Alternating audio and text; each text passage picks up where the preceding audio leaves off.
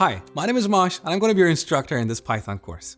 In this course, you're going to learn everything you need to get started programming in Python. Python is one of the most popular programming languages, and every day people use it to do cool things like automation. They use it in AI, as well as building applications and websites like Instagram and Dropbox. So if you're looking for a job, Python is for you.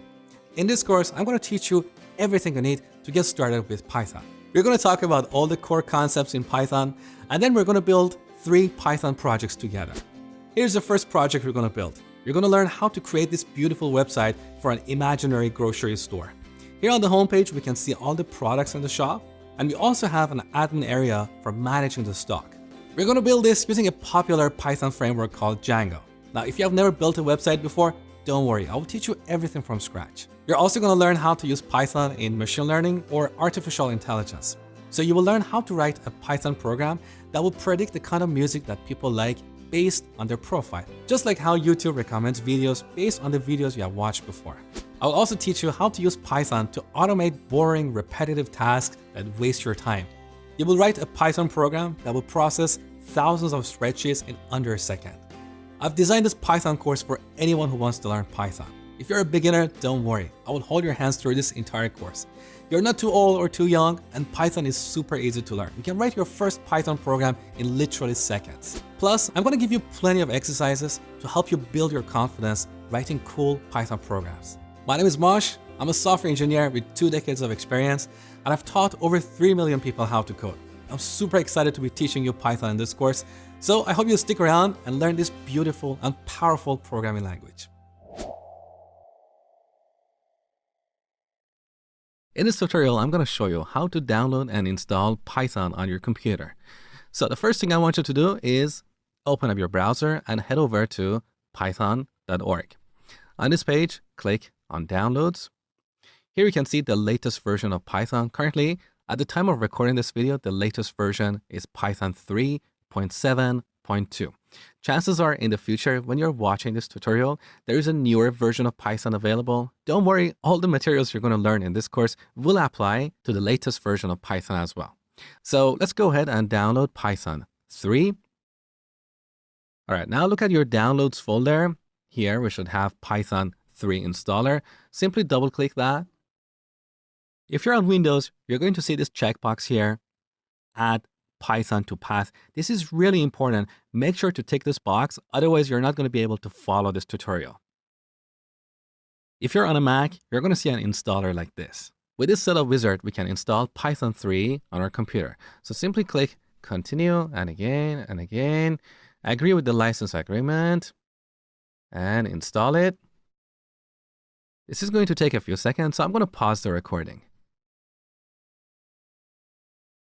All right, we have successfully installed Python 3 on our computer. Let's close this. All right, next we need to install a code editor. We use a code editor to write our code. Just like how we use Microsoft Word to write documents, we use a code editor to write code.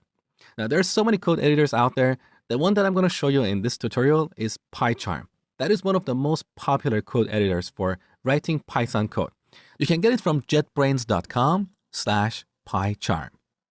Now, more accurately, PyCharm is considered an IDE, which is short for Integrated Development Environment. And that's basically a code editor on steroids. It has some additional features that makes it really easy to write code. So let's go ahead and download PyCharm. Now here on the download page, you can see 2 versions of PyCharm. One is the professional edition, which has additional features and you'll have to pay for them. The other is the community edition. That is absolutely free, and that's what we're going to use in this tutorial. So go ahead and download this as well. Now, once again, look at your downloads folder. Here you should have PyCharm. So double click this. Now, if you're on Windows, you're going to see an installation wizard. Simply click next until you install PyCharm. If you're on Mac, you need to drag and drop this icon onto the applications folder. So drag and drop. All right, now let's double click this to run it. The first time you run PyCharm, you're going to get this warning because this is an application that you download from the internet. So let's go ahead and open it. Next, you're going to see this dialog box for importing some settings. Leave this to do not import settings. It doesn't really matter. Okay.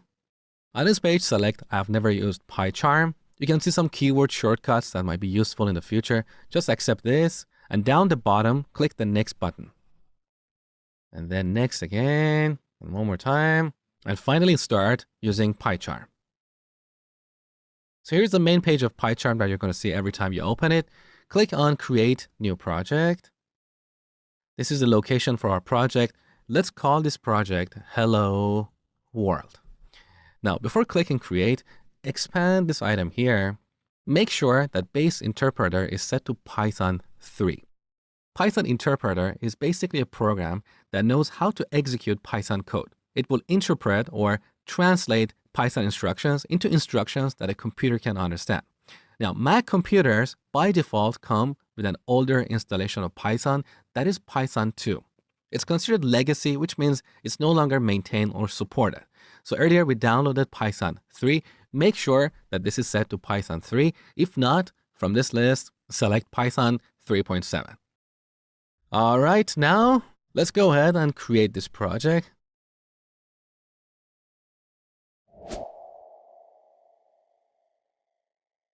Now here, right-click on Hello World folder and go to New Python file. Call this file app.py. So by convention, all Python files should have this py extension. All right, let's go ahead. Now let's collapse this project panel by clicking here and write our first Python program. Simply type print, P-R-I-N-T, all in lowercase, open and close parentheses. And inside this parentheses, add quotations. You can either use single quotes or double quotes. Now, in between the quotes, write your name. I am Mosh Hamedani, so let's write that here. So this is your first Python program. With this piece of code, you can print your name on the screen. Now to run this, go on the top, under the Run menu, click Run. Also note that there is a shortcut associated with this command. When I program, I always use shortcuts because that increases my productivity. So here on a Mac computer, the shortcut is Control, Option, and R. On Windows, it's different. So let's go ahead with that. Now it's asking where you want to run this. Click on App. Now down below, you should see this little terminal window. This is like a little window into our program. So here we can see the results or output of our program. In the future, as you learn more Python, you'll be able to build applications that have a graphical user interface or GUI. That is a little bit complicated. So for now, we're going to use this little terminal window to see the results of our program. So as you can see, my name is printed here. Now, as you write code, this window might get in the way. So you can always resize it or minimize it by clicking this icon here. So this was our first Python program. Now, if you didn't see the result I showed you in this video, use the comment box below and tell me what error you encountered. I'll do my best to help you move forward. In this Python tutorial, we're going to take this program to the next level. We're going to make it more interesting. So I'm going to show you how to draw a dog here. Now, as part of this tutorial, you will learn how Python code gets executed, and you will also learn about a few programming terms. So press enter, and on line 2, write another print statement. So print, open and close parentheses, add a quotation. Now here we want to draw a dog. So I don't know, that is the head of our dog, followed by 4 hyphens. 1, 2, 3, 4. So this is the body. All right.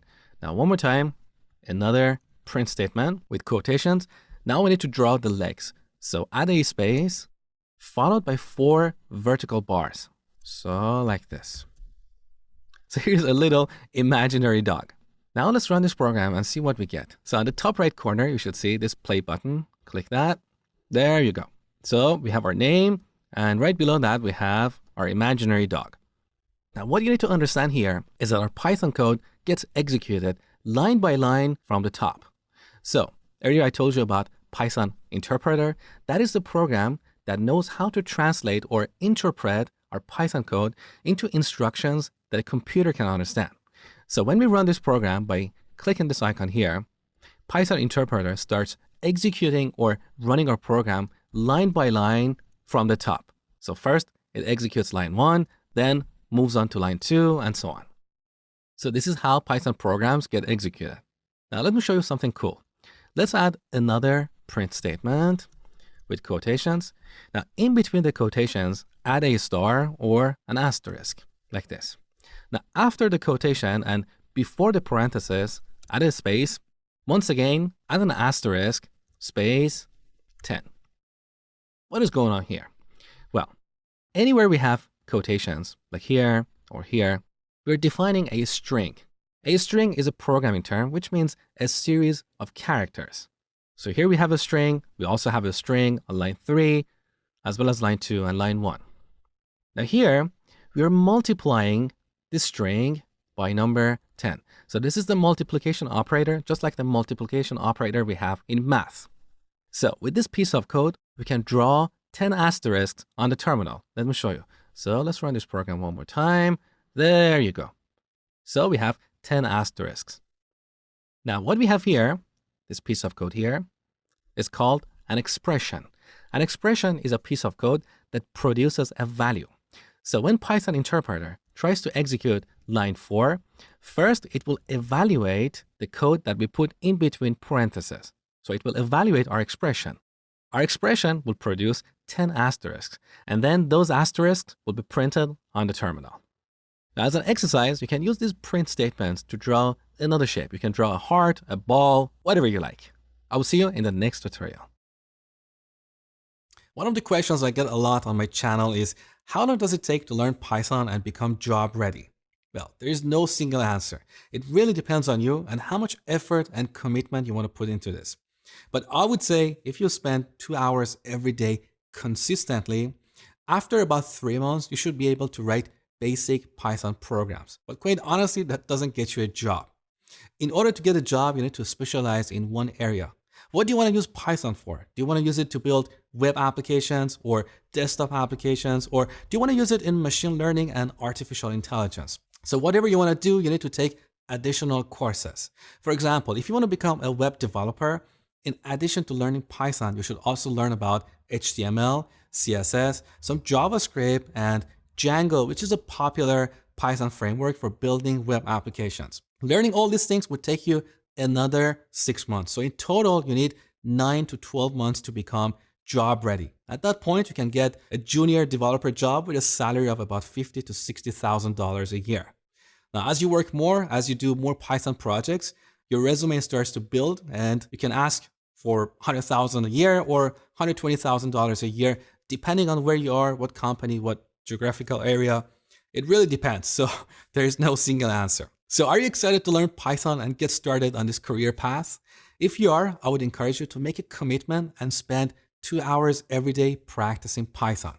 And use the comment box below and let me know why you're learning Python. What do you want to do with it? What's your dream job? I would love to hear your story. In this Python tutorial, you're going to learn about variables, which are one of the most fundamental concepts in programming. They're not specific to Python. They exist in pretty much every programming language out there.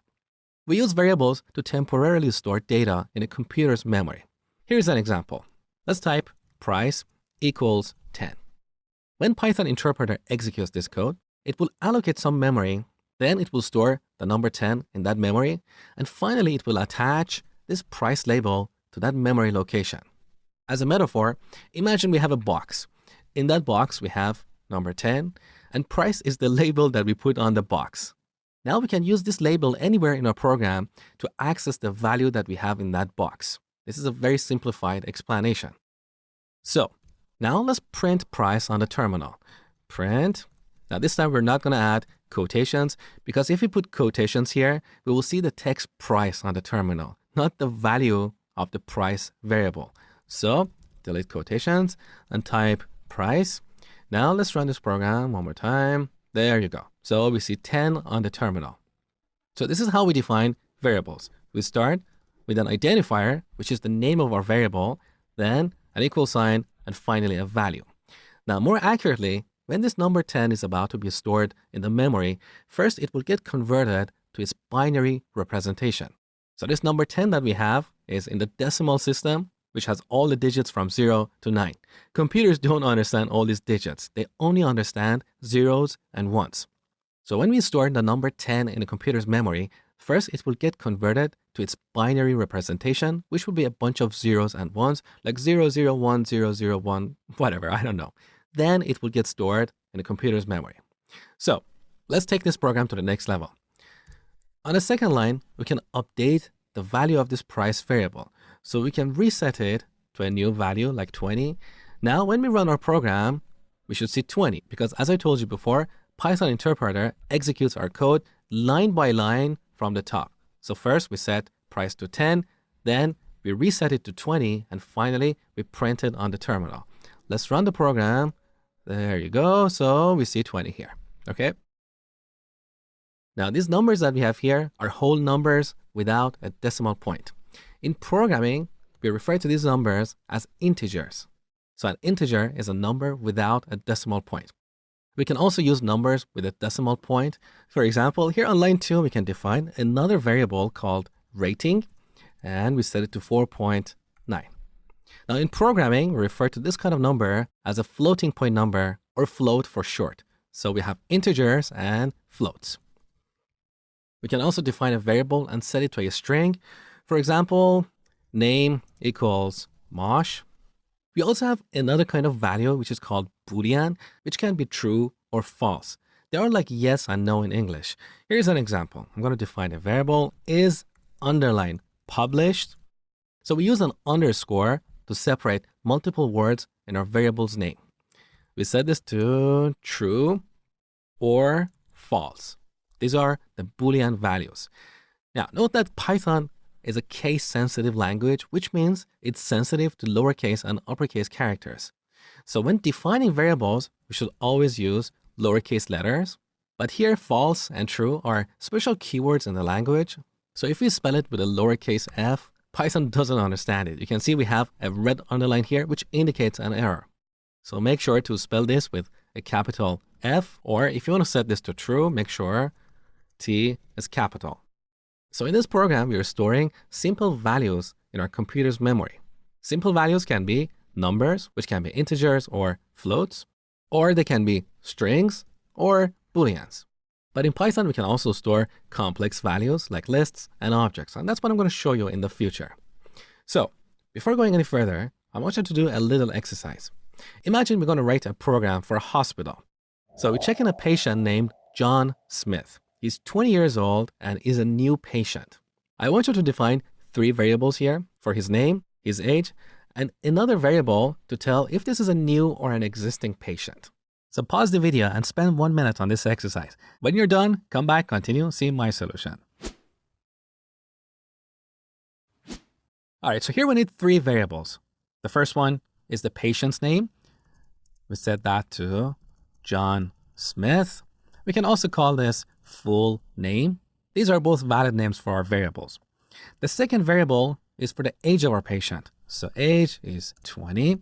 And finally, we need a variable to tell if this is a new or an existing patient. That's where we can use a Boolean value. So we define a variable is new and we set it to true.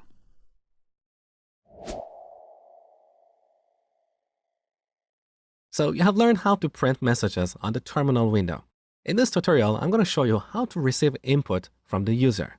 So we're going to write a small program that asks the user's name, and then it will print a greeting message customized for that user. So instead of print, we're going to use input. Now, both this input and print are functions that are built into Python. As a metaphor, think of the remote control of your TV. On this remote control, we have a bunch of buttons. These are the functions built into your TV. You can turn it on, turn it off, change the volume, and so on. In Python, we also have a bunch of functions for common tasks, such as printing messages, receiving input, and so on. So we're going to use the input function. Now, whenever we have these parentheses, we say we're calling or executing that function. It's like pressing a button on a remote control. So we're going to call the input function, and in between parentheses, we want to add a string to print something on the terminal. What is your name? With a question mark followed by a space. You will see why in a second. So this input function will print this message on the terminal, and then it will wait for the user to enter a value. Whatever the user enters, this input function will return. So now we can get that value and store it in the memory using a variable. So we get the result and put it in a variable called name. Okay? Now on the second line, We want to print a message like, hi, John, or hi, Mosh, whatever.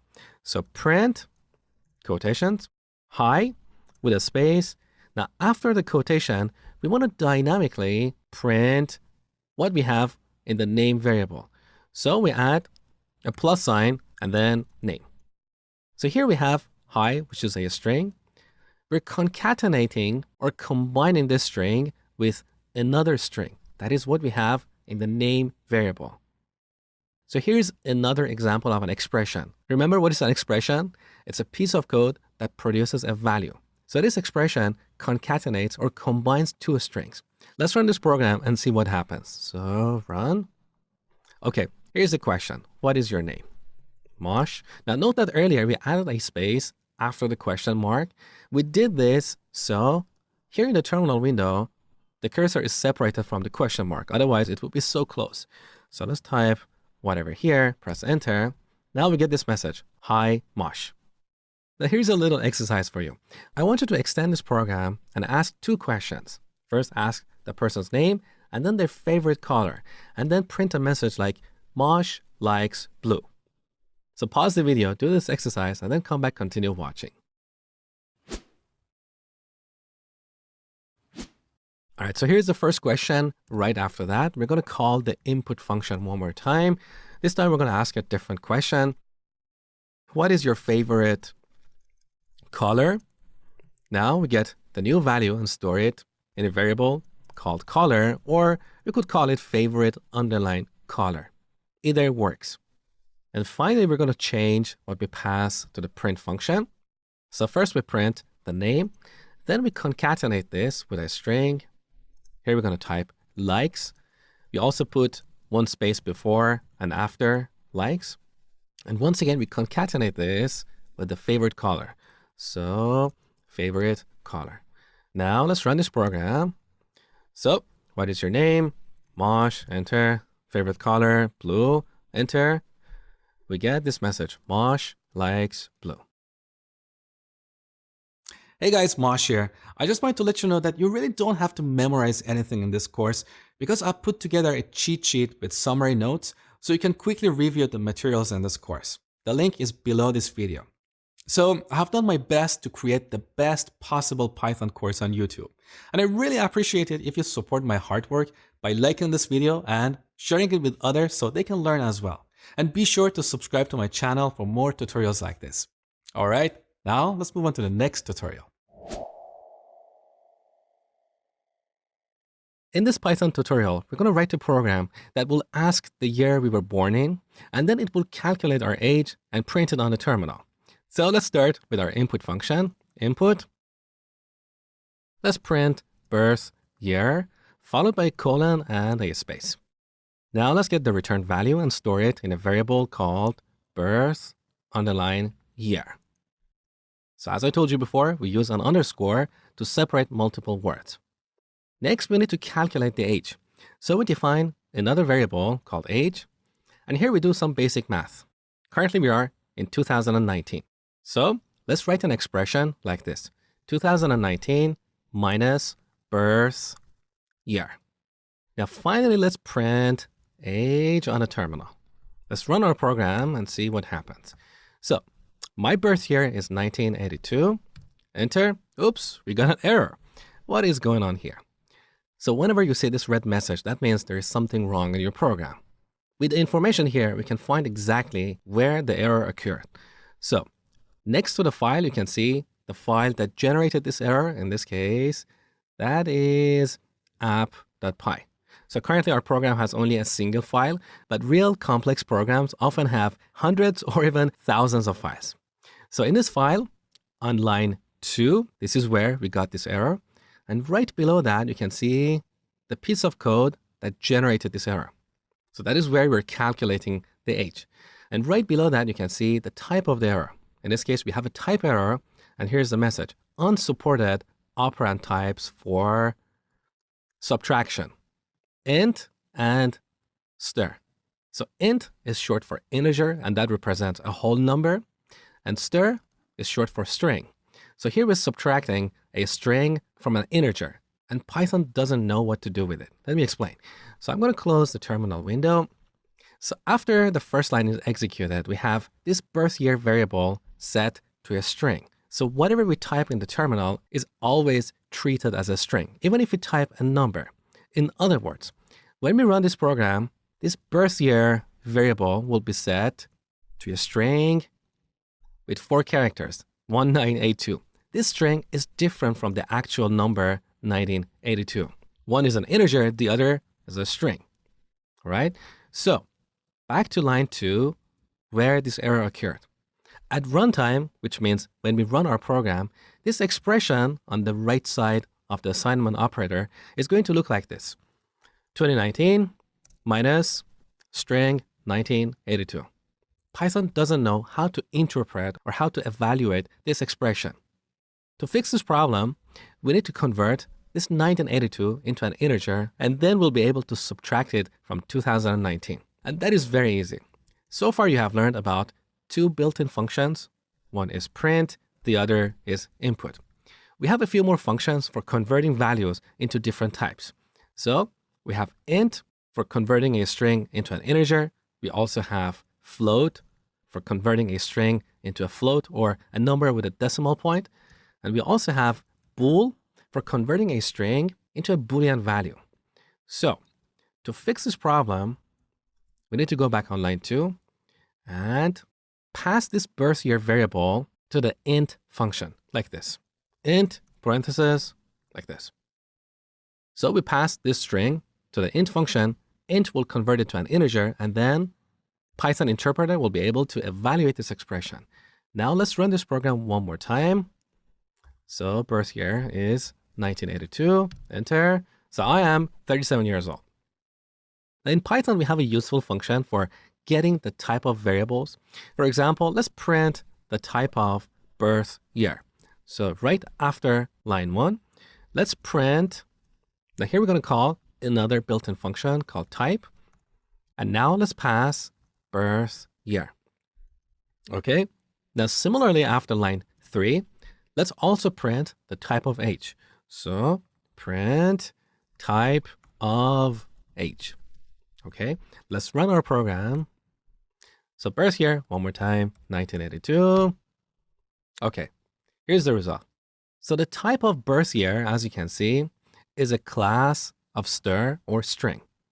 We'll look at classes in the future. So for now, don't worry about them.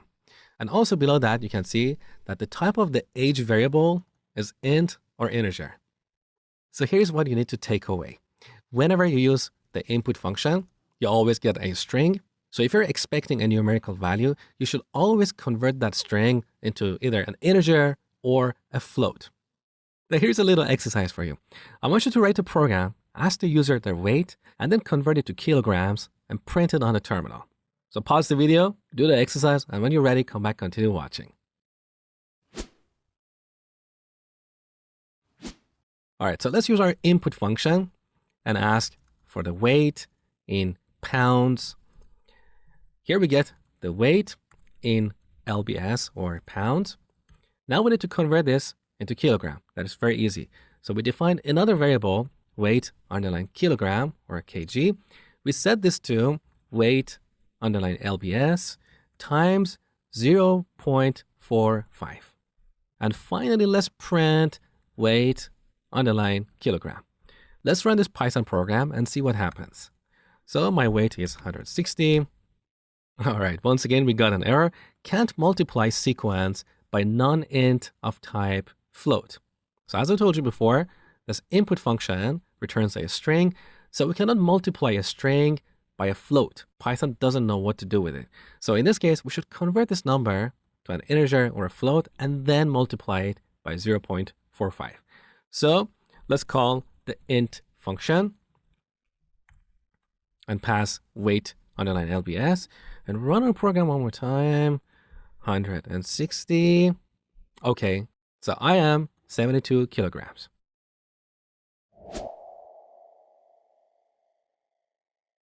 In this tutorial, you're going to learn more about Python strings. So I've defined this course variable and set it to Python for beginners. Now, earlier I told you that you can use both single and double quotes to define a string. But there are times that you have to use a specific form, otherwise you're going to run into issues. Here's an example. imagine we want to change this string into Python's course for beginners. So we want to add an apostrophe like this, Python's course for beginners. You can immediately see this is going crazy because our string starts here and then terminates here. All these characters that we have after the second apostrophe, Python interpreter doesn't know what they are.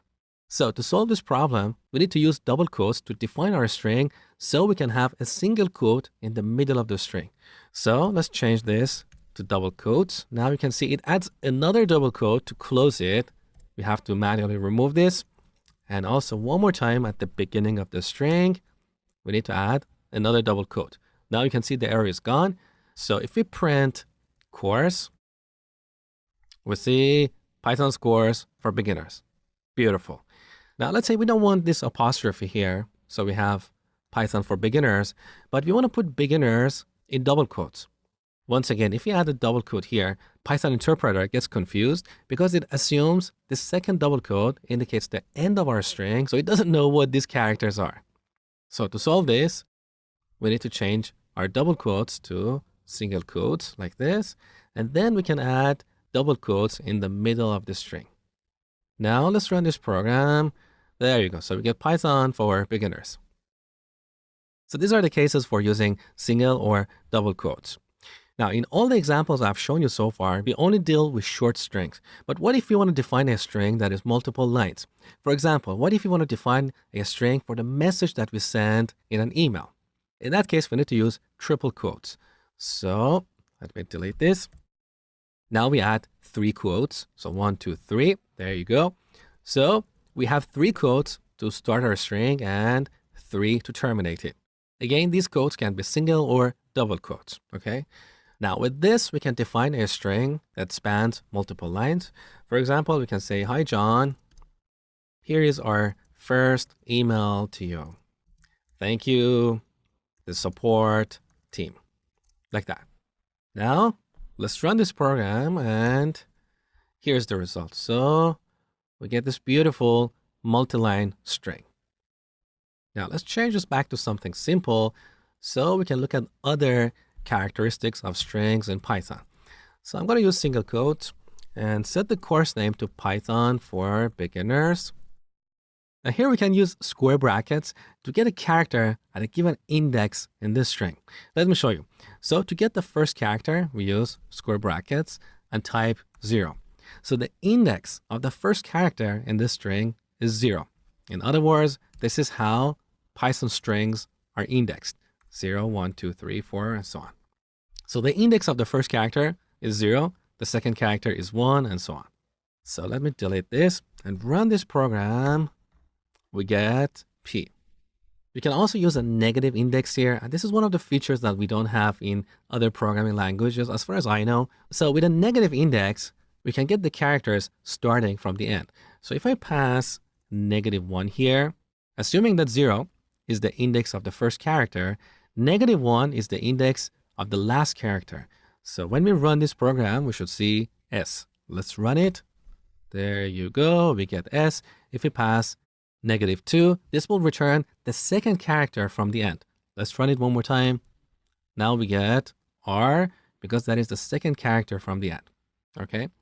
So pay close attention to this square bracket syntax because quite often it's the topic for online Python tests or university exams. So if you're preparing for a Python test, make sure to watch this tutorial one more time and understand exactly how this square bracket syntax works. We can also use a similar syntax to extract a few characters instead of just one character. For example, if we type 0:3, Python interpreter will return all the characters starting from this index all the way to this second index, but it does not return the character at this index. In other words, back to these indexes, so we have 0, 1, 2, 3, and so on. When we run this program, Python interpreter will return the characters starting from index 0 all the way to index 3, but excludes the character at index 3. So when we run this Python program, we're going to see Pyt. Let me show you. So I'm going to delete this line, run this program. There you go. We get Pyt. Now here we also have default values for the start and end index. So if we don't supply the end index, Python will return all the characters to the end of the string. Let's take a look. So run this program. There you go. We get Python for beginners. But if we change the start index to 1, this will exclude the first character. So when we run this program, we see YTHON. So P is removed. Okay. Now, similarly, we have a default value for the start index. So if we don't supply the start index, but add an end index like 5, Python interpreter will assume 0 as the start index. So let's run this program. There you go. We get PYTHO. Now, what if we leave both the start and end index? Well, I told you that in this case, 0 will be assumed as the start index, and the length of the string will be assumed as the end index. So with this syntax, we can basically copy or clone a string. In other words, if I define another variable here, let's call it another, and set it to course square brackets with just a colon, now this expression will return all the characters in the course variable. So this second variable will be a copy of our first variable. Let's take a look. So let's print another and run our program. There you go. We get Python for beginners. So once again, the square bracket syntax is pretty important. If you're preparing for online Python tests or college exams, make sure to watch this tutorial again. Now here's a little exercise for you. I'm going to delete all this code, define a variable called name, and set it to Jennifer. Now when we print name of 1:-1, what do you think we're going to see on the terminal? I want you to use your knowledge to tell what we're going to see on the terminal without running this program. So pause the video, think about it for a few seconds, and then come back, continue watching. So this expression will return the characters starting from index 1, which is the second character, all the way to the first character from the end, but excluding the character at this index. In this case, the first character from the end is R, so R will be excluded. In other words, we're going to see all the characters starting from E all the way to this second E. Let's take a look. So I'm going to run this program. There you go. This is what we get. And I hope you guessed it right.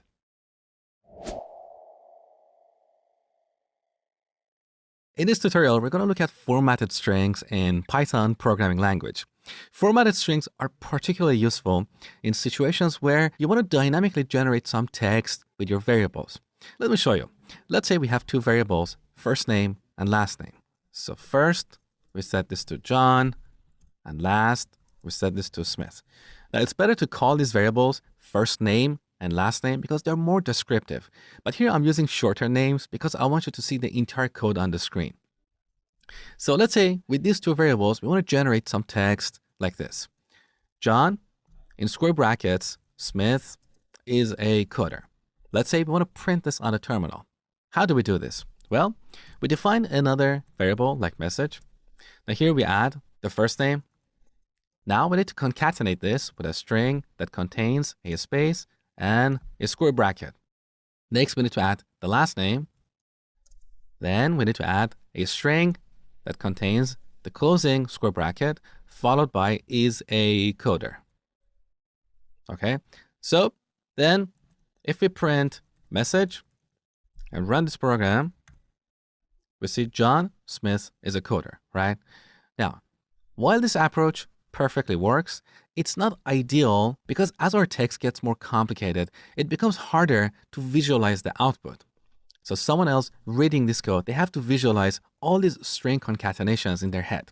This is where we use formatted strings. They make it easier for us to visualize the output. So I'm going to define another variable, let's say MSG, short for message, and set this to a formatted string. A formatted string is one that is prefixed with an F. So F quotes. Now in between the quotes, first we want to add the value of the first name variable. So we add curly braces, and here we type first. Next, we add a space. We add our square brackets. In between the square brackets, we want to display the last name. So once again, we add curly braces and type last. And finally here we type is a coder. So this is what we call a formatted string. With these curly braces, we're defining placeholders or holes in our string. And when we run our program, these holes will be filled with the value of our variables. So here we have two placeholders or two holes in our string. One is for the value of our first name variable, and the other is for the value of the last name variable. Now compare this formatted string with string concatenation. With this formatted string, we can easily visualize what the output looks like, right? Now let's print this on the terminal to make sure we get the exact same output. So let's print message. There you go. So John Smith is a coder. So to define formatted strings, prefix your strings with an F and use curly braces to dynamically insert values into your strings.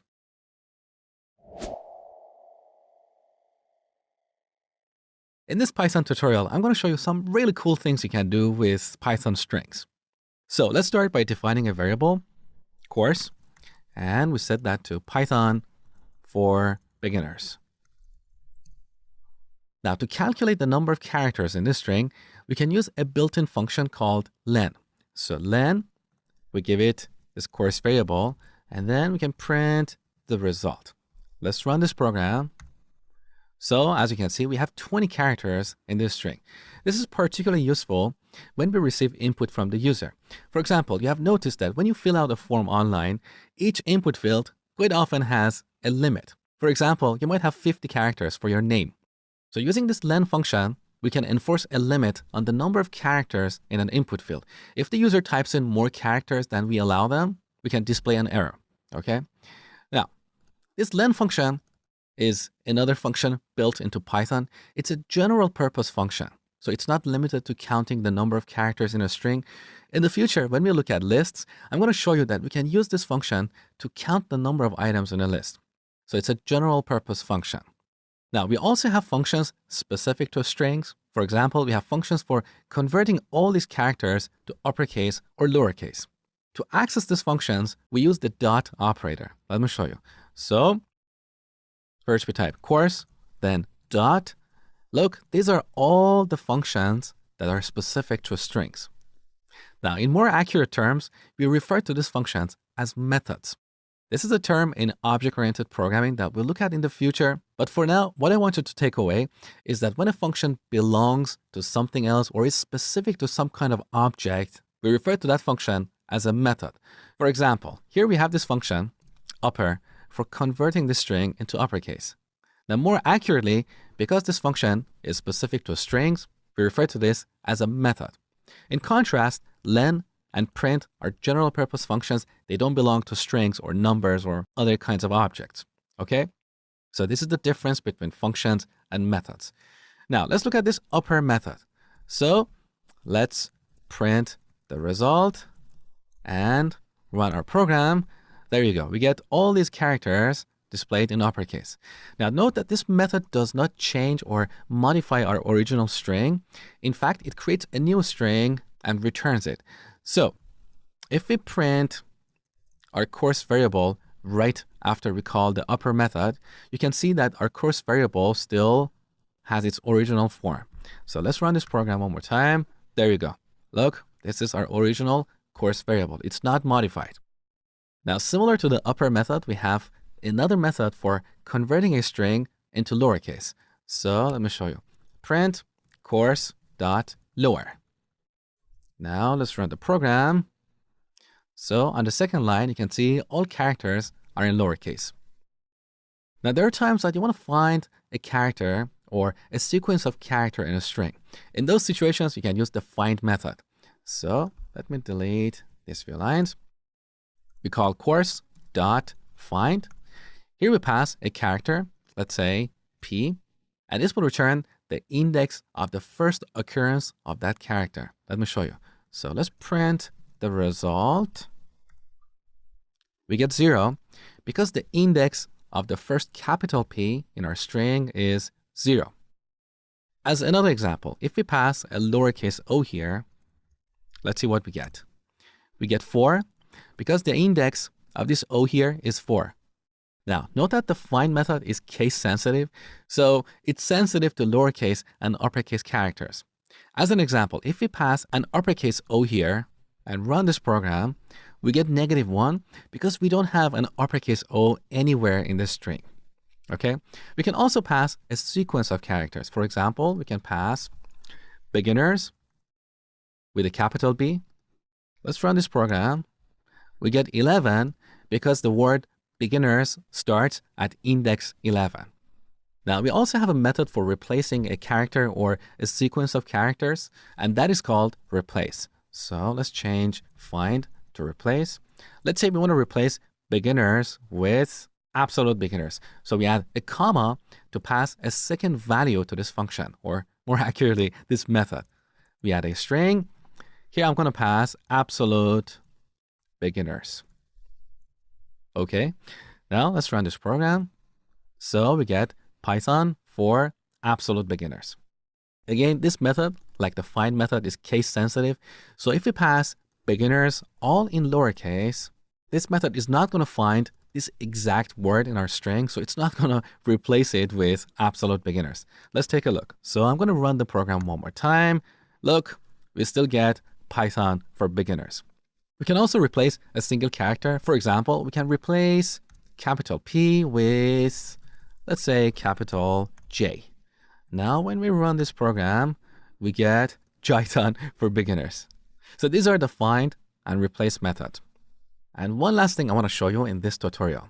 There are times that you want to check the existence of a character or a sequence of characters in your string.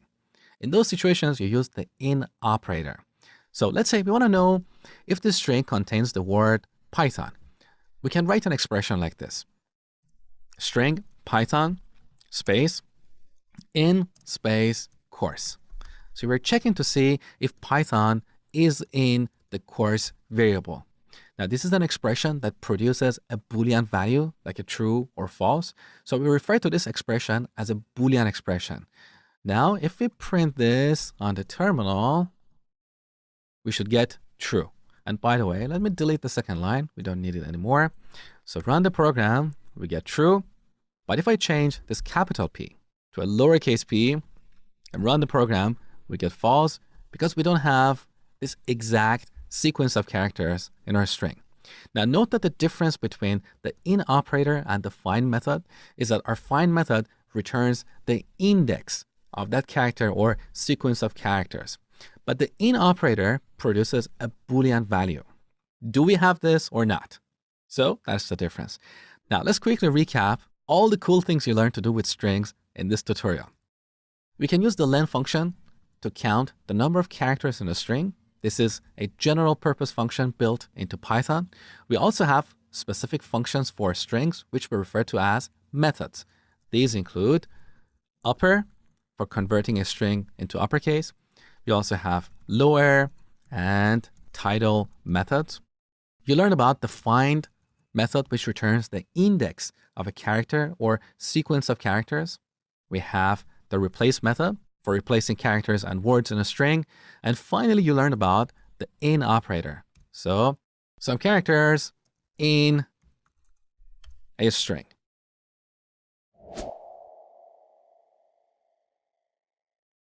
So you have learned that in Python programming language, we have two types of numbers.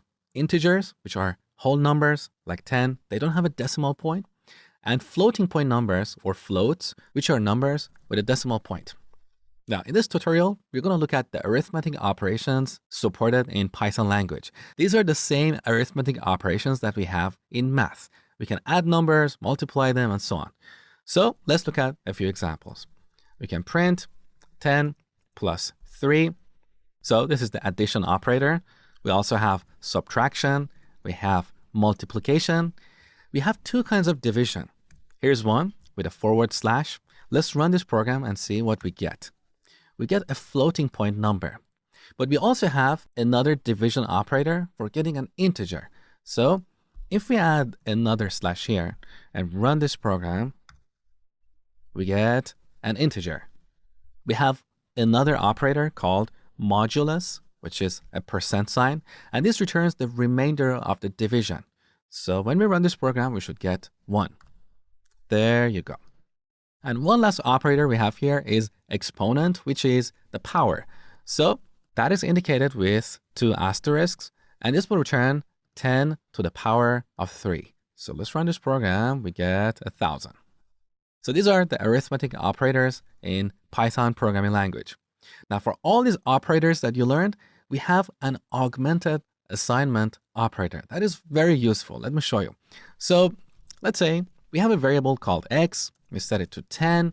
Now we want to increment this by 3. We'll have to write code like this. X, we set this to x plus 3. So Python interpreter will add 10 to 3. The result is 13, and then it gets stored into x again. So when we print x, we should see 13. There you go. So this is how we can increment a number, right? Now, augmented assignment operator is a way to write the same code, but in a shorter form. This is how it works. We type x plus equals 3. What we have on line 3 is exactly like what we have on line 2. So this is what we call the augmented assignment operator. We have augmented or enhanced the assignment operator. Now, in this particular case, we are incrementing a number using the augmented assignment operator, but we can also subtract or multiply a number by a given value. For example, let's delete what we have on line 2. We can type subtract equal 3. So here we are subtracting 3 from x. When we run this program, we should see 7. There you go.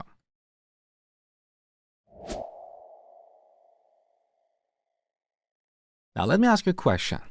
I'm going to clear all this code here. Define x and set it to 10 plus 3 times 2. What do you think is the result of this expression? This is a very basic math question that unfortunately a lot of people fail to answer. The answer is 16. Because in math we have this concept called operator precedence, which means the order of operations. So the multiplication operator has a higher precedence, so it's applied first, which means 3 by 2 is executed first, the result is 6, and then it's added to 10. That is why x should be 16 after we run this code. Let's verify that. So print x, run the program, x is 16. So this is what we call operator precedence. It's just a basic math concept. It's not about Python programming language. So all the other programming languages behave the same way. So here's the order. First we have the exponentiation, which is the power, like 2 to the power of 3. Then we have multiplication or division. And finally we have addition or subtraction. This is the order of operations. Let me show you another example. Here I'm going to add the exponentiation operator. So 2 to the power of 2. Once again, what do you think is the result of this expression? Pause the video and think about it for a few seconds. The answer is 22. Because the exponentiation operator takes precedence, so first 2 to the power of 2 is executed, the result is 4.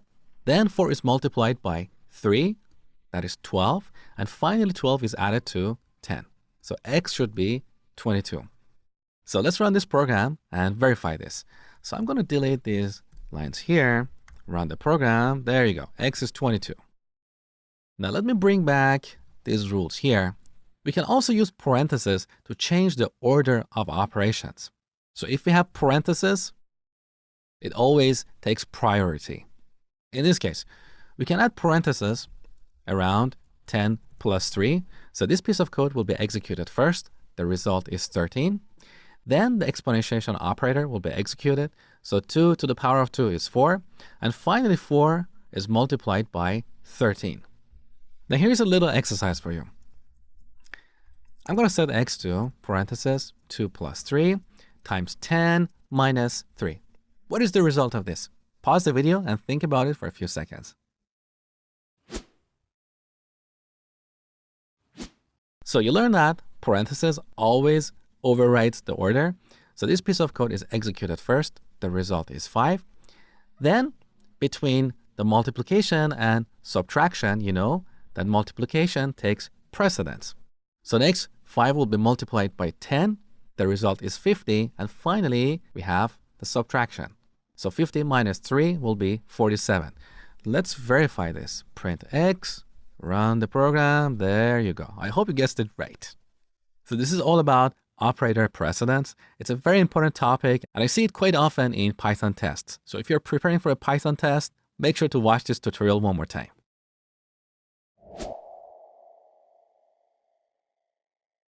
In this tutorial, we're going to look at a few useful functions for working with numbers. Let's start by defining a variable like x and set it to 2.9. Now, to round this number, we can use the built-in round function. So we call the round function, give it x, and then print the result. Let's run this program. So we get 3. We have another useful built-in function called ABS, which is short for absolute. And this is the absolute function that we have in math. We give it a value and it always returns the positive representation of that value, even if that value is negative. Here's an example. Let's call the ABS function and give it negative 2.9. When we run this program, we're going to see 2.9 on the terminal. So let's go ahead. There you go. So absolute always returns a positive number. Now, technically in Python, we have a handful of built-in functions for performing mathematical operations. If you want to write a program that involves complex mathematical calculations, you need to import the math module. A module in Python is a separate file with some reusable code. We use these modules to organize our code into different files. As a metaphor, think of a supermarket. When you go to a supermarket, you see different sections for fruits and vegetables, cleaning products, junk food, and so on. Each section in a supermarket is like a module in Python. So in Python, we have this math module, which contains a bunch of reusable functions for performing mathematical calculations. So let me show you how to use this module. On the top, we type import math, all in lowercase. With this, we can import the math module. Now math is an object like a string, so we can access its functions, or more accurately, its methods, using the dot operator. So if you type math dot, look, these are all the mathematical functions available in this module. For example, we can call the ceil method to get the ceiling of a number. So if we pass 2.9 here and then print the result, we should see 3. Let me delete all this other code here.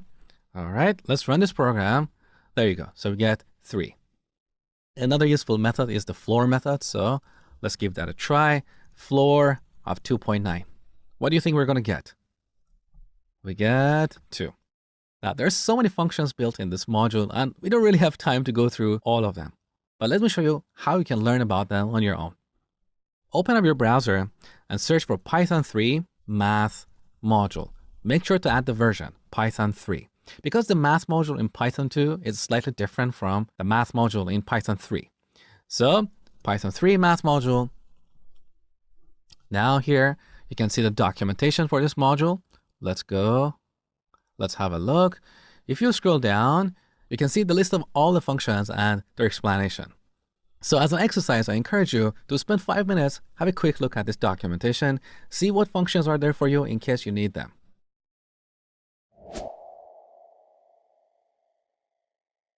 In this tutorial, I'm going to talk to you guys about if statements in Python. If statements are extremely important in programming, and they allow us to build programs that can make decisions based on some conditions. So if some condition is true, we're going to do certain things. Otherwise, we're going to do other things. Here's an example. Over here, I've got this text file with a bunch of rules for our program. If it's a hot day, perhaps we want to tell the user it's a hot day, so make sure to drink plenty of water. Otherwise, if it's cold, so here's another condition. If this condition is true, we're going to tell the user it's a cold day, so wear warm clothes. And otherwise, if it's neither hot or cold, we want to tell the user it's a lovely day. So let me show you how to write a program that simulates these rules. So back to our program here, we start by defining a Boolean variable is underline hot. We set this to true. Next, we add an if statement. So if, here we need to add a condition. In this case, we're going to use our Boolean variable. So is underline hot. Now, if this if value is to true, then we're going to do certain things. In this case, we want to tell the user, hey, it's a hot day, drink plenty of water. So back to our program. After our condition, we add a colon. Now, note that when I press enter, PyCharm automatically indents our cursor. Now, any code that we write here will be executed if this condition is true. Otherwise, it will be ignored. Here's an example. Let's write a print statement. Here I'm going to use double quotes because I want to use an apostrophe in our string. So it's a hot day. Now let's press enter. You can see the cursor is still indented. That means we can write more code that will be executed if this condition is true. In this case, let's say we don't want to write any extra code. So to terminate this block, we need to press Shift and Tab. Now the cursor is at the beginning of the line. So let's write a print statement with a message like, enjoy your day. Now, when we run this program, because this condition is true, we're going to see this message followed by this second message. Take a look. So run. There you go. It's a hot day. Enjoy your day.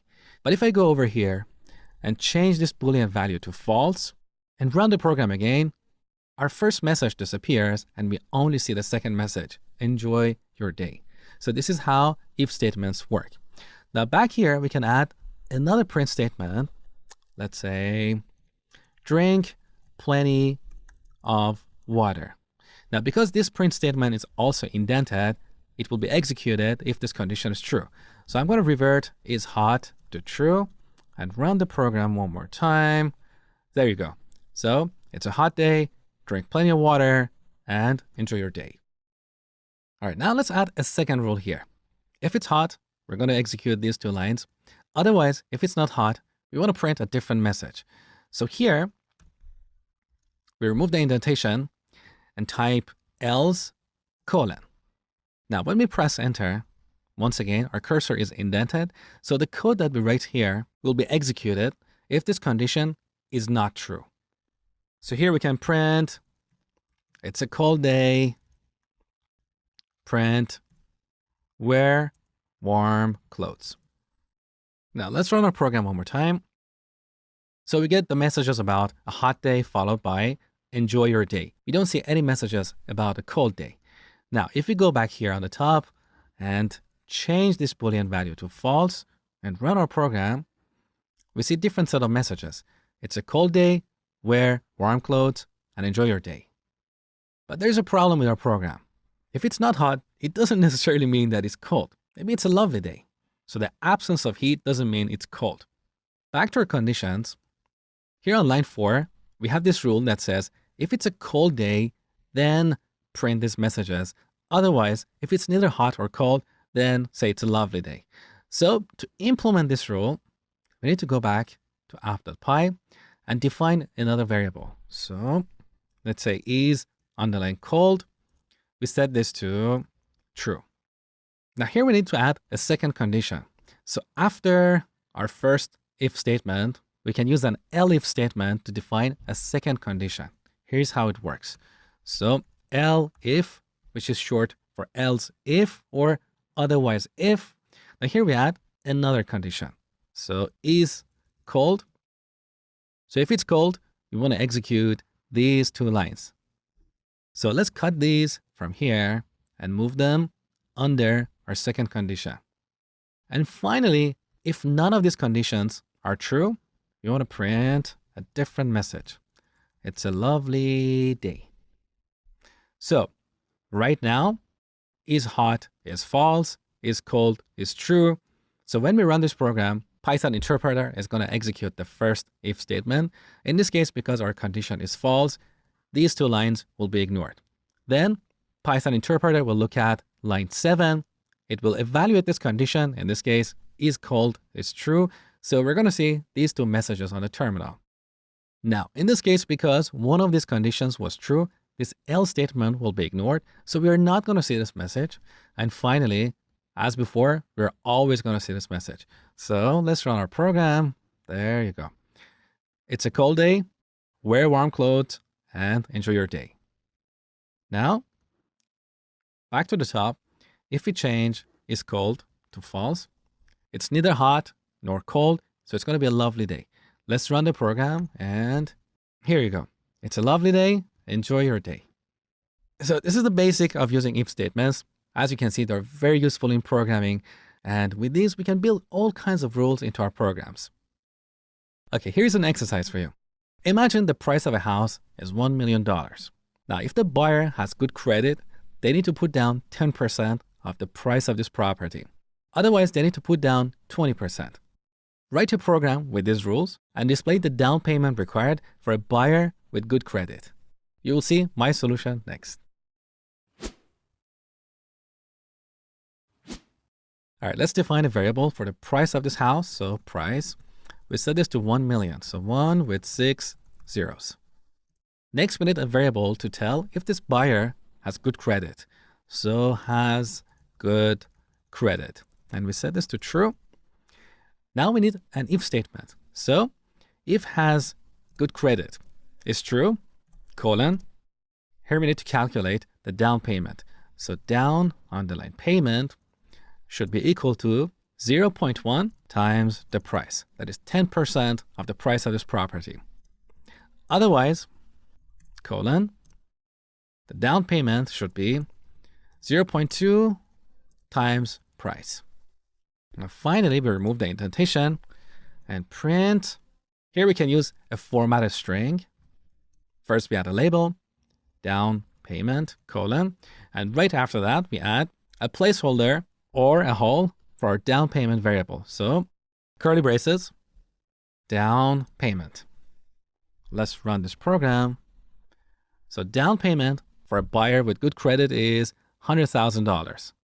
Now let's improve this by adding a $sign before this number. So back to our formatted string, just before the curly brace, I'm going to add a $sign. Let's run this one more time. That is better.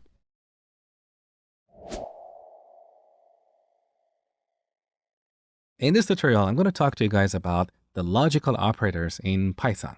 We use these operators in situations where we have multiple conditions. Here's an example. Let's say we're building an application for processing loans. If an applicant has high income and good credit, then they're eligible for loan. So in this example, we have two conditions. One is having high income and the other is having good credit. So if both these conditions are true, then the applicant is eligible for loan. So this is where we use the logical AND operator.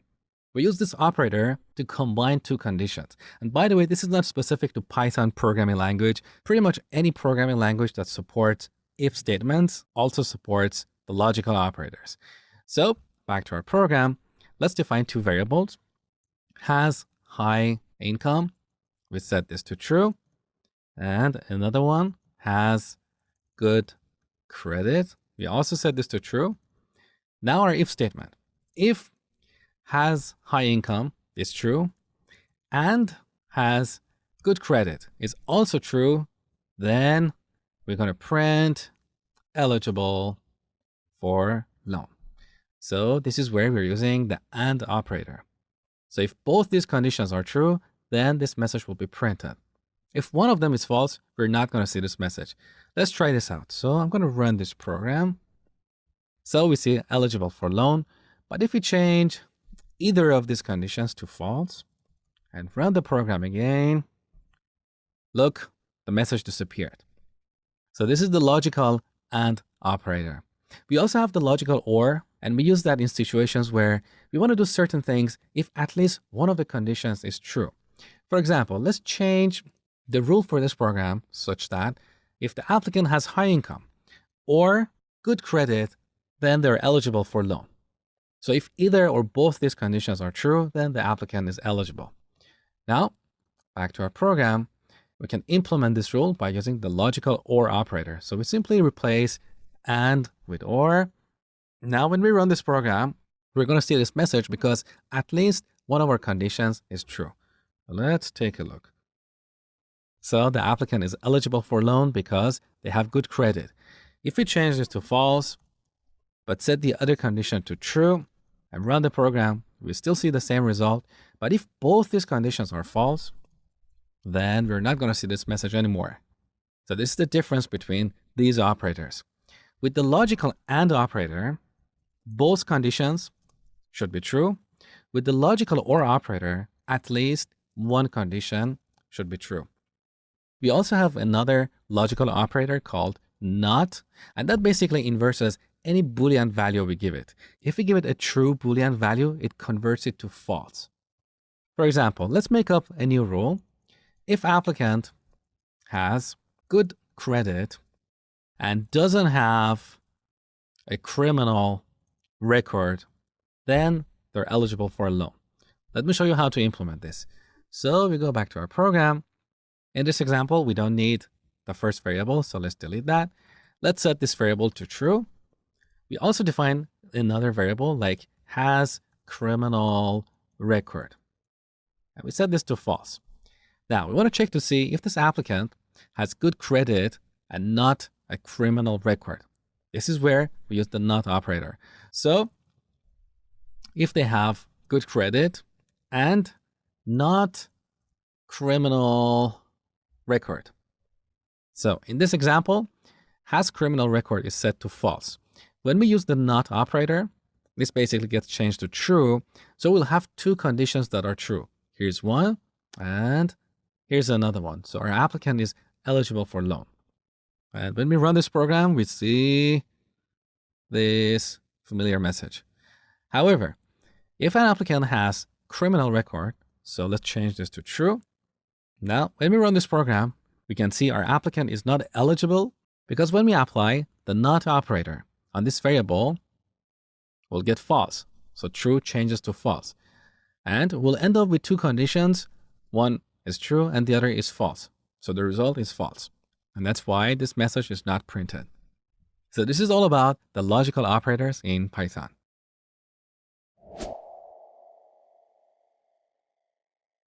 In this tutorial, I'm going to talk to you guys about the comparison operators in Python. We use comparison operators in situations where we want to compare a variable with a value. For example, if temperature is greater than 30, then we want to print it's a hot day. Otherwise, if it's less than 10, it's a cold day. Otherwise, it's neither hot nor cold. And by the way, here I'm talking about Celsius, not Fahrenheit. So to build these rules into our program, we need to use comparison operators.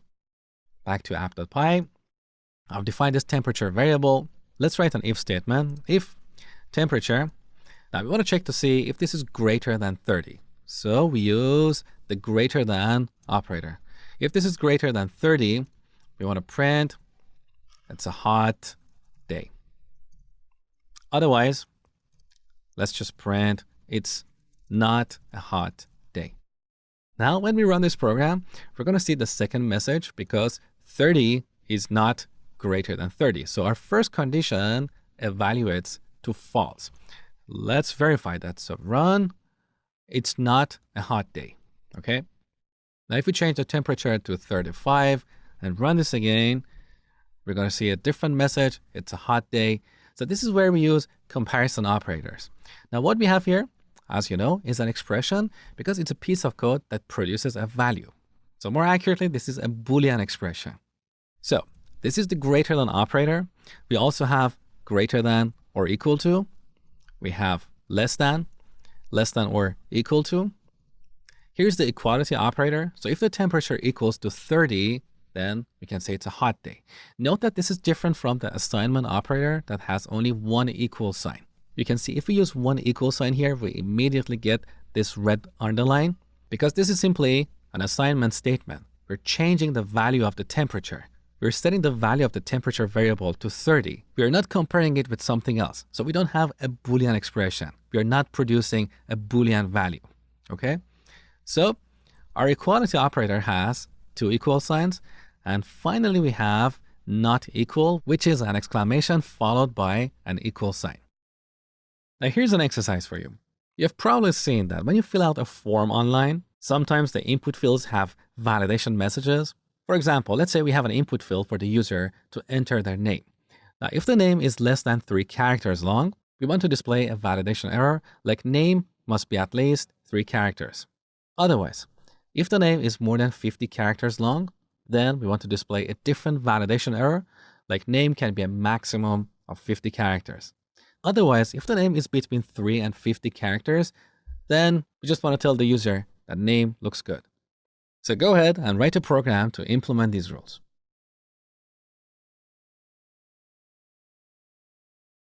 All right, let's define a variable called name and set it to, let's say, J. So we're assuming this is what the user types into an input field. Now we want to get the number of characters in this string. So we use the len function, right? Len of name. When we print this, we get 1, right? You have seen this before. Now here we want to use an if statement. So if len of name is less than 3, then we want to print name must be at least 3 characters. Now here we need a second condition to check the upper limit. So L if len of name is greater than 50, then we want to print a different message. Name must be a maximum of 50 characters. Okay? And otherwise, so else, if none of these conditions is true, that means the name looks good. So print name looks good. Let's run our program. So in this case, we get this message because our name is too short. Now, if you go back here and type something really, really long, and then run our program, we're going to see a different message. Name must be a maximum of 50 characters. And finally, if we type a proper name here, like John Smith, and run our program, we get name looks good.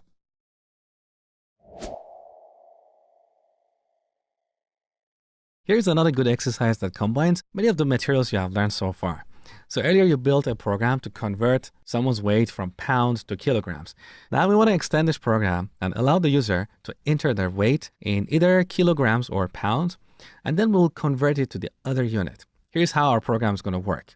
So I enter my weight in pounds, so 160.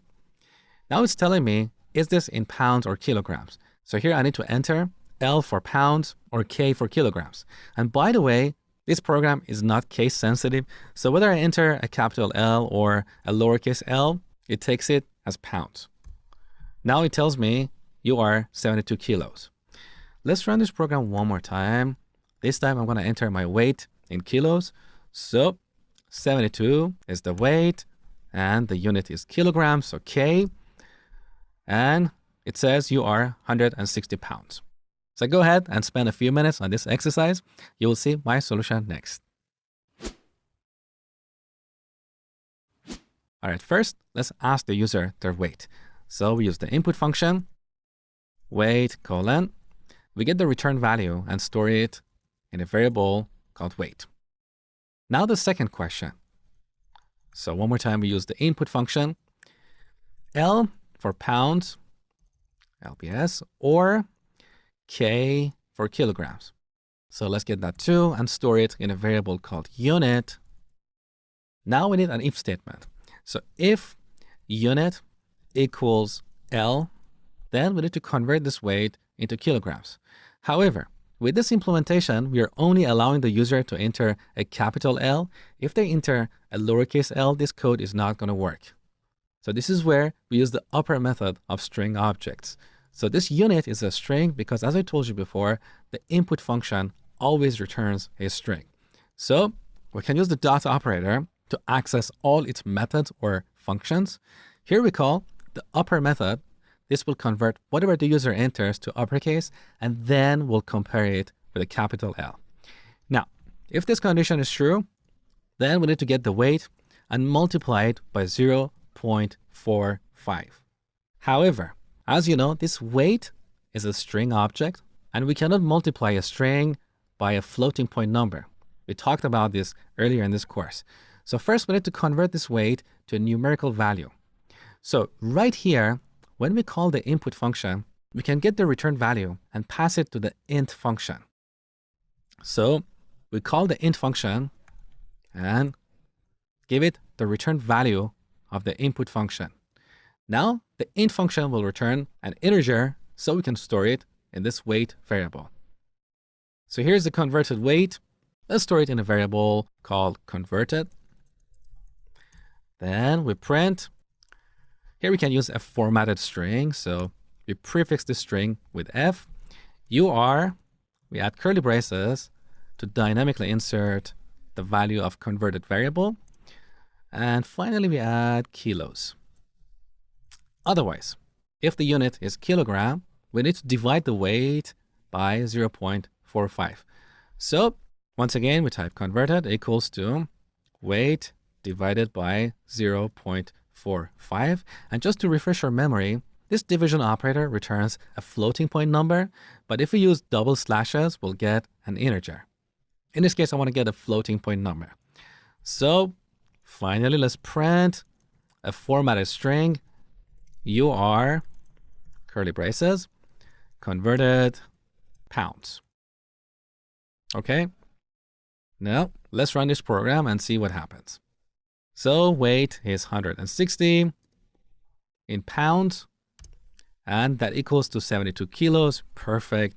If we run it one more time and enter 72 kilos, we get 160 pounds.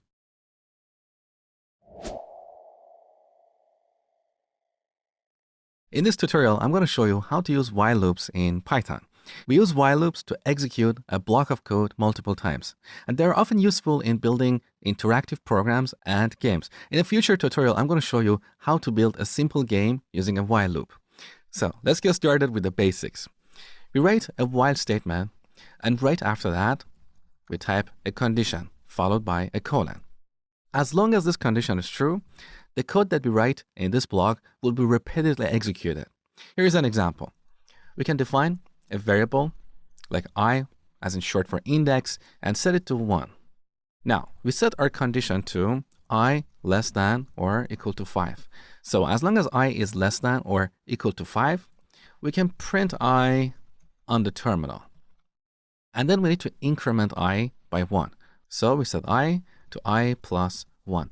The reason we do this is that if we don't do this, I will be 1 forever. So we'll end up with an infinite loop because this condition will always be true. 1 is always less than 5. So in every iteration of this loop, we increment I by 1. So at some point, I is going to be 6. And then that is when this condition will be false. And then we'll jump out of this loop. Okay. Now to demonstrate how everything works, after this loop, I'm going to add a print statement, say done. So note that these two lines are indented, so they're part of the while block. Okay. Now let's go ahead and run this program to see what happens. So take a look. We get the numbers 1 to 5 followed by done. So here's how this program gets executed. First, we set I to 1. Now Python interpreter executes line 2. This condition is true because I is less than 5. So I is printed on the terminal and then incremented by 1. Then the control moves back to the beginning of the while loop. So it doesn't go to the next statement. So we come back here. Now we are in the second iteration. In the second iteration, I is 2. And because 2 is less than 5, our condition is still true. So I will be printed on the terminal. And once again, it will be incremented by 1.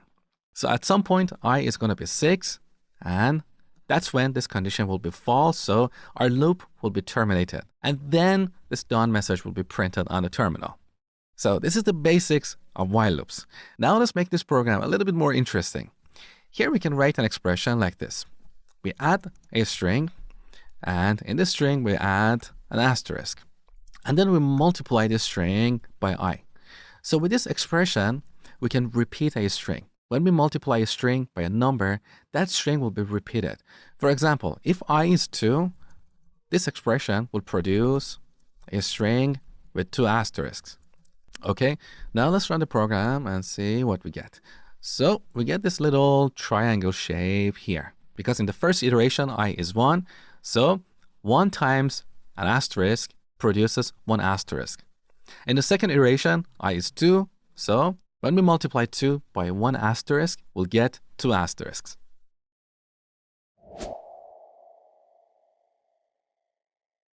In this tutorial, I'm going to show you how to use a while loop to build a guessing game like this.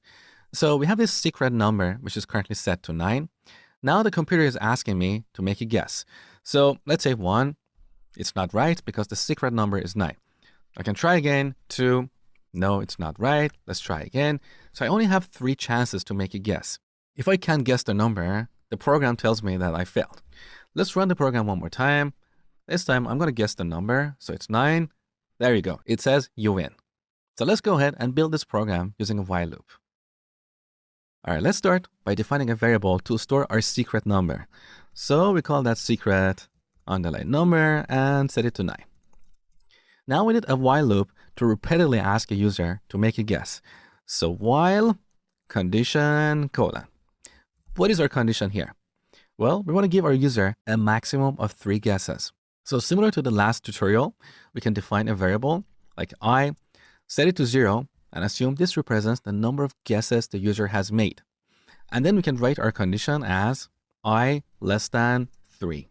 Note that here I'm not using less than or equal to operator because with this condition, our loop will be executed 4 times while I is 0, 1, 2, and 3. So here we should use the less than operator. Now, if we give this code to someone else, it's not quite clear what does I represent here. It's only in our head that I represents the number of guesses the user has made. So as a best practice, always use meaningful and descriptive names for your variables. So it's better to rename this variable to guess count. Let me show you how to rename. So right click on I variable and then go to refactor and rename. Look at the shortcut. On a Mac computer, that's Shift and F6. Now in this dialog box, we can easily rename a variable and PyCharm will update all the references to that variable. So we don't have to manually update each instance, okay? Let's change this to guess underline count. Enter. There you go. Now that is better. Also, it's better to store 3 in a separate variable to make our code more readable because it's not quite clear what does 3 represent here. So let's define a variable called guess limit and set it to 3. And then we can change 3 to guess underline limit. Now our code is more readable. While guess count is less than guess limit, see, it reads like a story. This is how you should write code. All right. So while this condition is true, we want to ask the user to make a guess. So here we use our input function, guess. Now, whatever the user enters comes out as a string, so we need to convert it to an integer. So right here, we pass the result to the int function and then get it and store it in a separate variable called guess. So at this point, the user made a guess. Now we need to increment guess count. So guess count, we set it to plus equal 1. Okay. Now we need to check to see if the user made the right guess. So here we need an if statement. If what the user guessed equals our secret number. Again, see, our code is so readable. It's like a story. You can read it like plain English. So if this condition is true, we want to tell the user they won. So print you won. Now let's go ahead and run our program up to this point. So, okay, it's asking me to make a guess. I'm going to make the wrong guess. So 1, it asked me again, beautiful. 2, one more time, 3. Okay, what is missing in this implementation is the message that tells me that I failed. We're going to take care of it momentarily. But let's run the program one more time and make the right guess. So 9, okay, it says you won, but it's still asking me to make a guess because our while loop is going to get executed 3 times. Look, 1 and 2. So we need to change our program such that if the user makes the right guess, we need to terminate our while loop. We need to jump out of it. How do we do that? So over here, if the user makes the right guess, after we print this message, we can use the break statement to terminate a loop. When Python interpreter sees this, it's going to immediately terminate our loop. It's not going to evaluate this condition again. Now let's run our program and see what happens. So I'm going to guess the right number. You won, and look, we were not asked to make 2 more guesses. Beautiful. Now, the last thing that we need to add here is the message that tells the user that they failed if they couldn't guess the right number. How do we do that? Well, in Python, our while loops can optionally have an else part, similar to the if statements. So earlier you learned that our if statements can optionally have an else part, like here. So if this condition is true, do this, otherwise do something else, right? In this case, our if statement doesn't have an else part. Now, similar to the if statements, our while loops, our while statements can also have an else part. So right at this level, we can add an else block, so else colon, and the code that we write here will get executed if this while loop completes successfully without an immediate break. In other words, if the user guesses the right number, we break this loop, we jump out of it, so the code that we write in the else block will not get executed. But if the user cannot guess this number, we're never going to break out of this loop, so this loop will be executed to completion until this condition becomes false. In that case, the code that we write in the else block will get executed. And this is the perfect opportunity for us to tell the user, hey, you made 3 guesses, but none of them were right. So print, sorry, you failed. Now let's test our program one more time. So guess 1, 2, 3. Sorry, you failed. Let's run it one more time.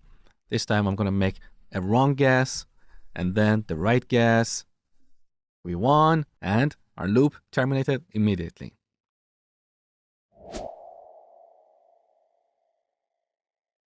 All right, now it's time for you to practice what you have learned so far. So once again, we're going to build a game. This game is a simulation for a car game. Now, our game doesn't have a graphical user interface or GUI, and it doesn't really matter for now. Our focus is entirely on building the engine for this game. So let's see how this program works. When we run this, we get this little symbol here, and our program is waiting for us to enter a command. If we type help, either in lowercase or uppercase, it doesn't matter. We get the list of commands that our program or our game currently supports. So we can type the start command to start our car. We can type the stop command to stop our car and quit to terminate the game. Any other commands that we type, our program is going to tell us, hey, I don't understand that. For example, if I type ASD here, it says, I don't understand that. If we type start, we get this message, car started, ready to go. If we type stop, it says car stopped. And finally, if we type quit, our program terminates. This is a fantastic exercise for you to practice what you have learned. So pause the video and spend 5 to 10 minutes to build this program. All right, we're going to start with a while loop with a condition. What is our condition here? We want to run this loop until the user types quit. So we can define a variable for storing the command that the user enters, and then we can run this loop as long as the command does not equal to quit. So right before the loop, we define a variable command, and initially we set it to an empty string. An empty string is a string that has no characters in it. We only have the quotes, okay? So then we type out our condition as while command does not equal to quit, then do something. Now, immediately we have a problem here because we're assuming that the user types the command in lowercase. So if they type this in uppercase, our program is not going to behave properly. So to fix this problem, we need to call the lower method of the string object and then compare the result with this quit. We could also call upper and then type quit in uppercase. It's a matter of personal preference. In this demo, I'm going to use lowercase characters. So, okay. Now in this loop, we need to ask the user to enter a command. So once again, we're going to use our input function. We add a greater than symbol followed by a space. Whatever the user enters, we get it and store it in our command variable. Now, apart from the quit command, there are 3 other commands that we need to support: start, stop, and help. So here we need an if statement to compare what the user enters with one of the supported commands. So if command dot lower equals start, then we want to print a message like the car started. So print car started, ready to go. It doesn't matter. Now the second condition.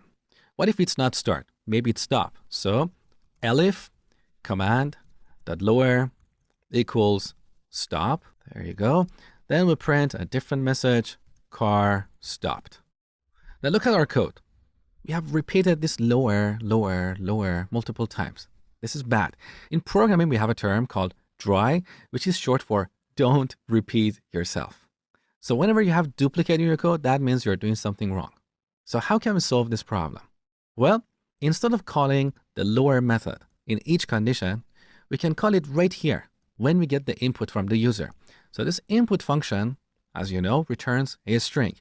We can immediately call the lower method on that string, and with this, our command will always be in lowercase. So we don't need to call this method in every condition.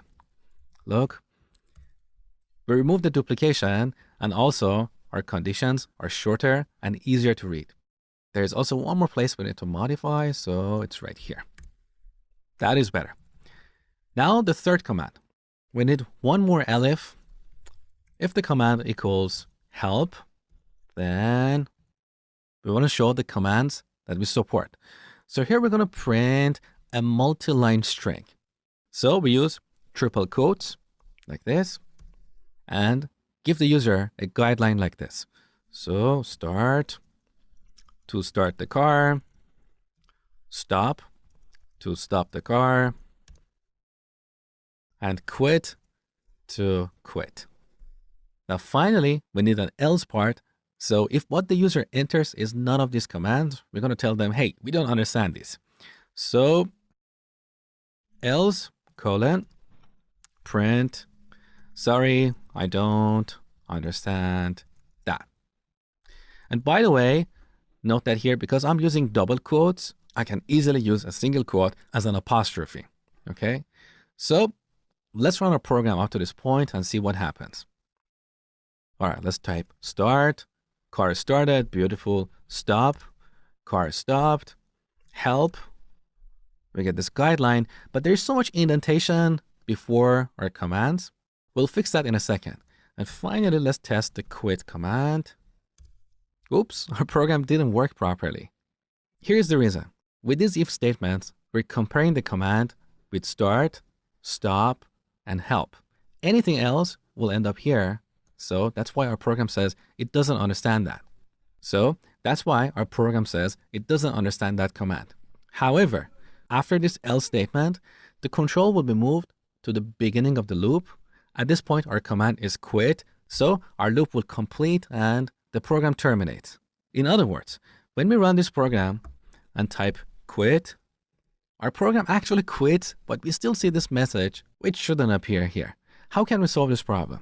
Well, we can come back here and just before the else block, add another elif, something like this. Elif command equals quit. Then we can immediately break. This will solve our problem, but note that we have kind of repeated this expression in two places. The reality is we don't really need this condition on the top because with these if statements, well, more accurately, with this elif, we can jump out of this loop and terminate our program. So we can simplify our condition to something like this. True. So while true means this block of code is going to get executed repeatedly until we explicitly break out of it. Okay. Now let's test our program one more time. So quit. Now our program terminates and we don't see that message. Beautiful. So let's fix the last problem. You saw that when we typed help, these guidelines appeared with so much indentation. And here's the reason. Look, right here in our code, they're already indented. So when we use triple quotes, what we type here will be printed exactly as is. So because we have indentation here, this indentation will also be printed on the terminal. So let's delete these. Okay, run the program one more time. Type help. The indentation is gone. Beautiful. Now here's a challenge for you. I want you to take this program to the next level. So right now, if we type start, we get this message, car started. And if we type start again, we get the same message. It would be better if we got a message like car is already started. So it doesn't make sense to start a car twice. Similarly, if we type stop, it says car stopped. If we type it again, we get the exact same message. It doesn't make sense to stop a car twice. So here's what I need you to do. If the car is stopped and the user tries to stop it again, the program should say, hey, the car is already stopped. What are you doing? And similarly, if the car is already started and the user tries to start it again, the program should yell at the user. So go ahead and make the necessary changes to implement this scenario. All right, to add this to our program, we need to know if the car is started or not. So there is one more piece of information that we need to store in the memory. What is the kind of data we need to store here? A Boolean. Is the car started or not? It's a matter of yes or no, true or false. So on the top, here we can define another variable like started, and initially we set it to false. So the car is not started, right? Now, when the user types the start command, here we need to check to see if the car is already started. If not, we'll start it. Otherwise, we'll yell at the user. So in this block, we write another if statement. If it's already started, then we print car is already started. Otherwise, so we add an else statement here. And at this point, we set started to true. So we start the car and print this message, okay? Now we need to make a similar change for the stop command. So if the car is already stopped, we need to print a different message. If not started, so here we're using the not operator to see if the car is stopped. So if it's not started, that means it's stopped, okay? So if it's stopped, we print car is already stopped with double P's. Otherwise, so else, we need to stop the car. How do we do that? We set started to false. And then we'll print this message. As easy as that. Let's go ahead and run our program. So initially our car is stopped. So I'm going to type stop. It says the car is already stopped. So let's start it. Okay, now our car is started. Let's start it one more time. The program is yelling at us. So we cannot start the car twice. Beautiful. Now let's stop it. It says the car is stopped. Let's stop it one more time. We get this message again.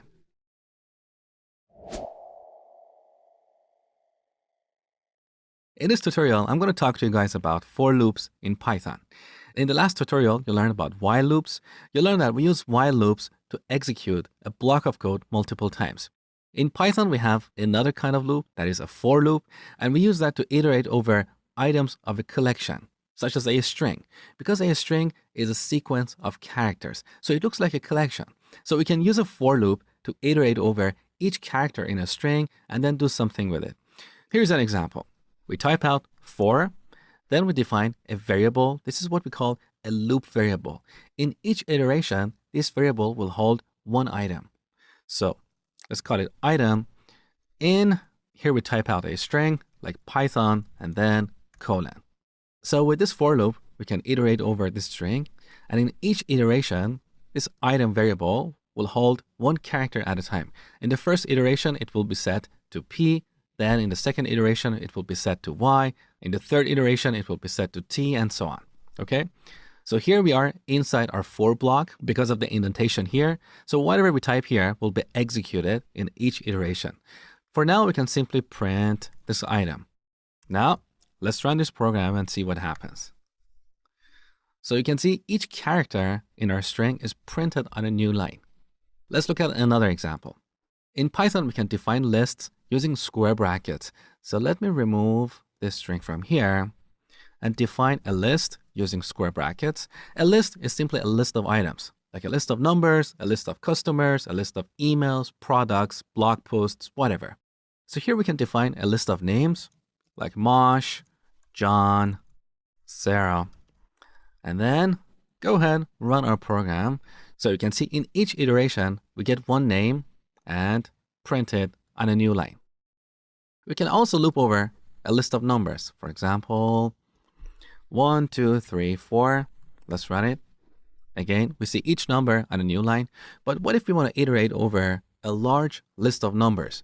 We don't want to explicitly type out a list with, let's say, 100 or 1,000 numbers. We don't want to type 5, 6, 7, all the way to 100. That is when we use the range function. So let me delete this. In Python, we have a built-in function called range for creating a range of numbers. So we give it a number, let's say 10. Let's run this program. Now we can see here on the terminal, we have numbers 0 all the way to 9. So 10 is not included. So basically, when we call the range function, this range function creates an object. It's not a list, it's a special kind of object that we can iterate over. In each iteration, this object will spit out a new number. We can also work with a range of numbers here. Let's say we want to start from 5 and go all the way to 10. So let's run our program.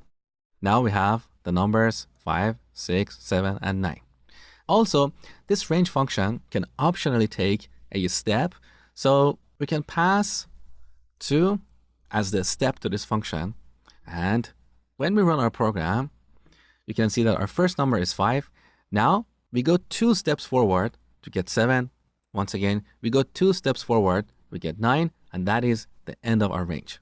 So this is the basics of using for loops in Python. Now here's an exercise for you. I want you to write a program to calculate the total cost of all the items in a shopping cart. So let's say we have a list of prices like 10, 20, and 30. I want you to use a for loop to calculate the total cost of all the items in our imaginary shopping cart. So calculate that and then print it on a terminal. That's pretty easy, and you should do it in a couple of minutes. So as you learned, we use for loops to iterate over all the items in a collection. A collection can be a string, it can be a list, it can be a range object that is returned from the range function, anything, any kind of object that has multiple items. So in this example, we're going to use a for loop to iterate over the list of prices. So for item in prices, colon, and by the way, this loop variable, we don't have to call this item, we can call it anything. For example, in this case, we can rename it to price. So for price in prices. Now in each iteration, this price will hold one value. In the first iteration, it's going to hold 10, then it's going to be 20, and then it's going to be 30. So we need to define another variable to calculate the total. So we define that outside of our for loop. Let's call it total. And initially we set it to 0. Now in each iteration, we get the current price and add it to the total. So we write total equals total plus price. Or as you learned earlier, we can use the augmented assignment operator to simplify this code. So after our for loop, this total variable has the total of all the prices. We can simply print it here, or we can use a formatted string. So a string prefixed with F. We add a label like total, curly braces, to dynamically include some value in our string. In this case, our total variable. So let's go ahead and run this program. There you go. So the total cost of all the items in our imaginary shopping cart is 60.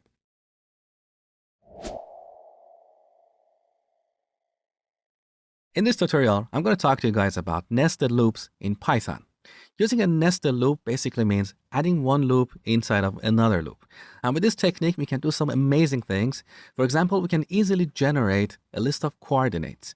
So a coordinate, as you know, is a combination of an X and Y value. Let's say 0 and 0. Now let's say we want to generate a list of coordinates like this. So we have 0 and 0, then we'll have 0 and 1, then 0 and 2.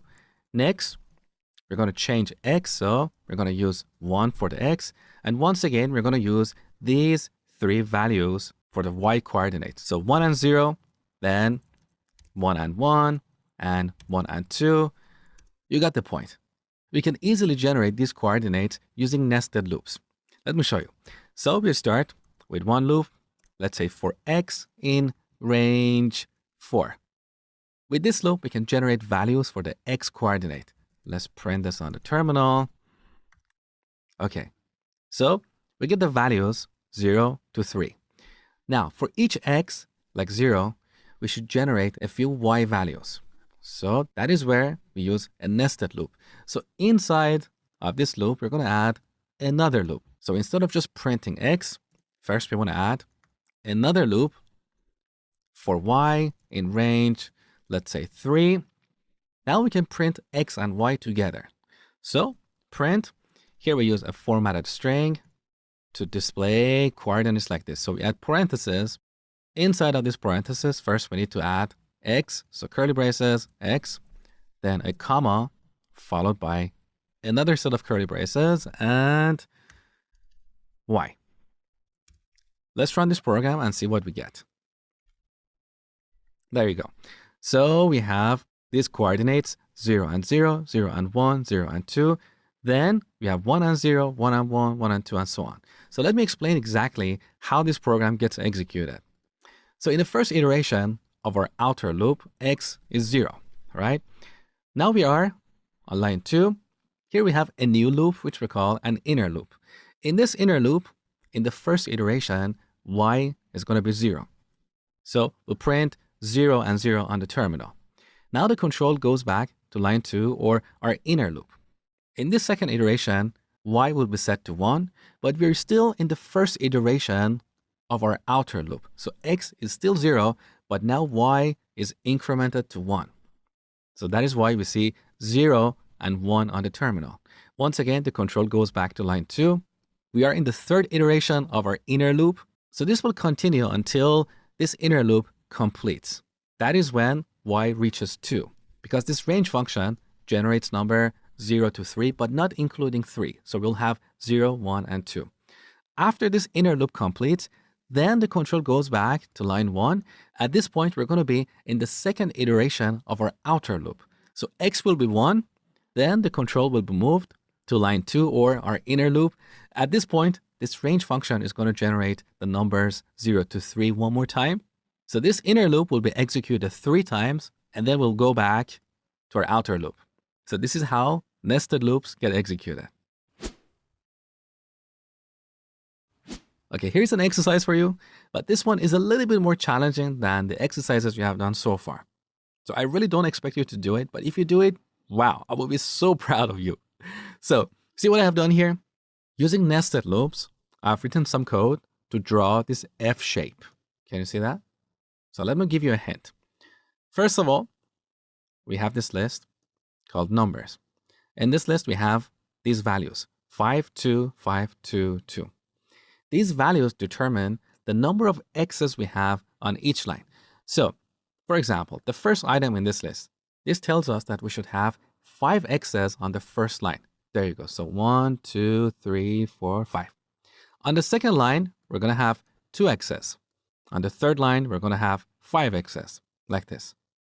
So I've written code to convert a simple list of numbers into a shape like this. Now here's a tip for you. Using a for loop, you need to iterate over this list. In each iteration, you get one number. This determines the number of x's to be displayed on that particular line. So if you want to cheat, you can get this number and multiply it by a string that contains x. So if you multiply x by 5, you'll get 5 x's. That's not what I want you to do. I want you to use an inner loop here to generate a string that contains 5 x's. So imagine in Python, we cannot multiply a string by a number. So to solve this problem, we need a nested loop. So go ahead and spend 5 minutes on this exercise. And by the way, do your best to solve this. It is a little bit challenging, but it's not extremely difficult. It just requires a little bit of focus. You'll see my solution next. All right, so first we need to iterate over all the items in this list. So for item in numbers, or we could rename this variable to x_count.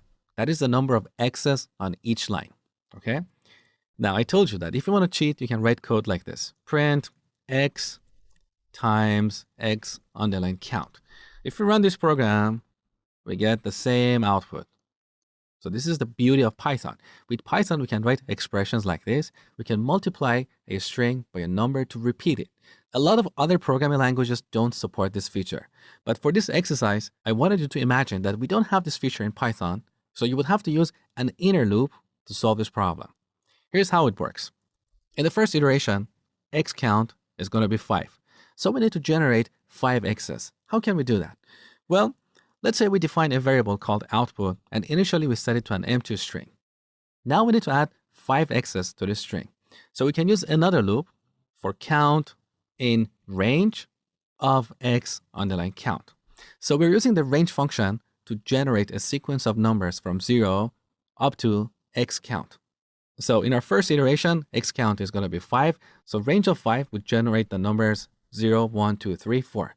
So this inner loop will be executed 5 times. That is exactly what xCount represents.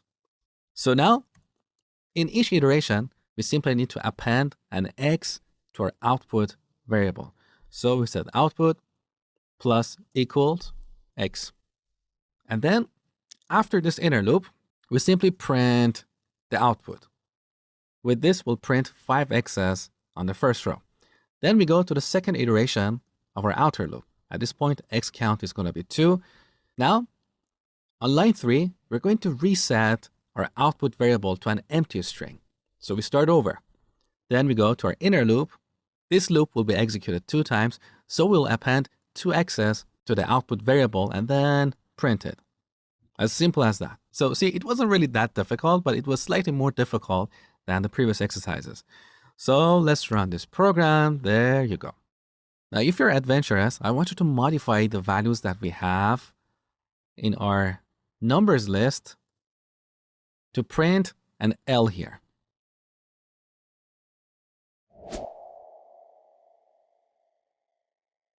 Now, in this tutorial, we're going to take a closer look at lists. So I'm going to define a list of names. Let's set them to John, Bob, Mosh, Sarah, and Mary. So if we print this list here, what we see on the terminal looks exactly like how we define our list.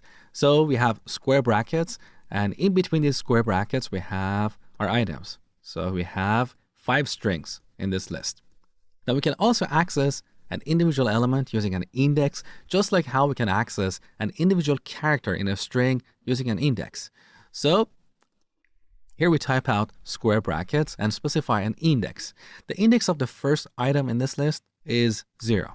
So let's run this program. There you go. We get John. Now, if you want to print out the third element in this list, its index is 2. So names of 2 returns Mosh. Now we can also pass a negative index here. So -1 refers to the last item in this list, that is Mary. Let's run the program. There you go. We see Mary. If we pass -2, this returns the second item from the end of the list. So let's run the program. There you go. We get Sarah. So this is exactly like accessing individual characters in a string. We can also use a colon to select a range of items. For example, if we pass 2 colon, this will get all the items starting from the index of 2, that is Mosh here, all the way to the end of the string. So let's run this program. There you go. We get this list with 3 items, Mosh, Sarah, and Mary. We can also specify an end index, let's say 4. So this will return all the items up to this index, but it doesn't include the item at this index. So when we run this program, we only see Mosh and Sarah. The item at index 4, which is the 5th element or the 5th item in this list, is not returned. So Mary is not returned. Okay. And also here we have default values. So if we leave out the end index, this expression is going to return all the items starting from the index of 2 to the end of the list. Or if you leave out the start index, this expression assumes 0 as the default index, so it will return all the items from the beginning to the end of the list, okay? And by the way, just like strings, these square brackets here don't modify our original list, they simply return a new list. For example, if we pass 2 here, you can see this returns a new list with 3 items. So if we go back here and print our original list of names right after, you can see it's not affected. So whenever we use square brackets with a colon to select a range of items, we get a new list. And by the way, we can also modify any of the elements in this list. For example, let's say we made a mistake and the first item shouldn't be spelled John with an H. So we want to remove the H. That is very easy. So we access it using an index, that is names of 0, and we set it to a new value like this. Now let's print our list. So you can see the first item in this list is now updated. So this is the basics of lists. And here's an exercise for you. I want you to write a program to find the largest number in a list. This is a fantastic exercise for beginners. So go ahead and spend a few minutes on this and then come back, continue watching. All right, let's define a list of numbers with a bunch of random numbers, 3, 6, 2, 8, 4, and 10. Now, to find the largest number in this list, we need to define another variable. Let's call it max. This variable will hold the largest number. Now, initially, we want to assume that the first item in this list is the largest number. So we set max to numbers of 0. We're only assuming that the first item is the largest number. Chances are our assumption is wrong. So we need to iterate over this list. We need to loop through it, get each item, and compare it with max. If it's greater than max, then we need to reset max to that number. So in the first iteration, we get 3, and max is also 3. Is 3 greater than 3? No, so we move on. We get the second number. Is 6 greater than 3? It is, so we need to reset max to 6. Once again, we continue. We get 2. Is 2 greater than 6? No, it's not, so we move on. Then we get 8. Is 8 greater than 6? It is, so we should reset max to 8. That is pretty easy. So here we need a for loop. For number in numbers, colon. Now we need to check to see if this number is greater than max. So if number is greater than max, colon, then we need to reset max. So we set max to this new number. That's all we had to do. So let's print max and run our program. We can see the largest number in this list is 10. It doesn't matter whether this number is at the end of the list or at the beginning. So if I move 10 and put it right at the beginning, we should still see the same result. Let's run our program. We still see 10. If I put this somewhere in the middle, our program should still work. Let's put it right after 2. Run the program. We still get 10.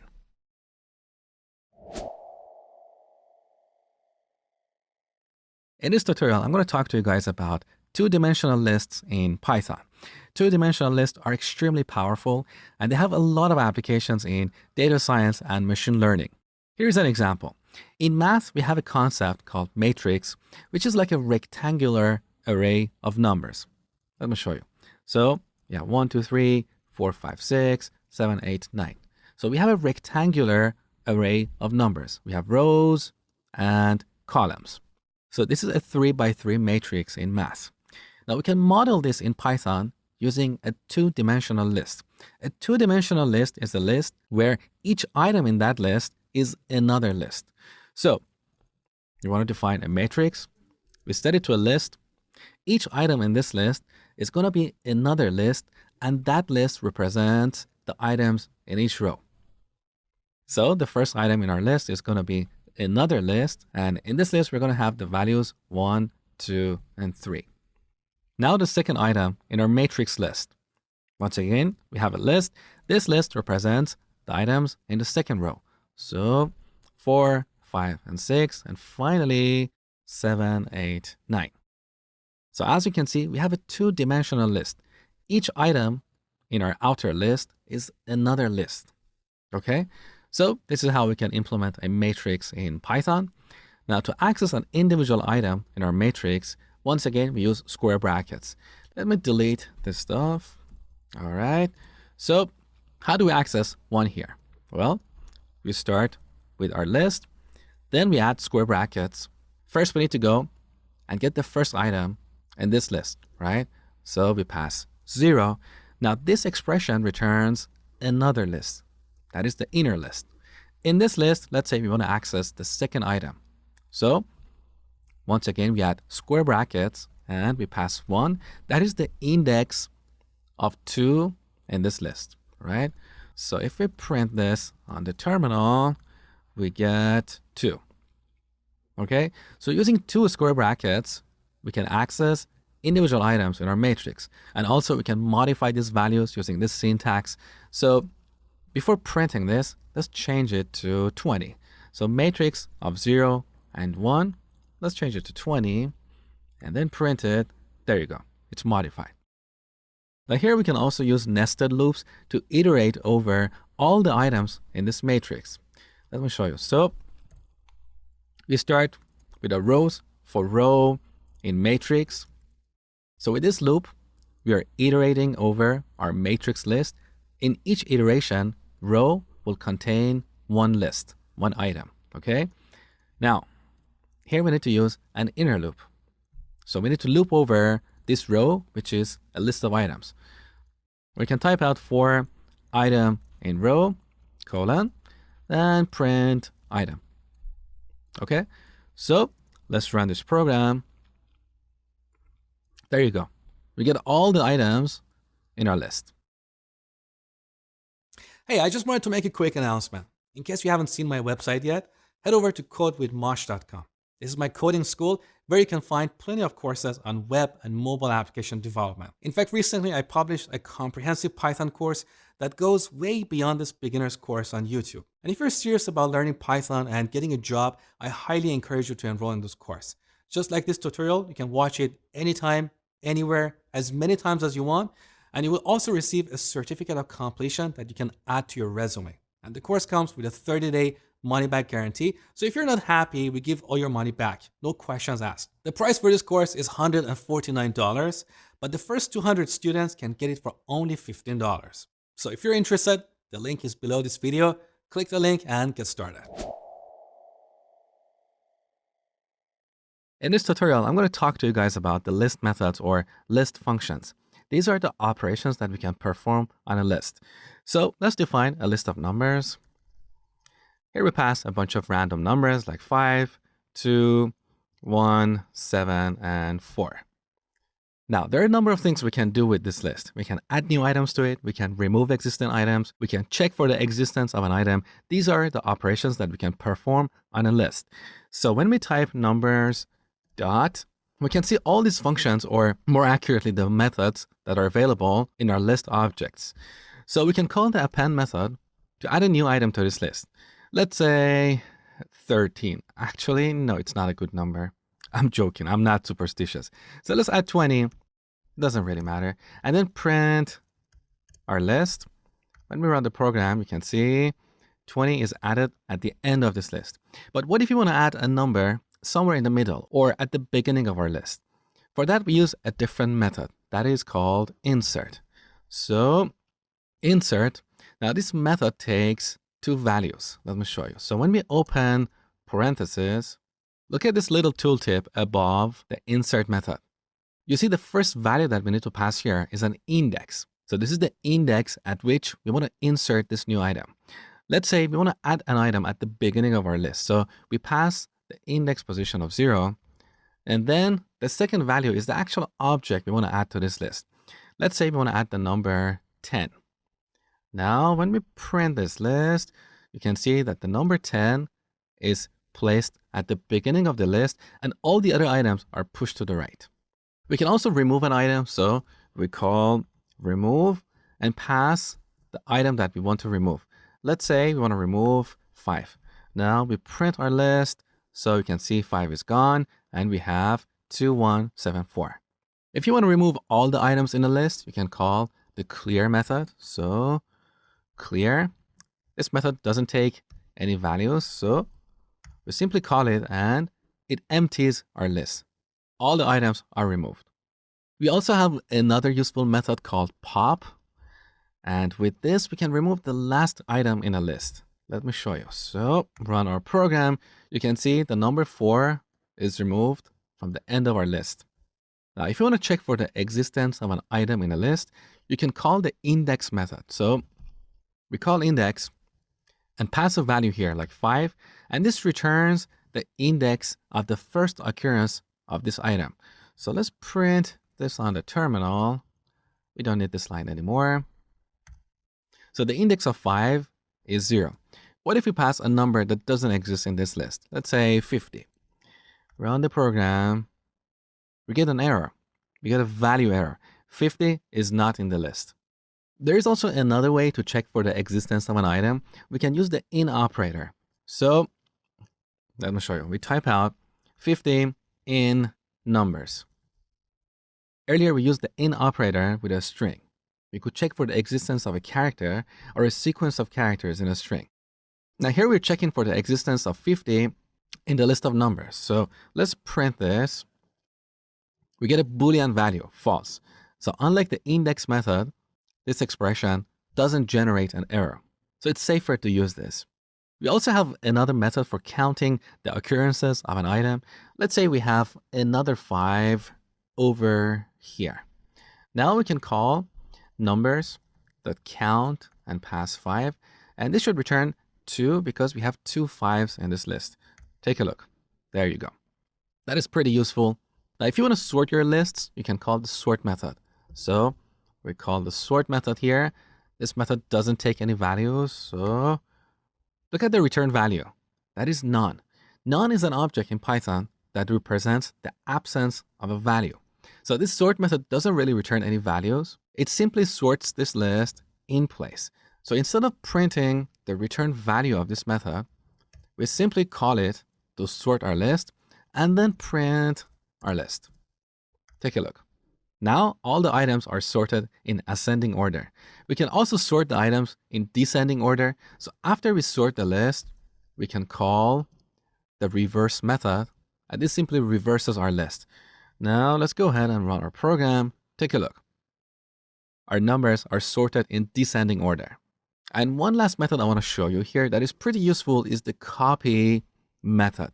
So copy. With this method, we can get a copy of our list. So let's define another variable called numbers2. Now numbers2 is a copy of our original list.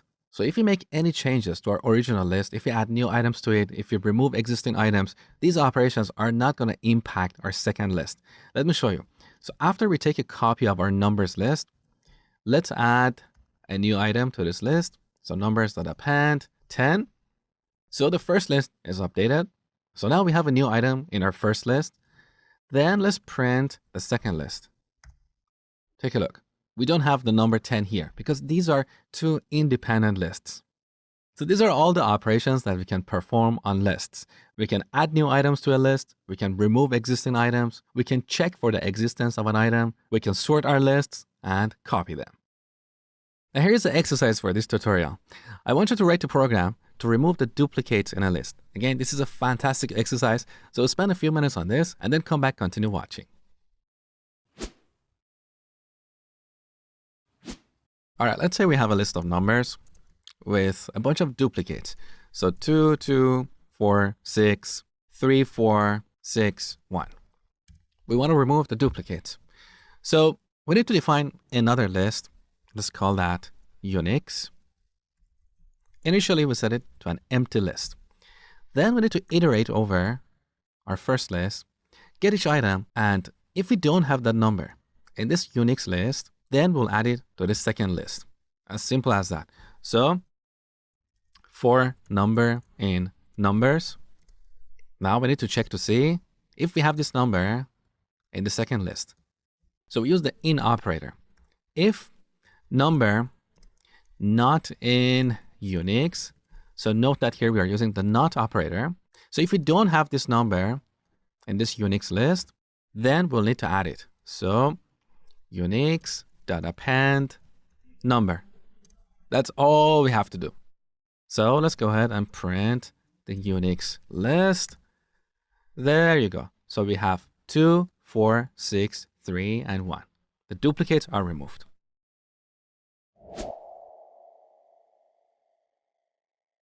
In this tutorial, I'm going to talk to you guys about another important structure in Python called tuple. Tuples are similar to lists, so we can use them to store a list of items. But unlike lists, we cannot modify them. We cannot add new items. We cannot remove existing items. We say tuples are immutable. We cannot mutate or change them. Let me show you. So I'm going to start by defining a list of numbers, 1, 2, 3. So we use square brackets to define lists and parentheses to define tuples. So if we change this to parentheses, 1, 2, 3, now we have a tuple.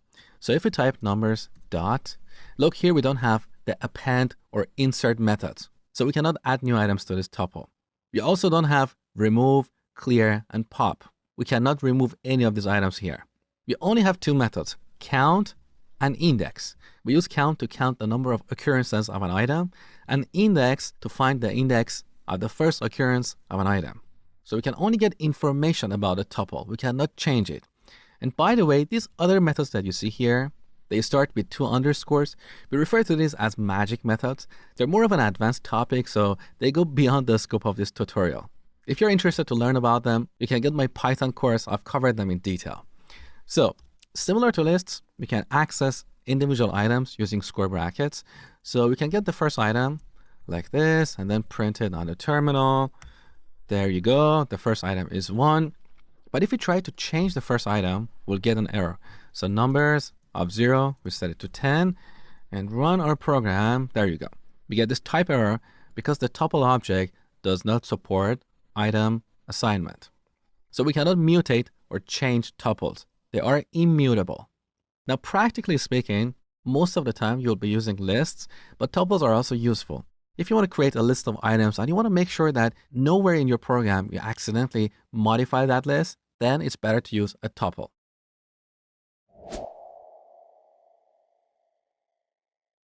In this tutorial, I'm going to show you a powerful feature we have in Python called unpacking. So let's define a tuple called coordinates. And here we pass 3 values, 1, 2, 3. So imagine these are the coordinates for x, y, and z. Now let's say we want to get these values and use them in a few expressions, in a few complex expressions in our program. Maybe we want to include them as part of a large complex formula. So to get them, we'll have to write code like this. Coordinates of 0. Then let's say we want to multiply this by coordinates of 1 and then multiply it by coordinates of 2. Our code is getting a little bit too long. This is just a very simple example. But let's say we want to use these values in quite a few places in our program. So a better approach is to get these values and store them in separate variables. Like we can get coordinates of 0 and store it in x. Then we get coordinates of 1 and store it in y. And similarly, we get coordinates of 2 and then store it in z. Now, instead of repeating coordinates of 2 or coordinates of 0 multiple times, we can simply work with these variables, x times y times z. That is better, right? So nothing new so far. But in Python, we have a powerful feature called unpacking. And with that, we can achieve the same result with far less code. So we can define our variables x, y, and z and set them to our tuple. What we have on line 6 is exactly identical to what we have on lines 2 to 4. So this is a shorthand to achieve the same result. So let me delete this and explain how this code works. When Python interpreter sees this statement, it will get the first item in this tuple and assign it to this variable. Then it will get the second item in this tuple and assign it to the second variable. And similarly, it will get the third item in this tuple and assign it to the third variable we have here. So we are unpacking this tuple into 3 variables. Now, if we print x, you can see x is 1. Similarly, y is 2. There you go. So this is unpacking. And by the way, this is not limited to tuples. We can use this feature with lists as well. So if I change parentheses to square brackets, now coordinates is a list. So we can unpack this list into 3 variables. Now, run our program, you can see y is 2.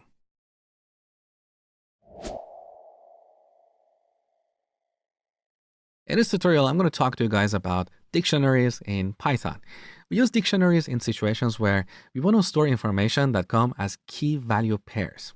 Here's an example. Think of a customer. A customer has a bunch of attributes like name, email, phone number, address, and so on. Now, each of these attributes has a value. For example, the name can be John Smith. The email can be john@gmail.com. The phone can be whatever. So what we have here is a bunch of key value pairs. So in this example, our keys are name, email, and phone, and each key is associated with a value. So this is where we use a dictionary. With a dictionary, we can store a bunch of key value pairs. So let me show you how to define a dictionary in Python. Back to our program, I'm going to define a variable, customer, and here we set it to curly braces. With these curly braces, we can define a dictionary. In this example, we have an empty dictionary that doesn't have any key value pairs. Now we can add one or more key value pairs in between the braces. So let's add a key value pair here. I'm going to set the key to name and the value to John Smith. Then we add a comma to add another key value pair. So let's set age to 30. Let's add another key value pair is underline verified. And we set this to a Boolean. Now what matters here is that these keys should be unique. So if I add another key value pair here, let's set age to 40. Now look, PyCharm has highlighted the age key because we have duplicated that, and that's not allowed. So each key should be unique in a dictionary, just like the dictionaries we have in the real world. In a real dictionary, we have a bunch of words and their definition. Each word is listed only once in a dictionary. We don't have the word book twice. So let's delete this second duplicate key value pair. So the keys should be unique. And in this example, I'm using strings, but they can also be numbers. We're going to look at that later. But the value can be anything. It can be a string, a number, a Boolean, a list, literally anything. Now we can access each item in this dictionary using square brackets. So we type customer, square brackets, and then specify a key, like name. And this will return the value associated with the name key. Let's print it on the terminal, have a look. There you go. So the name is John Smith. Now, what if we pass a key that doesn't exist? Let's say birth date. Run the program. We get a key error because we don't have a key called birth date. Also, if you spell name with, let's say, a capital N, we get the same error because we don't have a key with the exact same sequence of characters in this dictionary. Now, to get around this, we can use the get method. Let me show you. So instead of using the square brackets, we call the get method and specify our key. Now, if we use a key that doesn't exist here, it doesn't yell at us. For example, if we pass birth date, it simply returns the none value. Earlier, I told you that none is an object that represents the absence of a value. So instead of getting a key error, we get none. Now we can also optionally supply a default value. For example, if this dictionary doesn't have this key, we can supply a default value. Let's say January 1st, 1980. Let's run the program. Now, instead of getting none, we get this default value. So this is how we can access the value associated with a key in a dictionary.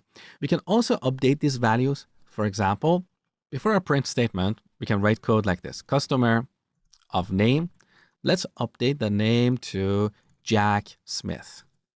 Now, this little warning here is telling us that we could simply put Jack Smith here instead of defining it once and then update it. Don't worry about that. It doesn't really matter. Now with this line, if we print the name of this customer, we should see Jack Smith. Let me show you. So I'm going to use the square bracket notation again.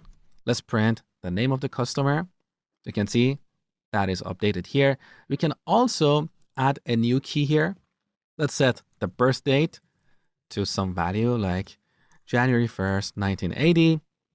And then we can print it here. So as you see, we can easily add new key value pairs to a dictionary. So this is the basics of using dictionaries in Python. They're extremely important and they have a lot of applications in the real world. Okay, here's an exercise for you. So here we have this program that asks our phone number. Let's type 1, 2, 3, 4. We type it in digits, and then this will translate it to words. Take a look. Enter. It prints 1, 2, 3, 4. That's a pretty cool program. So go ahead and spend a few minutes on this exercise. It's pretty easy. I will see you next. All right, so first we need to get the user's phone number. We call the input function with the label phone. We get the result and store it in this variable. Now let's say the user enters 1, 2, 3, 4. So we need to loop through this string, get each character, and translate it to a word. So what we need to implement this scenario is a dictionary, because a dictionary is a structure that allows us to map a key to a value.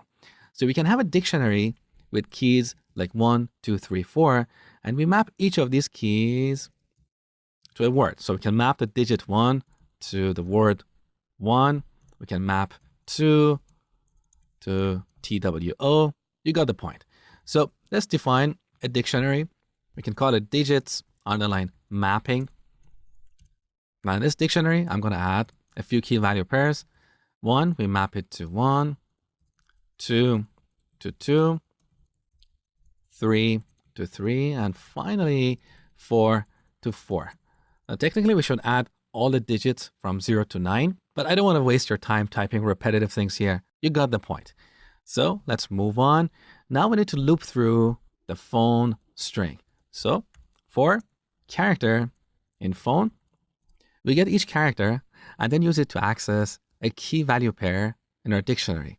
So digits underline mapping, we can use square brackets or call the get method. I would prefer to use the get method. So in case the user enters some character that is not part of our dictionary, our program is not going to yell at them. So we call the get method and pass this character as the key.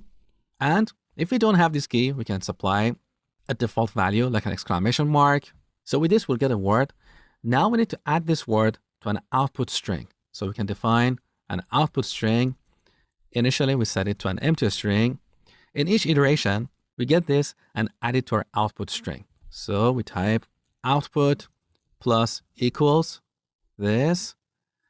And we should also add a space at the end. So the words are not close to each other. Okay, that's all we have to do. Now, finally, let's print this output, run our program. So I'm going to type 1, 3, 4, 5. Let's see what we get. We get 1, 3, 4 with an exclamation mark.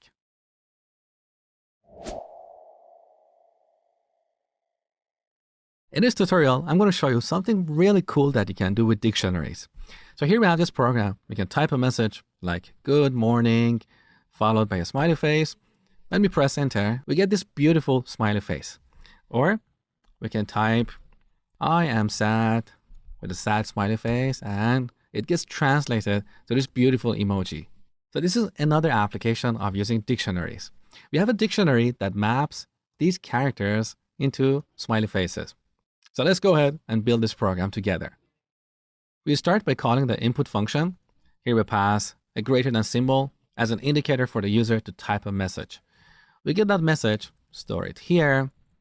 As you know, that is a string. Now we need to split this string by a space. So if the user types good morning with a smiley face, we want to break this down into 3 words: good, morning, and smiley face. To do that, we can call the split method. So we call message.split and pass a string with 1 space as the separator. What this method does is basically it goes through the string, and anywhere it finds this character, in this case a space, it uses that as a boundary to separate this string into multiple words. And then it will return a list. Let me show you. So let's store that here, words, and then print it on the terminal. Let's go ahead and run our program. So if we type good morning sunshine, enter, we get a list with 3 items. Each item is a string. Okay, now back to our program. We need to define a dictionary for mapping special characters like these 2 into a smiley face. So we can call that emojis, set it to curly braces. Here we add a key value pair, a smiley face, and we map that to a string. In the string, we want to add an emoji. If you're on a Mac keyboard, you can press Control, Command, and space, and this should bring up this emoji box. If you're on Windows, honestly, I really don't know how you can do this, but there must be applications that do this for you. So let's go ahead and pick this happy smiley face. Good. Now let's add another key value pair for a sad face. We map this to this face here. Good. So we have a list of words. Now we need to loop through this list, get each word, and potentially map it to an emoji. So we can write a for loop for word in words. Now we want to go to our dictionary and see if you have an item with this word as the key. If you have an item with that key, then we'll get its value. Otherwise, we want to use the same word. So if the user types good morning, we don't want to translate those words. We just want to return those. So that is the case where we use the get method to supply a default value. So we want to get an item with the key word. And if we don't have an item with that key, we simply use that word as the default value. Now, similar to the exercise that we did in the last tutorial, we need an output variable. So let's define that here, output, set it to an empty string. Now back to line 9, we get the return value of the get method and add it to our output variable. So output plus equals whatever we get from the get method. And finally, we need to append a space at the end. That's it, we're done. So let's print the output and run our program. I'm going to type good morning, sunshine, with a smiley face. We get that, beautiful. Let's try a sad face as well. I am sad, too bad. Beautiful. So as we can see, dictionaries have a lot of use cases in real applications.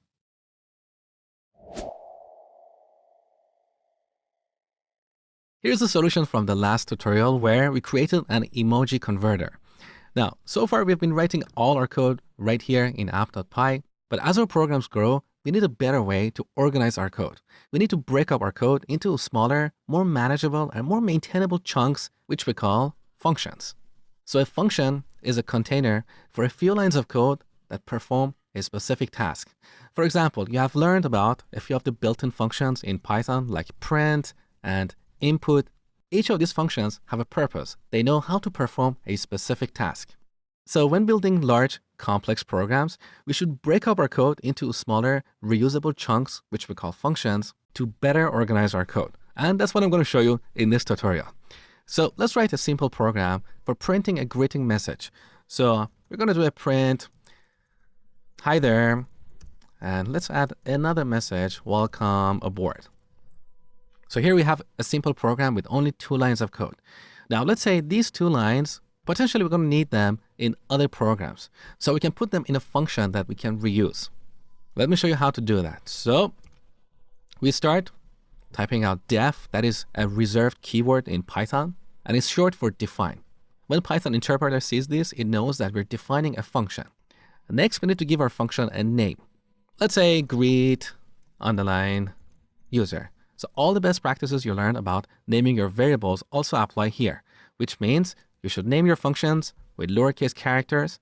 If there are multiple words, you need to separate them using an underscore. And you should always use meaningful and descriptive names for your functions. So here we're defining a function called greet user. After that, we need to add parentheses followed by a colon. Now, you know that whenever we add a colon at the end of a line, we're telling Python that we're defining a block of code. So when we press enter, the next line is indented. Now, any code that we write here will belong to this function. So I'm going to move these 2 lines, these 2 print statements inside of our function. We can simply press tab to indent them. Beautiful. Also, let's remove this extra line break. That is better. So these 2 lines now are part of our greet user function. So whenever we call this function, these 2 lines will be executed. Okay. Now let's remove indentation. So here we are outside of our function. Let's do a print statement and print start. After that, let's call our function. So greet user. And finally, let's do another print statement and print finish. Now we have this little warning here, this underline.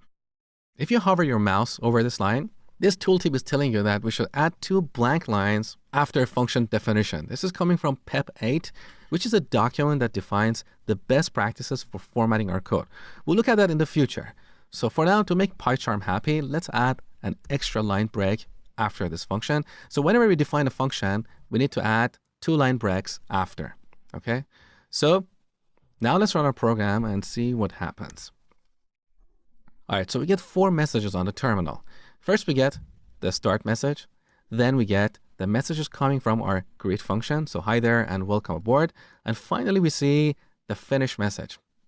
So let me explain the flow of our program.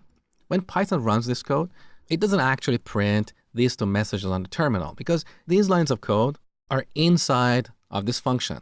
So they will only get executed if we call this function. If we don't call this function, these lines will not get executed. Okay. So the execution of our program actually starts here. The first message that we see on the terminal is the start message. After that, Python sees that we're calling the greet function. So it will jump over here and then execute these 2 lines. Then it will jump outside of this function and continue the normal execution of our program. So it will print the finished message on the terminal. So this is how functions work. Also note that the order of this code matters. So here we're calling the greet function after we have defined it.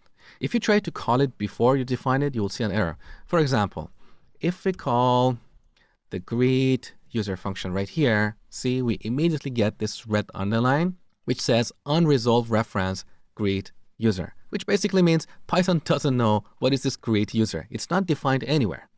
So we always define our functions first and then call them.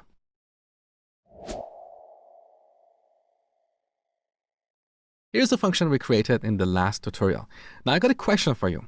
What is the difference between calling this function and the print function of Python? The difference is that the print function takes some information, in this case, the message that we want to print, but our greet function doesn't take any information. Wouldn't that be nicer if you could pass the name of the user here, and then instead of saying, hi there, we could print the name of the user? So in this tutorial, I'm going to show you how to pass information to your functions. And that is pretty easy. So back to the definition of our greet user function. Inside of this parenthesis, we can add parameters. These parameters are placeholders for receiving information. For example, we can add a name parameter, and with this, we can pass the name of the user when calling this function. So let's pass John here. Now, when we call this function and pass this value, this name parameter will be set to John. So it will act like a local variable that we define inside of this function. Just imagine we didn't have this parameter, and instead we had a variable like name that was set to John. Now here, we could simply print the name of this user. So we could use a formatted string and print the value of the name variable, right? Now, we don't really have this local variable defined in this function. We have a parameter.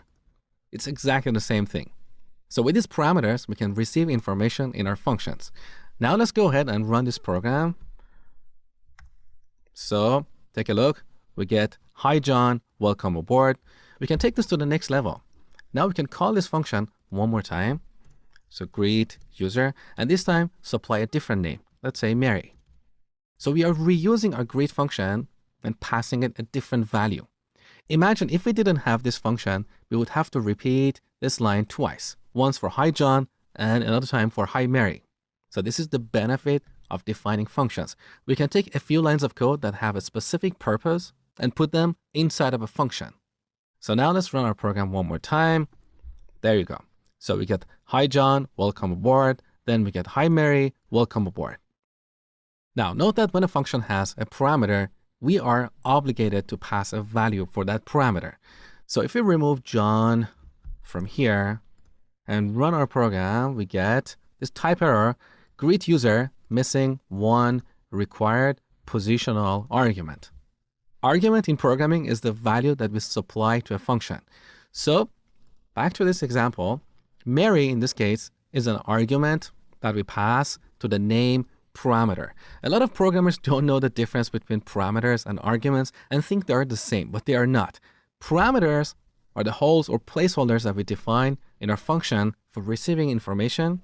Arguments are the actual pieces of information that we supply to these functions. Okay, so let's bring back this John string. Okay, now we can also define multiple parameters.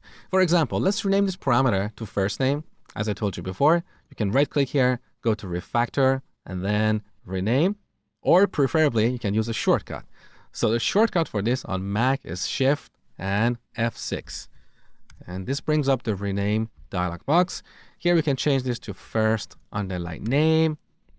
Now we can add a second parameter, so comma, followed by last underline name. So back to our formatted string, let's also print the last name. Beautiful. So here when calling these functions, then we can supply another argument. So John Smith, and let's delete this line. We don't really need it anymore. Run our program. Take a look. Hi, John Smith.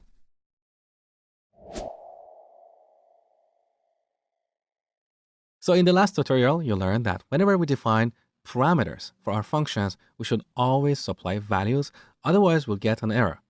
Let's look at that error one more time. So I'm going to delete the second argument and only pass John. Run our program. We get this message. Greet user, missing, 1, required, positional argument. So these arguments that we have here, like John and Smith, we refer to these as positional arguments, which means their position or order matters. In other words, the first argument we add here is the value for the first parameter, and the second argument is the value for the second parameter. So if we change their position or order, we'll get different result. Let's take a look. Let's pass Smith first and then John. Okay.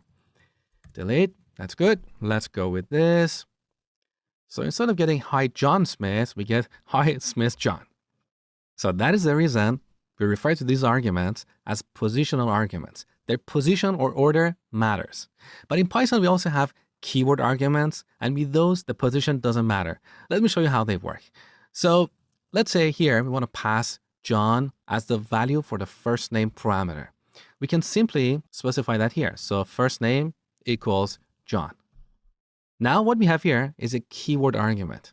So this combination of having the parameter name followed by its value is what we call a keyword argument. And with these keyword arguments, the position doesn't really matter. So here we're supplying John as an argument for the first parameter. Now, similarly, we can use a keyword argument for Smith. Let me show you. So last name equals Smith. So now we have 2 keyword arguments. So with these keyword arguments, we don't have to worry about the order of the parameters. That doesn't mean we should always use keyword arguments. Not really. Most of the time, we use positional arguments. But in certain situations, these keyword arguments help us improve the readability of our code. So on line 7, it's quite clear that we're supplying Smith as the last name and John as the first name. Now, in this particular example, even if we didn't have the keyword arguments, just passing 2 positional arguments like John and Smith would be sufficient because it's easy to guess what is the purpose of these arguments. But sometimes you're dealing with functions and you're passing numerical values to them. In those situations, it may not be quite clear what these values represent. Let me show you an example. Let's say we have a function for calculating the total cost of an order. So we can call that calculate underlying cost. So when calling this function, we need to supply 3 pieces of information. One is the total cost of all the order items, let's say $50. The other is the shipping cost, let's say $5. And the last piece is a discount, let's say 0.1. Someone reading this code may not be sure what these 3 values represent. In this case, we can improve the readability of this code by using keyword arguments. So we can prefix each value with the name of the parameter they target. For example, we can set total to 50 and then shipping to 5 and discount to 0.1. Now, if we give this code to someone else, they can immediately tell what these values represent. So that is the power of keyword arguments. So here's what I want you to take away. For the most part, use positional arguments. But if you're dealing with functions that take numerical values, see if you can improve the readability of your code by using keyword arguments. You simply prefix the arguments that you pass with the name of their parameters, and this will increase the readability of your code. Now, there is one more thing you need to know about keyword arguments. These keyword arguments should always come after positional arguments. Let me show you what I mean. So back to our simple greet user function. Let's use a keyword argument for the first name. So let's set first name to John and see what happens. Look, we immediately get this error. Take a look. Positional argument after keyword argument. So when calling this function, we're supplying 1 keyword argument and 1 positional argument. And Python doesn't like this. So if you're mixing positional and keyword arguments, you should always use the positional arguments first and then the keyword arguments. In other words, let's remove this keyword argument here. So John is now a positional argument, is targeting the first parameter, right? Now, after this positional argument, we can supply any number of keyword arguments. So if we set last name to Smith, look, Python doesn't have any problem with this because we're adding a keyword argument after a positional argument. So let's quickly recap. For the most part, use positional arguments. If you're dealing with functions that take multiple numerical values and it's not quite clear what those values represent, use keyword arguments to improve the readability of your code. And finally, if you're passing both positional and keyword arguments, use the keyword arguments after the positional arguments.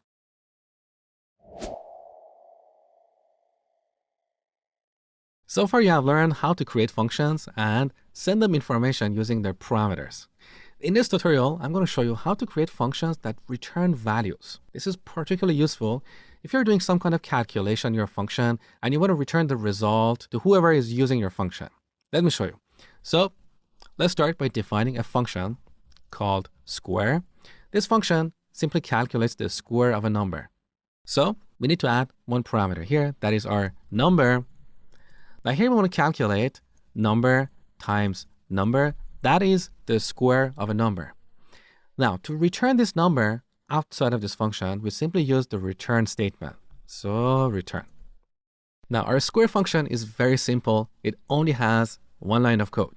But in a real program, you might have a function that has 10 lines of code to calculate something.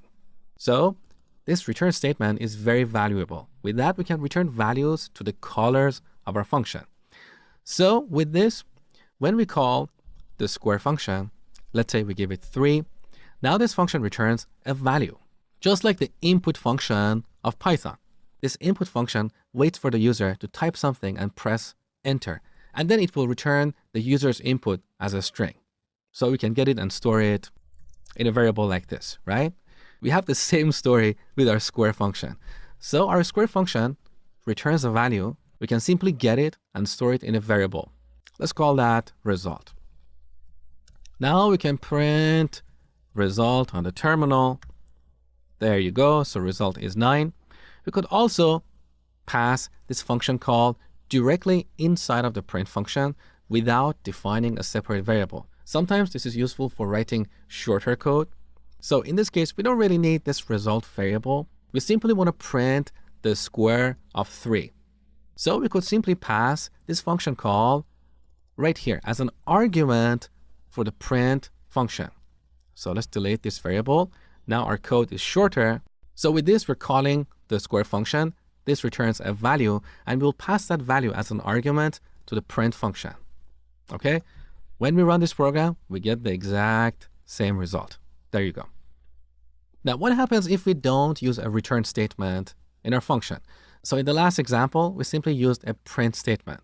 Let's temporarily remove this return statement and print the result on the terminal like this. So let's run our program one more time and see what we get. We get two things on the terminal, the number 9 and none. What is happening here? Well, when Python interpreter executes this code, first it will call the square function. So the control moves to the square function. Here we calculate the square of this given number and then print it on the terminal. That is the reason we see 9 right here.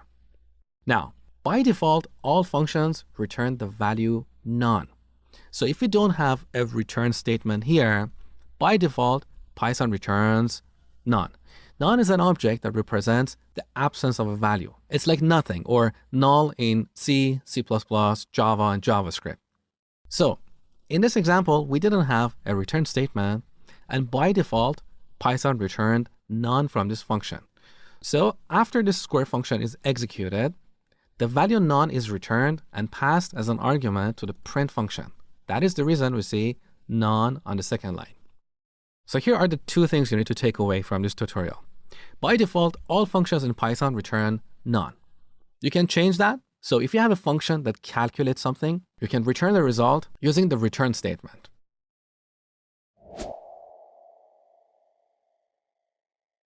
Here's the code for our emoji converter program that we wrote earlier. If you missed that tutorial, make sure to go back and watch it. As I told you before, there is a table of content right below this video in the description. So you can simply click on the emoji converter tutorial to watch it. Now, your exercise is to reorganize this code using a function. So I want you to extract a function in this code. Because this algorithm for converting these smiley faces into emojis is something that we probably want to use in a lot of different applications. We can use it in a chat application, in an email application, and so on. We don't want to write all this code every time. We want to convert these characters into smiley faces. So out of all these lines of code that we have, from line 1 to line 10, the lines 2 to 9 belong to our algorithm. All these lines together implement this feature. So you should put these lines in a separate function. Now, why don't we have the input in that function? Because the input can come in different forms. Currently, we're using the input function to receive the input from the terminal, but in other applications, we might receive the input from a graphical user interface. So the input can come in different forms. We don't want to put that in our function because this line will not be reusable. We want to give our function the actual message as a string. We don't care how we got that message. In one program, we might get it from the terminal. In another program, we might get it from a graphical user interface. So that is the reason this line of code should not be in that function. By the same token, you shouldn't include the last line in that function because what we do with the output is different from one program to another. In this program, we're printing the output. In another program, we might send that output as an email or as a response in a chat application. So as a general rule of thumb, your functions should not worry about receiving input and printing it.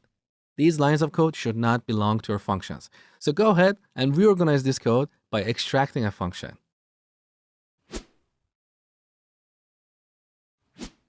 All right, on the top, first we need to define our function. So we type def, give our function a name like emoji underline converter. So the name of this function clearly tells me what it does. Each function should be responsible for one and only one task, and that task should be clearly explained in the name of the function. Okay, so our emoji converter function should take a parameter. We call that message. That is a string, right? Colon. Now we need to move the lines 5 all the way to the end of our for block into that function. So let's select all these lines.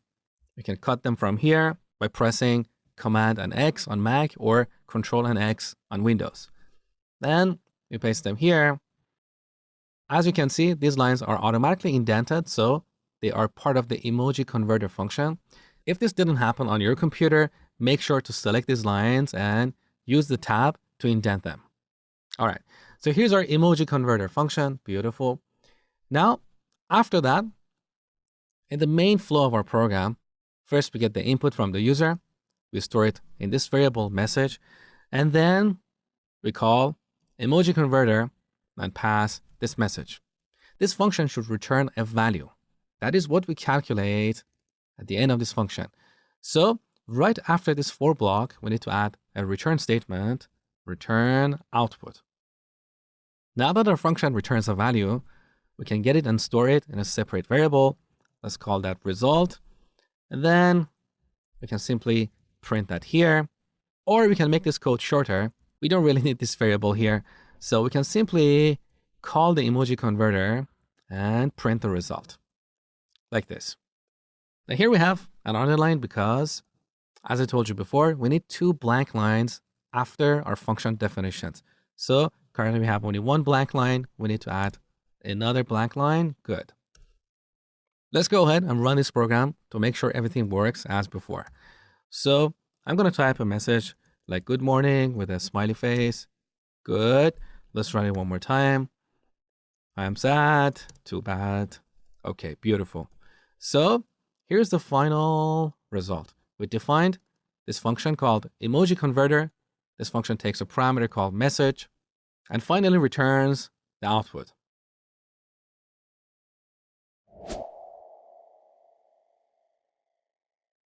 In this tutorial, I'm going to teach you guys how to handle errors in your Python programs.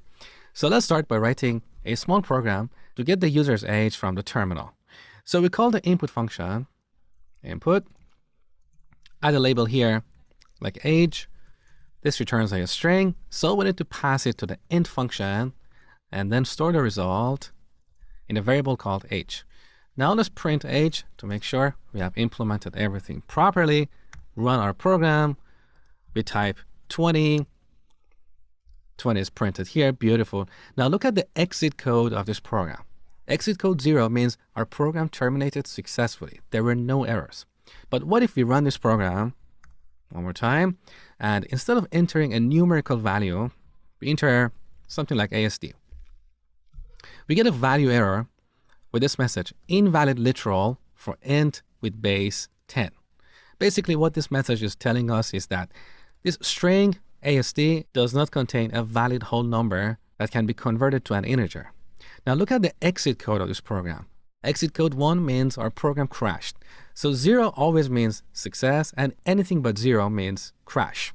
Now, as a good Python programmer, you should anticipate these situations. You don't want to let your entire program crash just because the user entered an invalid value. So instead of letting the program crash, you should handle this situation and print a proper error message. And that's what I'm going to show you in this tutorial. Now, before going any further, look at the type of the error we get here, value error. So remember this, we're going to get back to this shortly. Now, how can we handle these errors? In Python, we have a construct called try except. We use that to handle errors. Let me show you how it works. So on the top, we type try colon. Now, as you know, we're defining a code block.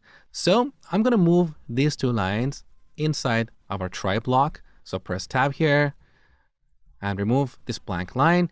Now, these two lines are part of our try block, right? So after try, we type except, and then we add the type of the error that our program may encounter. That is value error, okay? Then we add a colon, and in this block, we can define what should happen if our program encounters an error of type value error. In this case, we want to print a proper error message. So print invalid value. So with this try and except, we're telling Python, hey, go ahead and try running these two lines of code.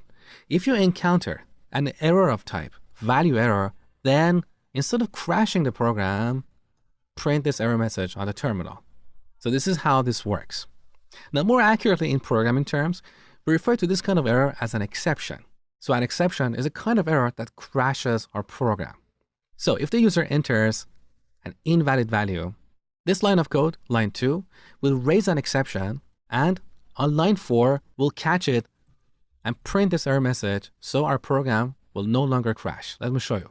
So let's go ahead and run this. Age 20, everything works just like before, and the exit code is 0. Beautiful. Let's rerun this program and enter ASD. So we get this proper error message, invalid value, and once again, the exit code is 0. So that means our program completed successfully, didn't crash. Now, we can also handle different kinds of errors or exceptions. For example, right after we get the age, let's define a variable, income, and set it to 20,000. And then define another variable called risk and set it to income divided by age. Let's run this program and enter 0 as the age to see what happens. So 0 is obviously a numerical value. So when we enter this value, technically we shouldn't get any exceptions. Take a look. Our program crashed with a 0 division error because we cannot divide a number by 0. Once again, look at the exit code. So we couldn't catch this kind of error or this kind of exception with this except block. This except block is only catching exceptions of type value error. And this happens when we try to convert a non-numerical value to an integer. So in a situation like this, we should handle different kinds of exceptions. We can add another except statement for an exception of type 0 division error. Now in this block, we can print a different kind of message like age cannot be 0. Let's run our program one more time. Now I'm going to enter 0 as the age. So we get this error message, age cannot be 0, and look at the exit code. It's 0, so our program didn't crash. So to recap, we use try except blocks to handle exceptions that are raised in our programs. As a good programmer, you should always anticipate these kind of exceptions and handle them properly.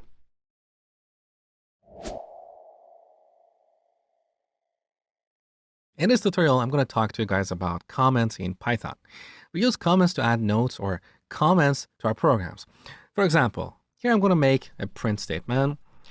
Sky is blue. Now, before that, I can add a comment using a hash sign, and then whatever I type here is going to get ignored. It's not going to get executed.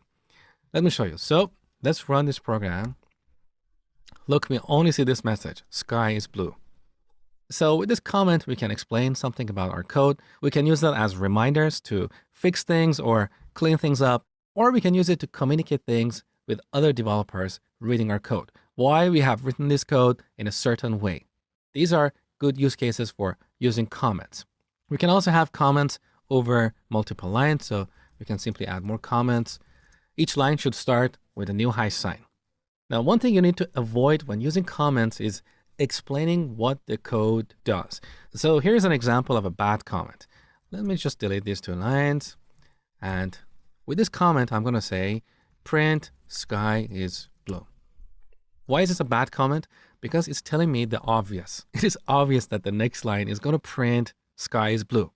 Now, the problem with this comment is that apart from being verbose and repetitive, if we come back here and change sky to ocean, now this comment gets outdated. So every time we change this code, then we'll have to come back and modify the corresponding comment. So I've seen some developers add comments in front of their functions. For example, they define a function, let's say square, that takes a number and simply returns number times number. Well, it is obvious that this function calculates and returns the square of the given number. So there is really no need to add a comment and explain that. Calculates and returns the square of a number. This is very repetitive and it creates noise in your code. Someone else reading your code, they get distracted with all these unnecessary comments. So use comments to explain whys and hows, not whats. If you have made certain assumptions, you can use comments to explain those assumptions, or you can use them to add notes to remind yourself or other developers to do something in the code. So comments are good, but too much of a good thing is a bad thing.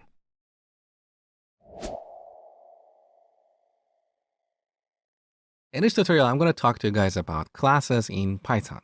Classes are extremely important in programming and they're not specific to Python. In fact, a lot of other programming languages do support the notion of classes. We use classes to define new types. For example, so far, you have learned about the basic types in Python like numbers, strings, and booleans. These are the basic or simple types in Python. You also learn about a couple of complex types like lists and dictionaries. While these types are extremely useful, they cannot always be used to model complex concepts. For example, think of the concept of a point or a shopping cart. A shopping cart is not a boolean. It's not a list. It's not a dictionary. It's a different kind of thing. So we can use classes to define new types to model real concepts. Now, in this tutorial, I'm going to show you how to define a new type called point. And this new type is going to have methods for working with points. For example, back to our main program, let's create a list, numbers, 1, 2, 3. You know that here, when we type dot, we get access to these functions or methods available in list objects.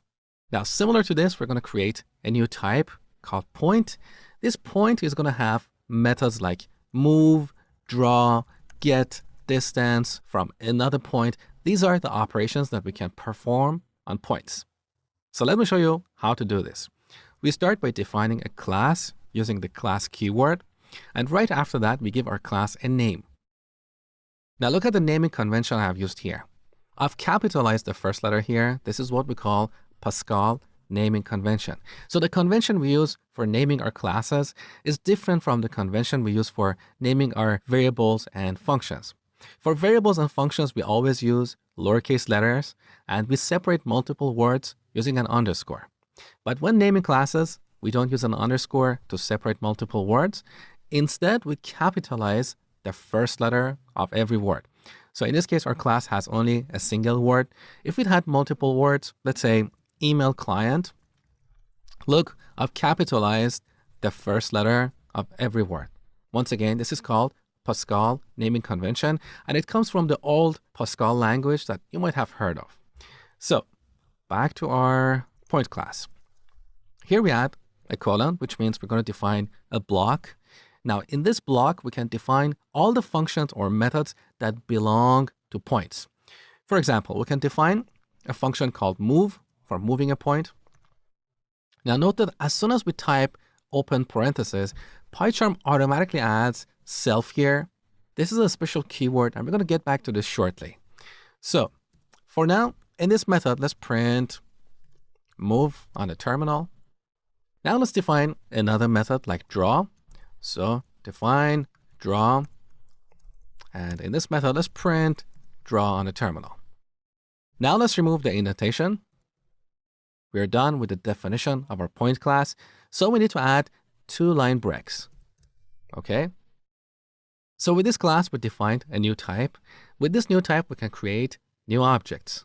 So an object is an instance of a class. A class simply defines the blueprint or the template for creating objects, and objects are the actual instances based on that blueprint. So we could have tens or hundreds of points on the screen.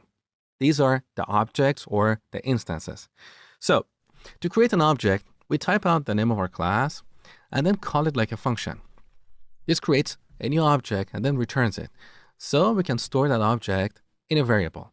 Let's call that point1. There you go. Now, when we use the dot operator, look, we have these 2 methods that we defined, draw and move. We also have a bunch of other methods that start with 2 underscores.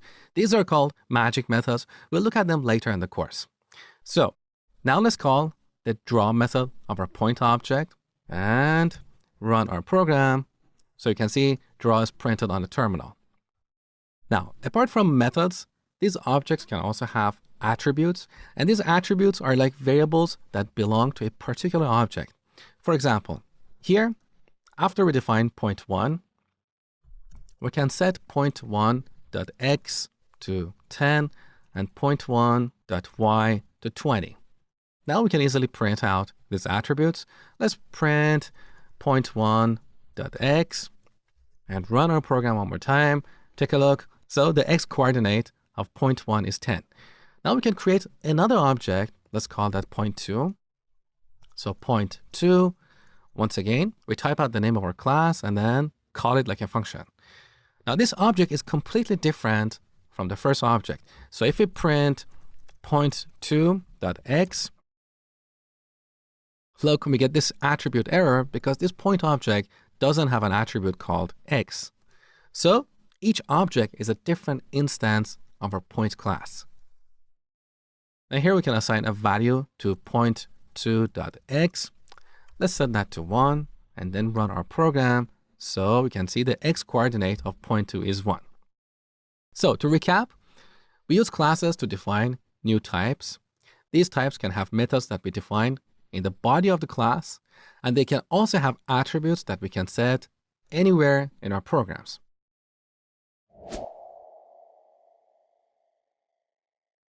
You have learned how to create new types using classes. Now there is a tiny problem in this implementation. We can create a point object without an x or y coordinates. Let me show you. So point, we create this object here. And before we set point.x, let's print point.x. Run our program. We get this attribute error that you saw in the last tutorial. So point object has no attribute called x. This is the problem we have here.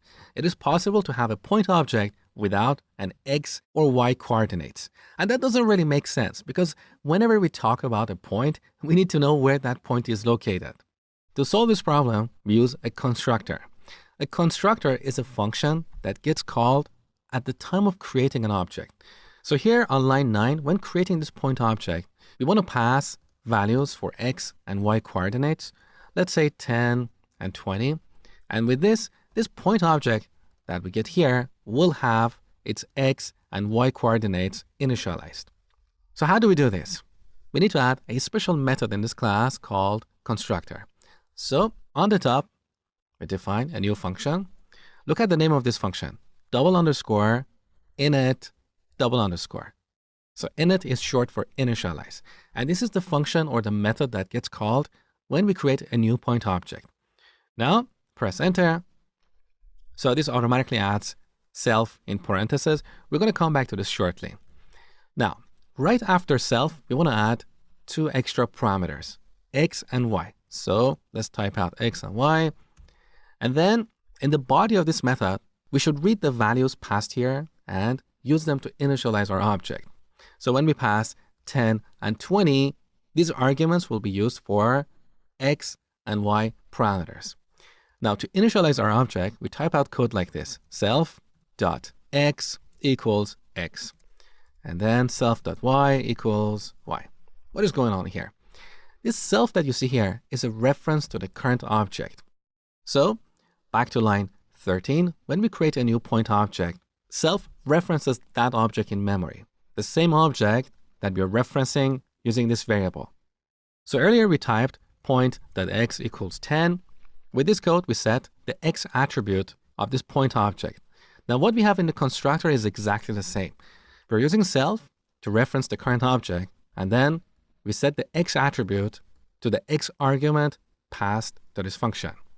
So using this init method, we can initialize our objects, and we refer to this method as a constructor. This method is used to construct or create an object. Okay, so now let's remove line 14.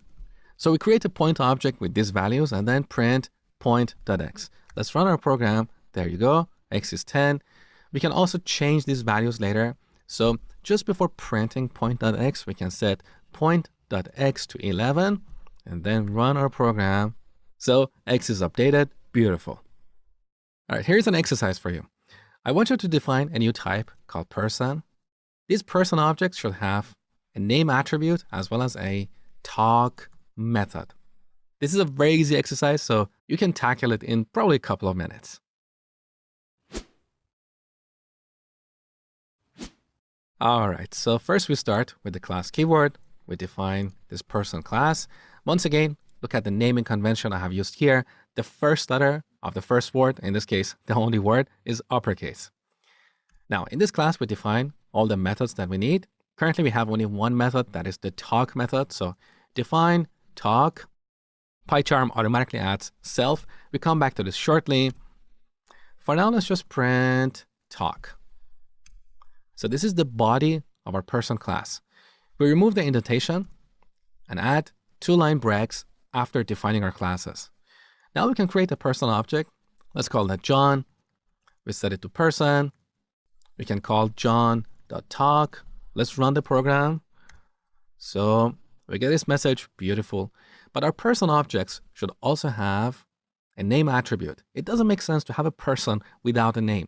So that is when we use the constructor function. So on the top, we add a new method. The name of this method is _init _. So we call this method a constructor. Now, in this method, we need to add another parameter that is name. So we simply set self.name to name. Once again, self references the current object. So we're setting the name attribute of the current object to the name argument passed to this method. With this, we can go back to line 9. And when creating a person object, we pass the name. Let's say John Smith. Now let's print John.name and run our program. There you go. So John Smith is printed on the terminal. Beautiful. So this is all you had to do as part of this exercise. But let's make this program a little bit more interesting. Instead of printing this boring message here, let's print, "Hi, I am John Smith."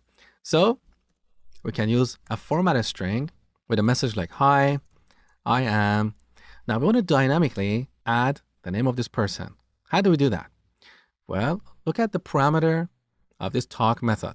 As I told you before, every method in our class should have this parameter, self. And this should be the very first parameter of every method, okay? So with this self, we can get reference to the current object. So we can add curly braces and type out self.name. This returns the name attribute of the current person object. With this, we can remove line 10, where we print John.name, and simply call john.talk. Let's run our program. Hi, I am John Smith. Beautiful. Now we can create another person object. Let's say Bob is a new person called Bob Smith. When we say bob.talk and run our program, we get a different message. Hi, I'm Bob Smith. So each object is a different instance of a person class.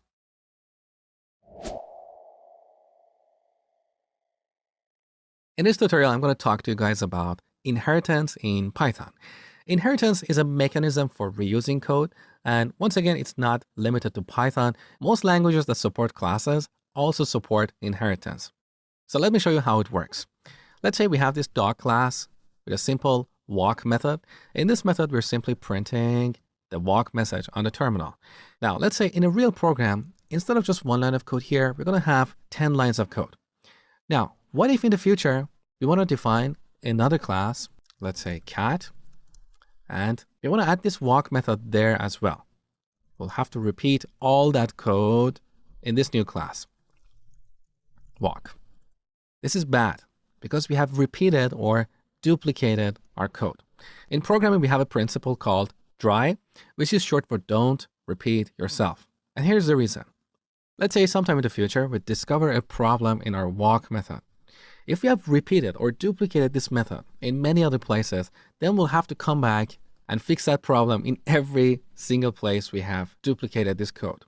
So that's why in programming, we should not define something twice. So how can we solve this problem? Well, there are different approaches. One approach, which is easier to understand for beginners, is inheritance. And here's how it works. We define a new class called mammal and move the walk method right there. Then we'll have the dog and cat classes inherit that method from their parent, just like how humans inherit certain attributes or behaviors from their parents. It's exactly the same. So on the top, we define a new class. Let's call it mammal. Then we need to move the walk method there. So we select it, cut it using Command and X on Mac or Control X on Windows. And then paste it here. Beautiful. Now we want our dog class to inherit this method from the mammal class. So right after the class name, we add parentheses and then type out the name of the parent class. In this case, mammal. That's all we had to do. So with this, the dog class will inherit all the methods defined in the mammal class. Now there's a tiny problem here. If you look at line 9, there is a red underline here. The reason this is happening is because Python doesn't like an empty class. So right now, our dog class is empty. It doesn't have anything. We either need to add methods specific to dogs, or just to make Python happy, you can use the pass statement, and that basically means nothing. We're telling Python interpreter, hey, pass this line, don't worry about it.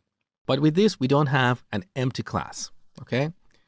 Now, as I told you before, after each class, you should have 2 line breaks. So right now we only have 1 line break, and that is the reason we have this little warning here. So let's add another blank line. Beautiful. So our dog class is inheriting the walk method from the mammal. We need to apply the same change to the cat class. So we'll have cat inherit from mammal, and then we use the pass statement here. With these changes, now we can create either a dog or a cat object. Let's say dog1. We set it to a dog object. And when we type dot, look, we have the walk method that is defined in the mammal class. We can easily call it. Let's run our program. There you go. We see the walk message. So both the dog and cat classes are inheriting all the methods defined in their parent class. Now here we can add methods specific to dogs. For example, we can define a method called bark and then print bark. Now we don't need the pass statement because we already defined one method in our dog class. So now when we type out dog1 dot, look, we have 2 methods. One is the walk method that we inherited and the bark method that we just defined in the dog class. Similarly, we can add a method specific to a cat. For example, we can define a method called be annoying. Yeah, I hate cats. So let's print annoying. Now, when we create a cat object, let's remove that, cat1. and type out cat1 dot, we have these two methods, walk and be annoying. So these are the basics of inheritance in Python. Now, there's more to this that really goes beyond the scope of this beginner's tutorial. If you're interested to learn more about inheritance and other mechanisms for reusing code, I encourage you to get my complete Python course.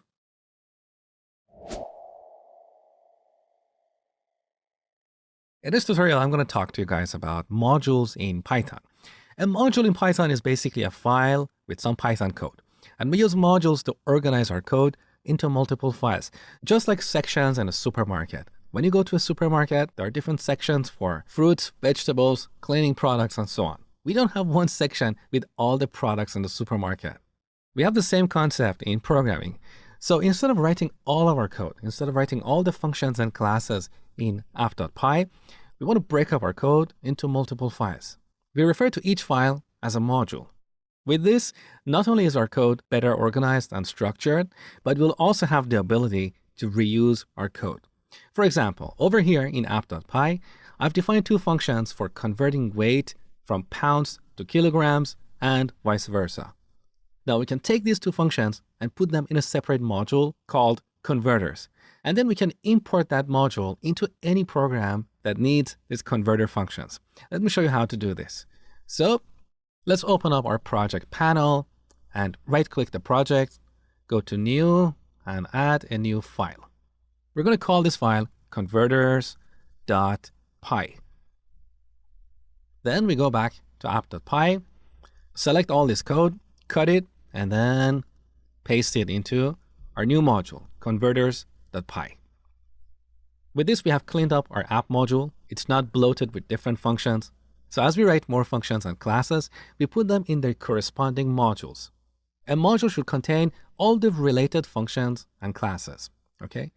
Now, you want to import the converters module into our app module, and that is really easy. On the top, we write import converters without the extension. So we don't add .py. We only type out the name of the file. Let me close the project panel. Now, this converters is an object, so we can use the dot operator to access its members. So currently we have defined these two functions inside of our module, kilogram to pounds and pounds to kilogram.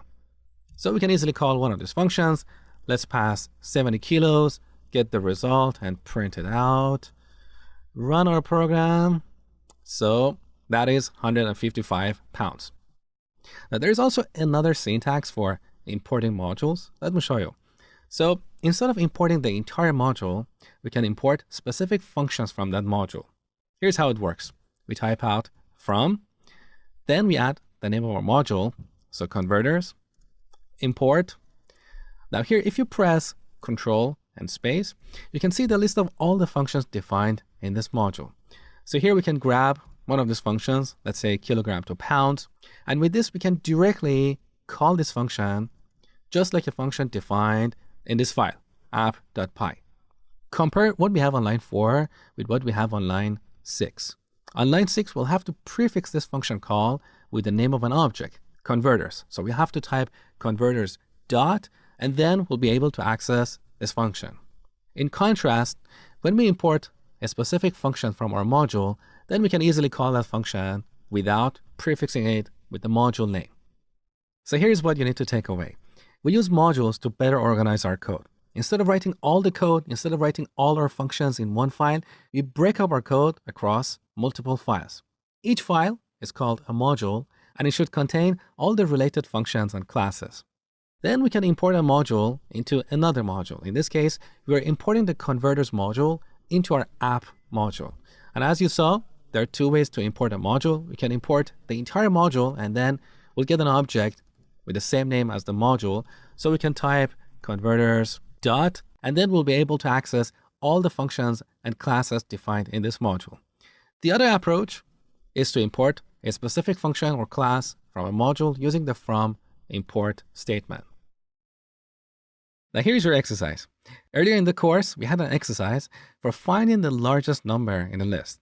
So here on the top, we have a list of numbers. Initially, we set max to the first number in this list. Then we loop through this list, get each number. If the current number is greater than max, Then we reset max. And finally, when we're done with our loop, we print max on the terminal. Now here's what I want you to do. This code currently has no organization. We don't have any functions. We don't have any modules. We wrote all the code in app.py. And that is okay for small programs, but as your programs grow, you need to properly organize your code into functions, classes, and modules. So as part of this exercise, I want you to write a function, call it find max. This function should take a list and return the largest number in that list. Now, after you do this, go ahead and put this function in a separate module. So extract it from here and put it in a module called utils. So in this module, we're going to have a bunch of utility functions. Okay? Then import the utils module into the current module and call this function. Finally, get the result and print it on the terminal. This is a fantastic exercise to teach you how to properly organize your code. So go ahead and spend a couple of minutes on this exercise.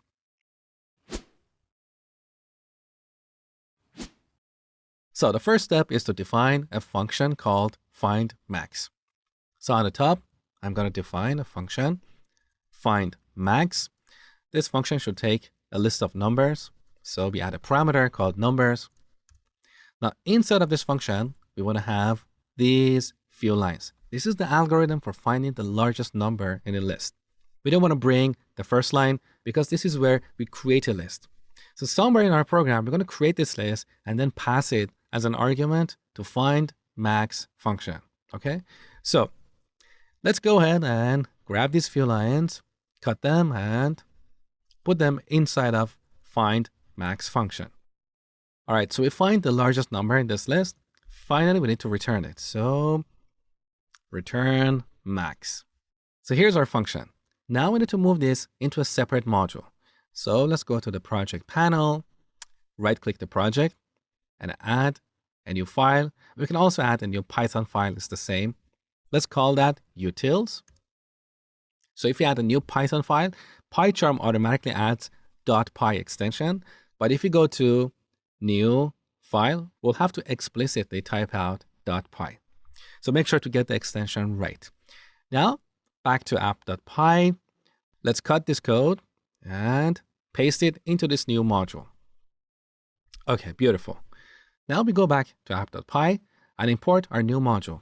We can either import the entire module, so import utils, and then access individual functions. So we can call utils.findMax, or we can explicitly import this function from the utils module. It doesn't really make a difference. So we could type from utils, import findMax. And then we don't need to prefix this with the name of its object. So we simply call findMax. Now we need to call this after we initialize our list. So first we need to define the list of numbers. Then we pass that list as an argument to findMax. We get the result, which is max. And finally, we print it on the terminal. Let's go ahead and run our program. So the largest number in this list is 10. Beautiful. Now, one last thing before we finish this tutorial. Here we have this little warning under max. And the tooltip says shadows built-in name max. The reason we see this is because in Python, we actually have a function called max, and it does the exact same job as our findMax function. So this is actually built into Python. But I ask you to do it as an exercise because it's a great exercise for beginners. Now, back to the warning. This warning is basically telling us that we are overwriting the built-in max function in Python. So we're changing the meaning of this function, and this is considered a bad practice. Let me show you what I mean. So let's comment out what we have on line 4. By putting a hash sign here, we can also use a shortcut, command and slash on Mac, or control and slash on Windows. So now this line is commented out. Look at the color of max here. It's purple. It's the same color as print. And this is the color used to identify the built-in functions. So now we can call this function and give it our list of numbers, run our program, we get the exact same result. However, if we bring this line back, once again, we can use the same shortcut, that is command and slash on Mac or control slash on Windows. Now we are redefining max. So up to this line, max used to be a function, but after line 4 is executed, max is set to an integer. That is the largest number in this list.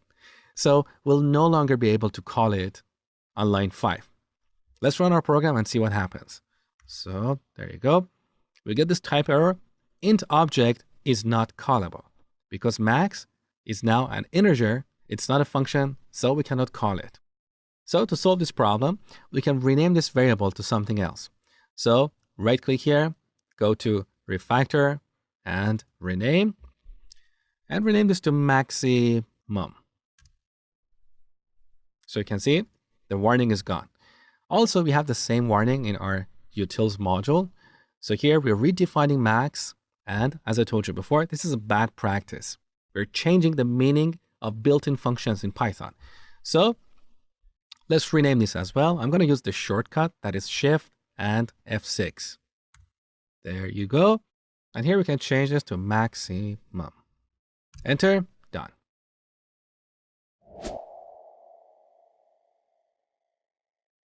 In this tutorial, we're going to talk about packages in Python. Packages are basically another way to organize our code. So currently we have only 3 files or 3 modules in our project, but a real project can contain hundreds or even thousands of modules. We don't want to add all those modules here because over time, this directory will get bloated with so many files. So a better approach is to organize related modules inside of a package. So a package is a container for multiple modules. In file system terms, a package is a directory or folder. So in our project, we can add a new directory, and in that directory, we can add all the related modules. As a metaphor, think of a mall. When you go to a mall or a shopping center, there are different sections for men's, women's, and kids' clothing. So that is like a package. Now, when you go to the men's section, there are different areas for different kinds of products. We have a section for shoes, t-shirts, jackets, and so on. So each of these is like a module. So in this tutorial, I'm going to show you how to create and use packages in Python. Here in our project panel, right-click the project and add a new directory. Let's call this directory e-commerce. So we're going to create a package called e-commerce. And in this package, we're going to have all the modules related for an e-commerce application. For example, we can have modules for sales, shipping, customer service, and so on. So let's go ahead. Now, here we have an empty directory. In order to convert this to a package, we need to add a special file in it. So right-click this directory and add a new Python file. Call that file _init _. This is a special convention in Python. When Python interpreter sees a file with this name in a directory, it treats this directory as a package. We also have a shortcut for that in PyCharm. So let me delete this directory and start again. So delete. Once again, right-click the project and go to new. But instead of creating a new directory, we can create a new Python package. Let's call our package e-commerce. As you can see, PyCharm automatically creates this file for us, so we don't have to manually create it. Okay. Now, in this package, let's add a new module. So a new Python file. Let's call it shipping. Okay. Now in this module, we want to add a function for calculating the shipping cost. So define calculate underline shipping. And don't worry about parameters or the implementation. We simply print calculate underline shipping. Now let's say we want to import this shipping module into our app module. With this new structure, this shipping module is now part of the e-commerce package. So we cannot import it directly. We have to start from the e-commerce package. Okay. So back to app.py. Once again, there are 2 ways to import this module. We can import the entire module, or we can import one of its functions or classes. So let me show you both approaches. First, we're going to import the entire module. Import. Now, what is the name of our package? That is e-commerce, right? So e-commerce dot shipping. So instead of typing import shipping, we type import e-commerce dot shipping. We have to prefix it with the name of its package. Now to access any of the functions or classes in this module, we'll have to type out e-commerce.shipping dot, and there you go. Now we can access the calculate shipping function. So let's go ahead and run our program. We see this message printed on the terminal. Beautiful. However, with this approach, every time you want to call one of the functions in this module, we'll have to prefix it with e-commerce dot shipping dot. That is very verbose. So when working with packages, we often use the second approach using the from statement. So we can type from e-commerce dot shipping import calculate shipping. Now we don't have to prefix this function with e-commerce dot shipping, and we can call it multiple times in this module. So our code is a little bit shorter. But what if you want to use multiple functions in this shipping module? We can either import them all here, so calculate shipping, comma, let's say calculate underline tax, or we can import the entire module and then access all the functions or classes in that module. So let me revert this back.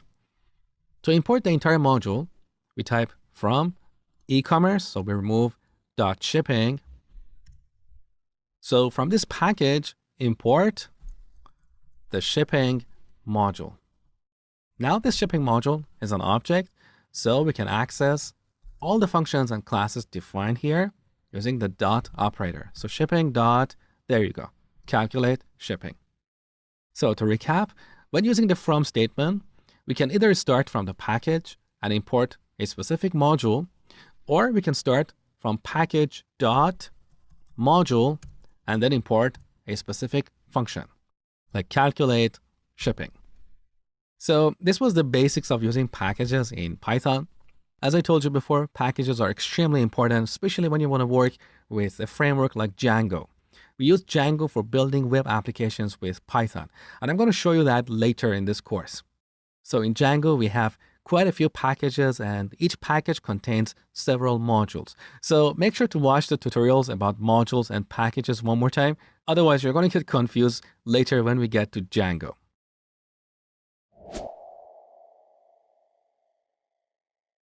In this tutorial, I'm going to talk to you guys about the built-in modules in Python. So Python comes with a standard library that contains several modules for common tasks such as sending emails, working with data and time, generating random values and passwords, and so on. There are so many modules already built into Python, and that means there is already lots of functionality that we can reuse. We don't have to code all of that from scratch. Let me show you where you can find this standard library. So open up your browser and search for Python 3 module index. Make sure to add the version number because the modules in Python 2 are different from modules in Python 3. So here we search for Python 3 module index, and the first page here, you can see it's Python module index for Python 3. Let's go ahead. So these are all the modules built into Python. For example, we have modules for working with data and time. We have modules for sending emails, for encoding values. There are so many modules here. Now, the explanation of all this is beyond the scope of this course. That really requires its own course because we have so many modules here. But don't let this list intimidate you. This is not something that you need to learn right now. As you work with Python, as you build more applications, gradually you will get more familiar with various modules here. In fact, nobody knows all the modules in Python standard library. Everybody knows some modules based on the applications they have built. So in this tutorial, I'm going to show you how to use one of the built-in modules for generating random values. So on the top, we import the random module. Now, because random is a built-in module, we don't need to have a file here called random.py. So Python interpreter knows that random is a built-in module and it knows where to find it. Now, if you're curious where this random module is stored on the disk, let me show you. So here in the project panel, expand external libraries, then expand Python 3, and then one more time, Python 3.7 library root. So this is a folder somewhere on your computer. In this folder, we have all the built-in modules in Python. So if you scroll down, you should be able to find the random module. There you go. It's right here. So random.py. You can open this and this shows you the source code of this module. There you go. Now in this tutorial, we don't want to worry about that. So let's go back to our app.py and use this module to generate random values. So when we import this module, now we have this object random, so we can use the dot operator to access its methods. One method that is very useful here is the random method, and every time we call it, it generates a random value between 0 to 1. So here we can do a for loop. Let's say for I in range 3. So just to refresh your memory, we are using the range function to create a range object. We can loop through this range object, and in each iteration, this object will spit out a value. So with this for loop, we can execute this code 3 times. Now let's indent this, okay? And finally, let's print the result. There you go. So we can see that in each iteration, we get a new random value between 0 to 1. Now, what if we want a random value for a particular age? Let's say random values between 10 to 20. Well, there is another method here, randint. We pass 2 arguments here to specify our range. Let's say 10 and 20. Run our program one more time. Now we have the numbers 20, 13, and 18. If we run our program one more time, we get different values. So 20, 19, 11, one more time. Look, we also have another powerful method for randomly picking an item from a list. Let's say we have a list of team members and we want to randomly pick someone as the leader. Let me show you how to do that. So we define the list of team members. We set it to John, Mary, Bob, and Mosh. Now we can call random the choice and pass our members list. This method randomly picks an item from this list and returns it. So we can store the result in leader and then print it on the terminal. Let's run our program. So now the leader is Mary. If we run our program one more time, this time it's Mosh. Now it's Mosh again, one more time. It really likes Mosh. Now it's Bob. You got the point. So the random module is very powerful and it has a lot of applications. Now here's a very cool exercise. I want you to write this program to roll a dice. So every time we run this program, we get different values. Now we have 3 and 1. Next time we get 3 and 6. One more time, 5 and 6, 4 and 3, double 1. That's a very cool exercise. So before we get started, I want you to pay attention to a few things. I want you to define a class called dice. In this class, we're going to have a method called roll. So every time we call this method, we get a tuple. A tuple, remember, is a list of values, but that list cannot be changed. We cannot add a new item to it. We cannot remove it. So it's like a read-only list. So every time we call the roll method, we should get a tuple of 2 random values. So go ahead and do this exercise. You'll see my solution next.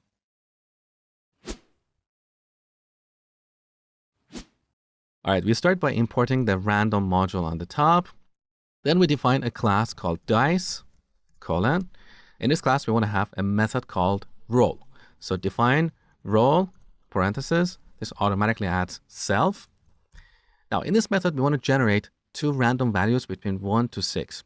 So we call random.randint and pass 1 and 6.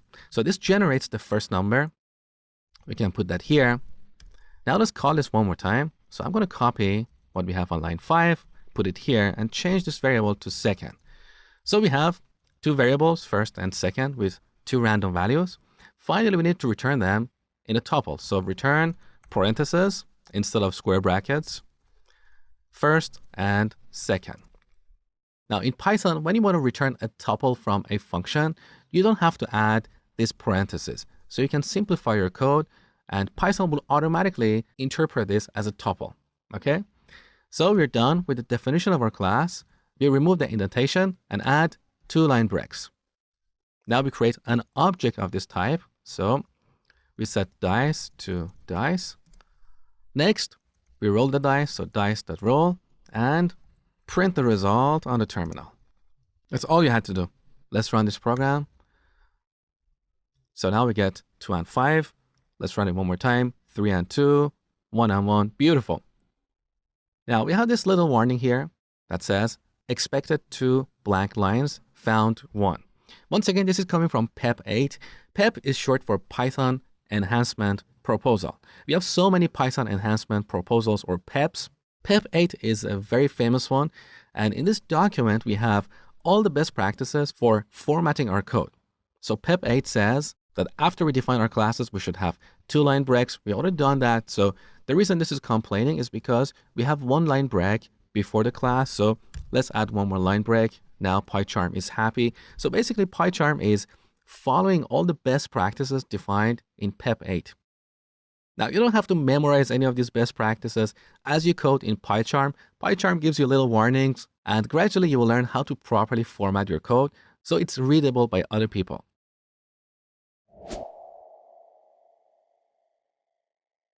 In this tutorial, I'm going to show you how to work with directories in Python.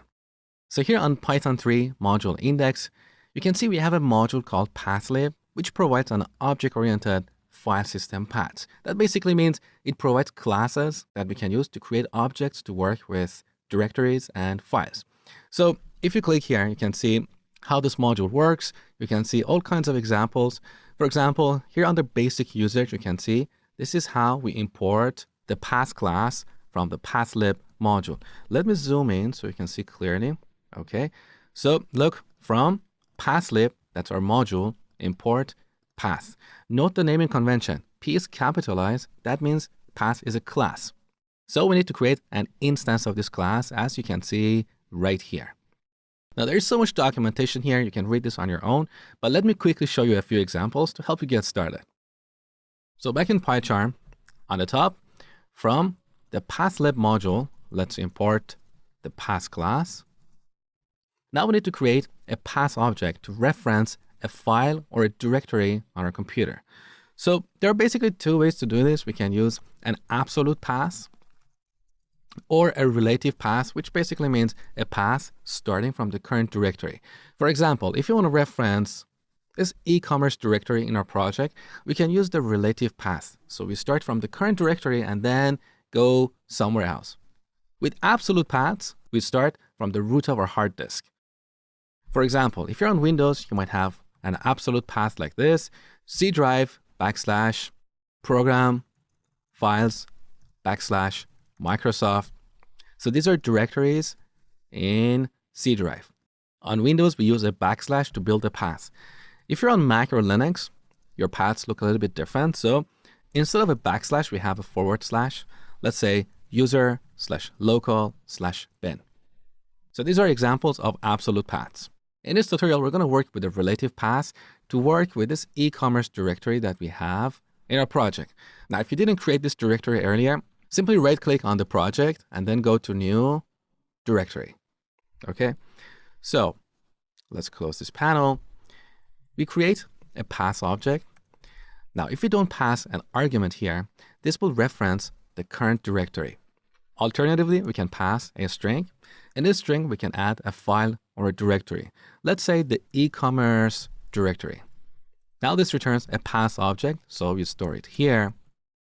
Now this path object has a few interesting methods. For example, we can check to see if a path exists by calling the exists method. This simply returns a Boolean, so let's print it on the terminal. There you go.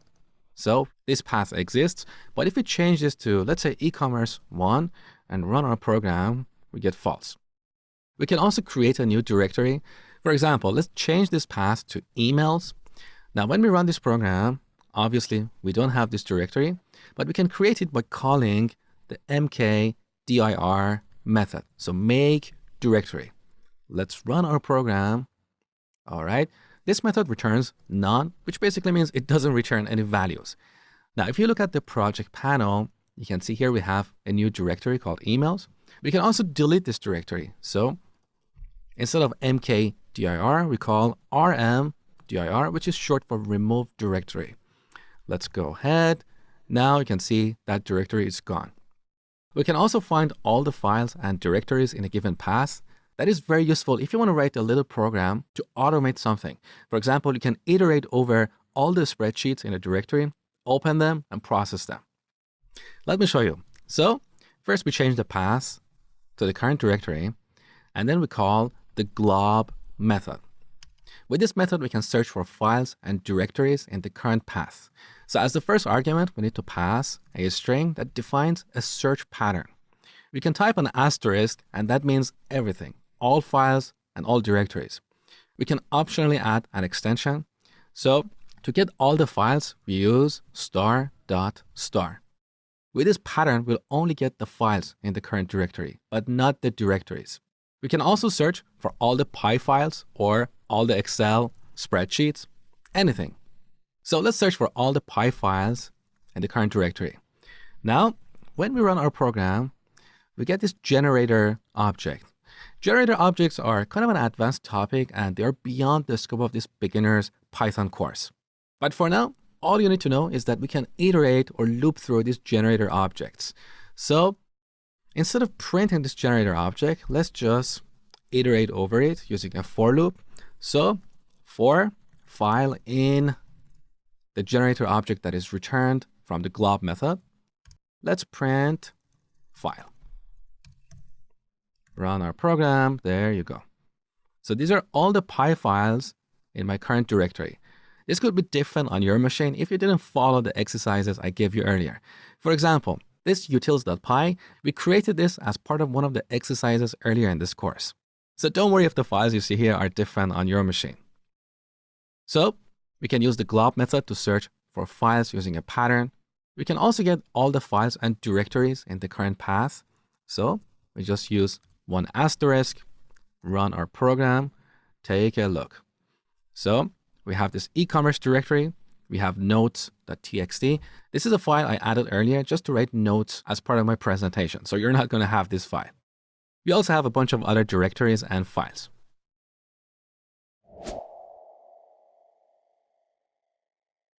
Even though Python's standard library is very comprehensive and has so many modules for common tasks, it's not complete by any means. That's why we have this directory called Python Package Index or PyPI. And in this directory, you can find thousands of packages for doing awesome things. These are the packages that people like you and I have built as part of their projects, and then they published it in this directory for other people to use. So that's why we have a fantastic community in Python. There are so many Python developers out there, and there's so many packages right in front of us to reuse in our programs. Let's say you want to send text messages in your programs. You don't have to build this functionality from scratch. You can simply come to pypi.org and search for SMS.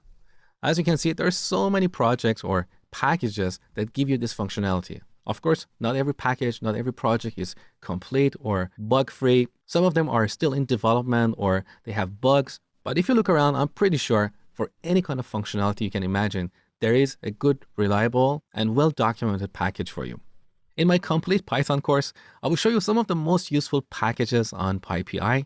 For example, you will learn how to access the information on Yelp.com in your programs. So you can write a program and search for businesses registered on Yelp.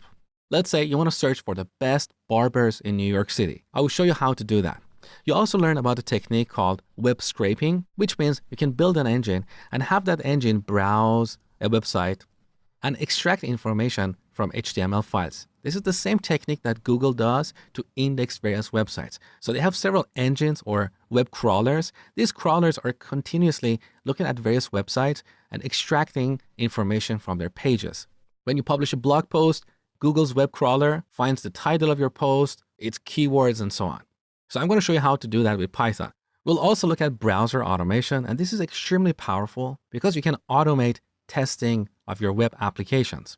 So you might get a job as a test engineer, and your daily job is to browse a website, click here and there, fill out this form, that form, and ensure that the website is functioning properly. You can automate all of that with a powerful Python package called Selenium, as I have shown in my complete Python course. Now, in this tutorial, I'm going to show you how to install packages from pypi.org. So here on pypi.org, let's search for OpenPyXL. This is a package that we use for working with Excel spreadsheets. So let's search for this package. There you go. So currently it's at version 2.5. On the top, you can see this instruction, pip install OpenPyXL. This is the command that we need to type into a terminal window to install this package into our program. So back to PyCharm. Here on the status bar, we can open up a terminal window for executing various commands. So let's open it. Now, if you're on Windows, you're probably going to see something different instead of this $sign. Don't worry about that. Just execute this command I'm going to show you. So pip install open .py-excel. Make sure to spell everything properly. So pip is the tool that comes with Python installation, and we use it to install or uninstall packages registered on pypi.org. So here we're using pip to install this package, openpyxl. Enter. Let's go ahead with that. It's going to take a few seconds. Okay, done. Now we can import this package and its modules just like the built-in modules in Python or the modules that we have in our project. Now, if you're curious where this package is stored on disk, let me show you. So open up the project panel and then expand external libraries. Next, expand Python 3 and then expand site packages. This is where all these packages that we install with pip are stored. So here we have openpyxl. You can open this. In this folder, we have another folder called cell. Now, look what we have here. We have this init py. Earlier, I told you that whenever we add this file to a folder, Python treats that folder as a package. So cell is a package, and in this package, we have these modules: cell, interface, read-only, and text. So as you can see, this package, openpyxl, has several sub-packages like cell, chart, chart sheet, and so on. And in each package, we have several modules. In the next tutorial, I will show you how to work with Excel files. So we have covered all the core concepts in Python. I hope you learned a lot. Please support my hard work by liking this video and sharing it with others. And be sure to subscribe to my channel for more tutorials like this. Next, we're going to work on our first Python project that involves automation. You're going to write a Python program that can process thousands of spreadsheets in under a second. Are you excited? Let's get started. In this tutorial, I'm going to show you something really awesome you can do with Python. You're going to learn how to process spreadsheets. And this is extremely valuable in situations where you have hundreds or thousands of spreadsheets that need to be updated. If you want to do this by hand, it may take hours, days, weeks, or even months. You can simply build a Python program in less than half an hour and have that Python program automatically process thousands of spreadsheets in under 1 second. So here we're going to work on this Excel spreadsheet. You can download this below this video. In this spreadsheet, we have 3 columns: transaction ID, product ID, and price. Now, don't worry about the 4th column yet. So in this spreadsheet, we record all kinds of transactions, but let's say due to an error, it could be a human error or a system error, the price that we have here is wrong. Let's say we need to decrease this by 10%. If you want to do this manually, we'll have to come back here and add a formula. So we type out equal sign. Let's say we want to recalculate the value of this cell, that is C2. So we'll have to get that and then multiply it by 0.9. So that is like the 90% of the original price. We are reducing the price by 10%. Now when we hit enter, you can see the updated price. Next, we'll have to come back here, select the cell, and then apply the same formula to all the other rows. Now, what if we have thousands of rows here? We'll have to scroll up and down. This is going to be very tedious. So we're going to write a Python program that will do this for us. It's going to automate this process. And not only that, it will also add this beautiful chart right here. Once again, if you want to open up hundreds or thousands of spreadsheets and add a chart to each one, this is going to take at least a week or 2. Our Python program is going to do all of this in a matter of seconds. So let's get started. All right, the first thing I want you to do is to download this transactions file and add it to your project. I'll put the link below this video for you to download. So if you're wondering how to put this in this project, you can simply right-click the project. And if you're on Mac, you have this item, Reveal in Finder. If you're on Windows, you should see something like Reveal in Explorer or File Explorer or Windows Explorer. Whatever it's called, when you click this, this opens up the directory on your machine where this project is stored. So you can simply copy and paste the transactions file right here. Now, here on the top, first we need to import the openpyxl package. So import openpyxl. We can give it an alias to make our code shorter. So as Excel. This is not required, but it just makes our code a little bit cleaner. Let me show you. So now instead of typing openpyxl dot, we type xl dot. Okay, so that's an alias for this package. Now in this package, we have a function for loading an Excel workbook. So let's call load workbook, and as the argument we pass transactions.xlsx. So this will load our Excel workbook and return a workbook object. Okay. Now, if you open this workbook, you can see you have only one sheet, and that is called sheet 1. So to access that, we use square brackets and specify the name of the sheet. That is sheet 1. Make sure to spell this with a capital S because this is case sensitive. If you don't spell it properly, you're going to get an error. So this returns our first sheet. Now in this sheet, we have various cells. So next you need to learn how to access a particular cell. And that is very easy. Back to PyCharm. With this sheet object, we can use square brackets and give the coordinate of a cell. The coordinate is the combination of the column and the row. For example, this cell, its coordinate is A1. So back to PyCharm, here we can type A1 and this returns our first cell. There is also another approach to get a cell. Instead of using square brackets with a string, we can use the cell method of the sheet object. So sheet.cell, we pass the row and the column. So row 1 and column 1. This returns the exact same cell. Now let's print the value of this cell. So cell.value and run our program. So the value is transaction ID. Beautiful. So now we need to iterate over all these rows. And for each row, we need to get the value in the third column. That is the price. We'll get that and then multiply it by 0.9. So first we need to know how many rows we have in this spreadsheet. We can get that from the sheet object. So sheet has an attribute called max_row. Let's print this. So in this sheet, we have 4 rows and you can verify that here. So we have a total of 4 rows. So we need to add a for loop that would generate the numbers 1 to 4. So let's delete this print statement and add a for loop for row in. We're going to use the range function to generate a range of numbers starting from 1 all the way to sheet.max_row plus 1. The reason we're adding 1 to this is because, as I told you before, this range function would generate numbers starting from this value all the way to this value, but it will not include the second value. So currently max row returns 4. If we use range of 1 to 4, this will generate the numbers 1, 2, and 3, but not 4. So to include 4, we need to add 1 to it. Let's go back here. So we type sheet.max_row plus 1. Now before going any further, let's just print row and make sure our program is working up to this point. So let's run this. We get the numbers 1 to 4. Beautiful. So now we can easily get the cells in the third column. However, we don't really want this first cell, that's the heading. So technically we want to ignore the first row. Back here, we want to change our range function and start from 2. Okay. Now we're going to use sheet.cell to get access to the cell at this row. And the column should be 3. We get a cell object.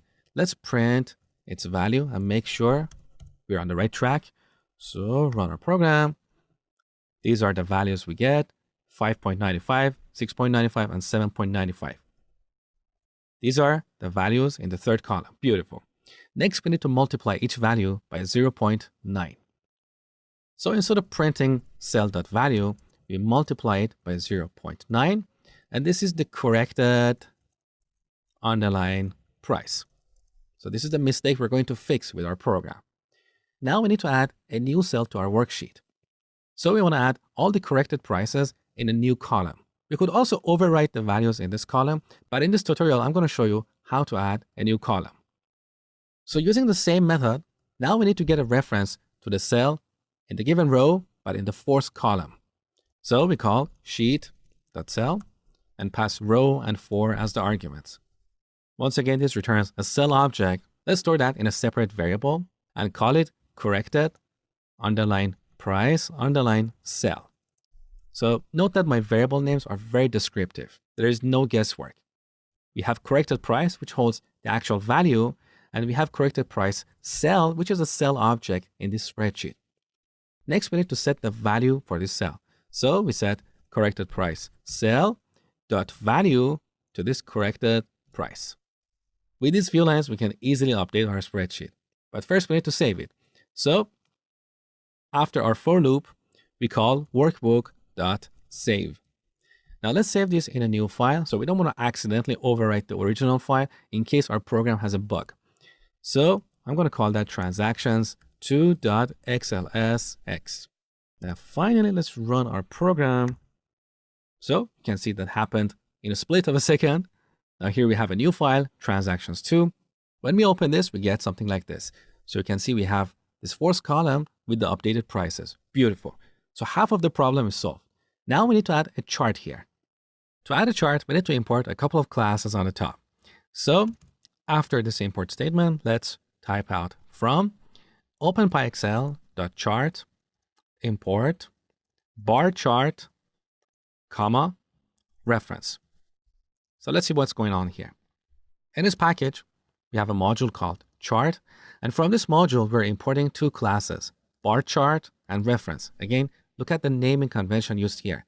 The first letter of every word is capitalized. Also, it's better to add a line break after our import statements to make our code cleaner. So before we save our workbook, we need to add a chart to the current sheet. First, we need to select a range of values. For this exercise, I'm going to select the values in the fourth column. So all the values in rows 2 to 4. These are the values I'm going to use in our chart. Now, in this particular example, it doesn't really make sense to add a chart per transaction, but that doesn't really matter. We just want a bunch of numbers to create a chart. So after our for loop, we're going to use the reference class to select a range of values. Now, the first argument in the constructor is the sheet. So we pass our sheet here. Then we add 4 keyword arguments. The first one is min underline row. We set this to 2. The second one is max underline row. We set this to the maximum row in this sheet. That is sheet.max underline row. So we want to select the cells in row 2 to 4. Okay. Now to make this code a little bit cleaner, I'm going to put this on a new line so you can see clearly. Now this is going to select all the cells in all the columns in these rows. That's not what we want. We only want the values in the fourth column. So back here, we need to set a couple more keyword arguments. Min underline col or column, we set that to 4. And also max underline col, we set that to 4 as well. So we're limiting the range of cells we're selecting to the fourth column. Okay. Now we're creating an instance of the reference class. Let's store the result in a variable called values. So this values object will have all these values in the fourth column. Now we're ready to create a chart. So we create an instance of the bar chart class and store it in this object. Next, we call chart.add underline data and pass our values. That is pretty straightforward. Finally, we need to add this chart to our sheet. So we call sheet.add underline chart and pass this chart object. We should also specify where we want to add this chart. Let's say we want to add it here on row 2 after the fourth column. So the coordinate of this cell is E2, and this is going to be the top left corner of our chart. So as the coordinate, I'm going to pass E2. That's all we had to do. Done. Let's run our program one more time. Beautiful. Let's open up the updated workbook. And here's the end result. So right after the fourth column, we have this beautiful chart. Now we could take this to the next level. We could add a legend here. We could change the color of these bars. We could even use a different kind of chart. It doesn't have to be a bar chart. So to learn more about this, you can read the documentation for OpenPyXL. So our program is complete, but our code is dirty. It's not clean. It's not organized. We don't have any functions here. We have written all the code in app.py. So let's go ahead and organize this code like a professional software developer. So on line 4, we're loading our workbook. Then we're getting a reference to the first sheet, but we don't really need these 2 lines here. This was purely for demonstration to show you how you can access a cell. So let's delete these unnecessary lines. This is a very important practice. As you're coding, always look at your code, always review it. See if you have some code that is not used. Always delete those. Okay, next we're iterating over all the rows, fixing the prices, and then we select these values to add a chart, and finally we save the workbook. Now, if we were going to use this to automate the process of updating thousands of spreadsheets, this program wouldn't work because it's only relying on this file. So we want to reorganize this code and move it inside of a function. This function should take the name of the file as an input. So let's define a function. Let's call it process underline workbook. It gets a file name. Now we move all the code inside of this function. So let's select everything and then press tab. Beautiful. Now back to our function. Instead of loading this transactions file, we're going to load this file name. That's better. Also, now that our program is working properly, there is really no need to store the result in a separate file. So here we can simply overwrite the same file. So let's pass file name. That is the end of our function. So now we have this reusable function. We can simply reuse this to process thousands of spreadsheets. Earlier in this Python course, you learned how to find all the files in a directory. So you can get each file in a directory and pass the name of the file to this function. This function will go ahead and update that spreadsheet in just a second or less. So that was just one example of using Python to automate repetitive, boring tasks that waste your time. But automation is not just about processing Excel spreadsheets. There are so many things we can automate. Here's a question for you. What do you want to automate? How do you want to use Python to make your life easier? Use the comment box below and let me know. I love to hear about your ideas. Next, we're going to work on a project that involves machine learning, which is a subset of artificial intelligence. Are you excited? Let's get started. In this section, you're going to learn about machine learning, which is a subset of AI or artificial intelligence. It's one of the trending topics in the world these days, and it's going to have a lot of applications in the future. Here's an example. Imagine I ask you to write a program to scan an image and tell if it's a cat or a dog. If you want to build this program using traditional programming techniques, your program is going to get overly complex. You will have to come up with lots of rules to look for specific curves, edges, and colors in an image to tell if it's a cat or a dog. But if I give you a black and white photo, your rules may not work. They may break. Then you'll have to rewrite them. Or I may give you a picture of a cat or a dog from a different angle that you did not predict before. So solving this problem using traditional programming techniques is going to get overly complex or sometimes impossible. Now, to make the matter worse, what if in the future I ask you to extend this program such that it supports 3 kinds of animals: cats, dogs, and horses? Once again, you'll have to rewrite all those rules. That's not going to work. So machine learning is a technique to solve these kind of problems. And this is how it works. We build a model or an engine and give it lots and lots of data. For example, we give it thousands or tens of thousands of pictures of cats and dogs. Our model will then find and learn patterns in the input data, so we can give it a new picture of a cat that it hasn't seen before and ask it, is it a cat or a dog or a horse? And it will tell us with a certain level of accuracy. The more input data we give it, the more accurate our model is going to be. So that was a very basic example. But machine learning has other applications in self-driving cars, robotics, language processing, vision processing, forecasting things like stock market trends and the weather, games, and so on. So that's the basic idea about machine learning. Next, we'll look at machine learning in action.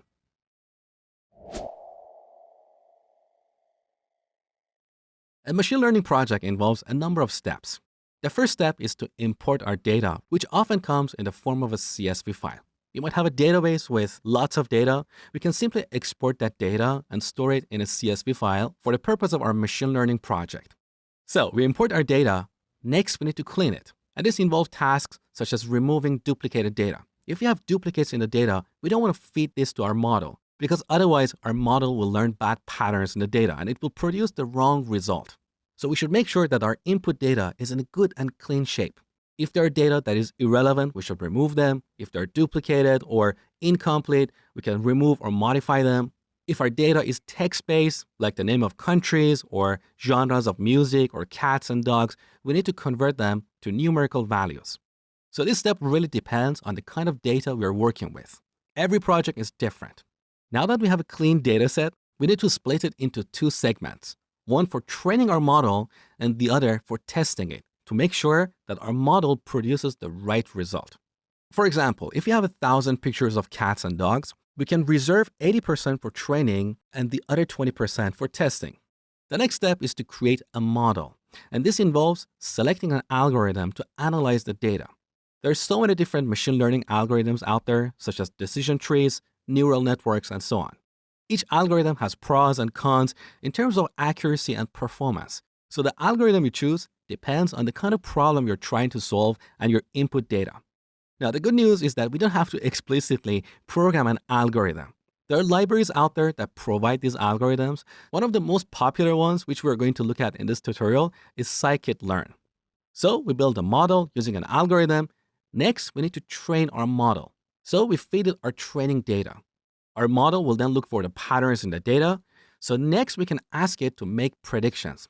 Back to our example of cats and dogs, we can ask our model, is this a cat or a dog? And our model will make a prediction. Now, the prediction is not always accurate. In fact, when you start out, it's very likely that your predictions are inaccurate. So we need to evaluate the predictions and measure their accuracy. Then we need to get back to our model and either select a different algorithm that is going to produce a more accurate result for the kind of problem we're trying to solve, or fine-tune the parameters of our model. So each algorithm has parameters that we can modify to optimize the accuracy. So these are the high-level steps that you follow in a machine learning project. Next, we'll look at the libraries and tools for machine learning.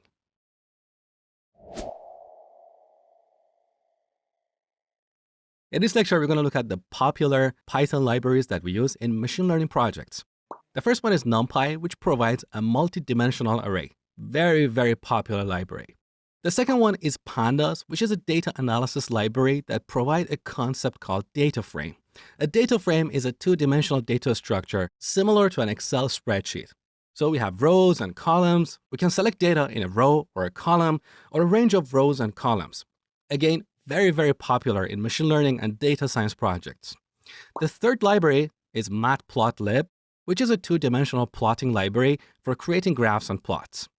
The next library is scikit-learn, which is one of the most popular machine learning libraries that provides all these common algorithms like decision trees, neural networks, and so on. Now, when working with machine learning projects, we use an environment called Jupyter for writing our code. Technically, we can still use VS Code or any other code editors, but these editors are not ideal for machine learning projects because we frequently need to inspect the data, and that is really hard in environments like VS Code and Terminal.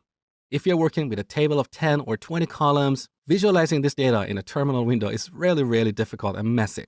So that's why we use Jupyter. It makes it really easy to inspect our data.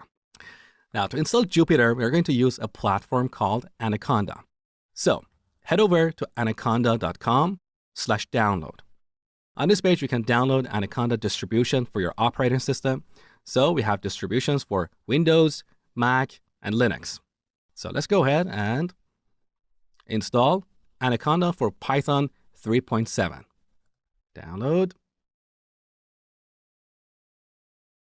All right, so here's Anaconda downloaded on my machine. Let's double click this. All right, first it's going to run a program to determine if the software can be installed. So let's continue. And once again, continue, continue. Pretty easy. Continue one more time. I agree with the license agreement. Okay. You can use the default installation location, so don't worry about that. Just click install. Give it a few seconds. Now, the beautiful thing about Anaconda is that it will install Jupyter, as well as all those popular data science libraries like NumPy, Pandas, and so on. So we don't have to manually install this using pip. All right, now as part of the next step, Anaconda is suggesting to install Microsoft VS Code. We already have this on our machine, so we don't have to install it. We can go with continue and close the installation. Now, finally, we can move this to trash because we don't need this installer in the future. All right, now open up a terminal window and type Jupyter with a Y space notebook. This will start the notebook server on your machine. So enter. There you go. This will start the notebook server on your machine. You can see these default messages here. Don't worry about them. Now it automatically opens a browser window pointing to localhost port 8888. This is what we call Jupyter dashboard. On this dashboard, we have a few tabs. The first tab is the Files tab, and by default, this points to your home directory. So every user on your machine has a home directory. This is my home directory on Mac. You can see here we have a desktop folder as well as documents, downloads, and so on. On your machine, you're going to see different folders. So somewhere on your machine, you need to create a Jupyter notebook. I'm going to go to desktop. Here's my desktop. I don't have anything here. And then click new. I want to create a notebook for Python 3. In this notebook, we can write Python code and execute it line by line. We can easily visualize our data, as you will see over the next few videos. So let's go ahead with this. All right, here's our first notebook. You can see by default, it's called Untitled. Let's change that to Hello World. So this is going to be the Hello World of our machine learning project. Let's rename this. Now, if you look at your desktop, you can see this file, helloworld.ipynb. This is a Jupyter notebook. It's kind of similar to our Py files where we write our Python code, but it includes additional data that Jupyter uses to execute our code. So back to our notebook, let's do a print hello world. And then click this run button here. And here's the result printed in Jupyter. So we don't have to navigate back and forth between the terminal window. We can see all the result right here. Next, I'm going to show you how to load a dataset from a CSV file in Jupyter.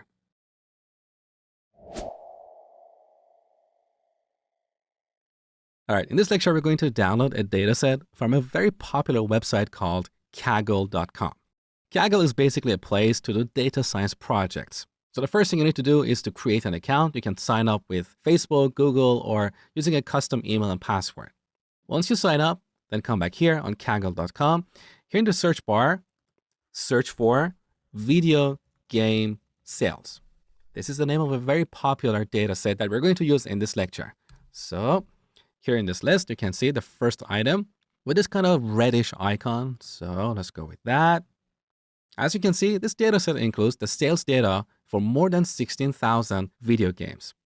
On this page, you can see the description of various columns in this data set. We have rank, name, platform, year, and so on. So here's our data source. It's a CSV file called vgsales.csv. As you can see, there are over 16,000 rows and 11 columns in this data set. Right below that, you can see the first few records of this data set. So here's our first record. The ranking for this game is 1.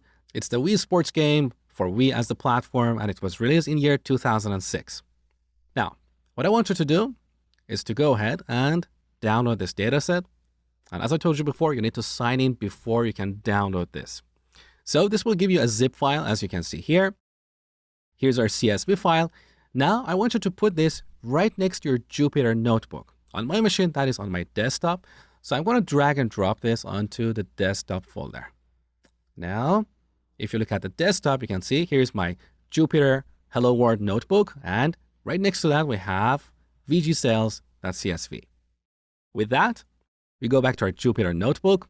Let's remove the first line and instead import pandas as PD. With this, we're importing pandas module and renaming it to PD, so we don't have to type pandas dot several times in this code. Now let's type PD dot read underline CSV and pass the name of our CSV file. That is vgsales.csv. Now, because this CSV file is in the current folder right next to our Jupyter notebook, we can easily load it. Otherwise, we'll have to supply the full path to this file. So this returns a data frame object, which is like an Excel spreadsheet. Let me show you. So we store it here, and then we can simply type df to inspect it. So one more time, let's run this program. Here's our data frame with these rows and columns. So we have rank, name, platform, and so on. Now, this data frame object has lots of attributes and methods that we're not going to cover in this tutorial. That's really beyond the scope of what we're going to do. So I leave it up to you to read Pandas documentation or follow other tutorials to learn about Pandas data frames. But in this lecture, I'm going to show you some of the most useful methods and attributes. The first one is shape. So shape, let's run this one more time. So here's the shape of this data set. We have over 16,000 records and 11 columns. Technically, this is a two-dimensional array of 16,011. Okay? Now, you can see here we have another segment for writing code. So we don't have to write all the code in the first segment. So here in the second segment, we can call one of the methods of the data frame, that is df.describe. Now, when we run this program, we can see the output for each segment right next to it. So here's our first segment. Here we have these 3 lines, and this is the output of the last line. Below that, we have our second segment. Here we're calling the describe method, and right below that, we have the output of this segment. So this is the beauty of Jupyter. We can easily visualize our data. Doing this with VS Code and terminal windows is really tedious and clunky. So what is this describe method returning? Basically, it's returning some basic information about each column in this data set. So as you saw earlier, we have columns like rank, year, and so on. These are the columns with numerical values. Now, for each column, we have the count, which is the number of records in that column. You can see our rank column has 16,598 records, whereas the year column has 16,327 records. So this shows that some of our records don't have the value for the year column. We have null values. So in a real data science or machine learning project, we'll have to use some techniques to clean up our data set. One option is to remove the records that don't have a value for the year column, or we can assign them a default value. That really depends on the project. Now, another attribute for each column is mean. So this is the average of all the values. Now, in the case of the rank column, this value doesn't really matter, but look at the year. So the average year for all these video games in our data set is 2006, and this might be important in the problem we're trying to solve. We also have standard deviation, which is a measure to quantify the amount of variation in our set of values. Below that, we have min. As an example, the minimum value for the year column is 1980. So quite often when we work with a new data set, we call the describe method to get some basic statistics about our data. Let me show you another useful attribute. So in the next segment, let's type df.values. Let's run this. As you can see, this returns a 2-dimensional array. This square bracket indicates the outer array, and the second one represents the inner array. So the first element in our outer array is an array itself. These are the values in this array, which basically represent the first row in our data set. So the video game with ranking 1, which is called Wii Sports. So this was a basic overview of Pandas data frames. In the next lecture, I'm going to show you some of the useful shortcuts of Jupyter.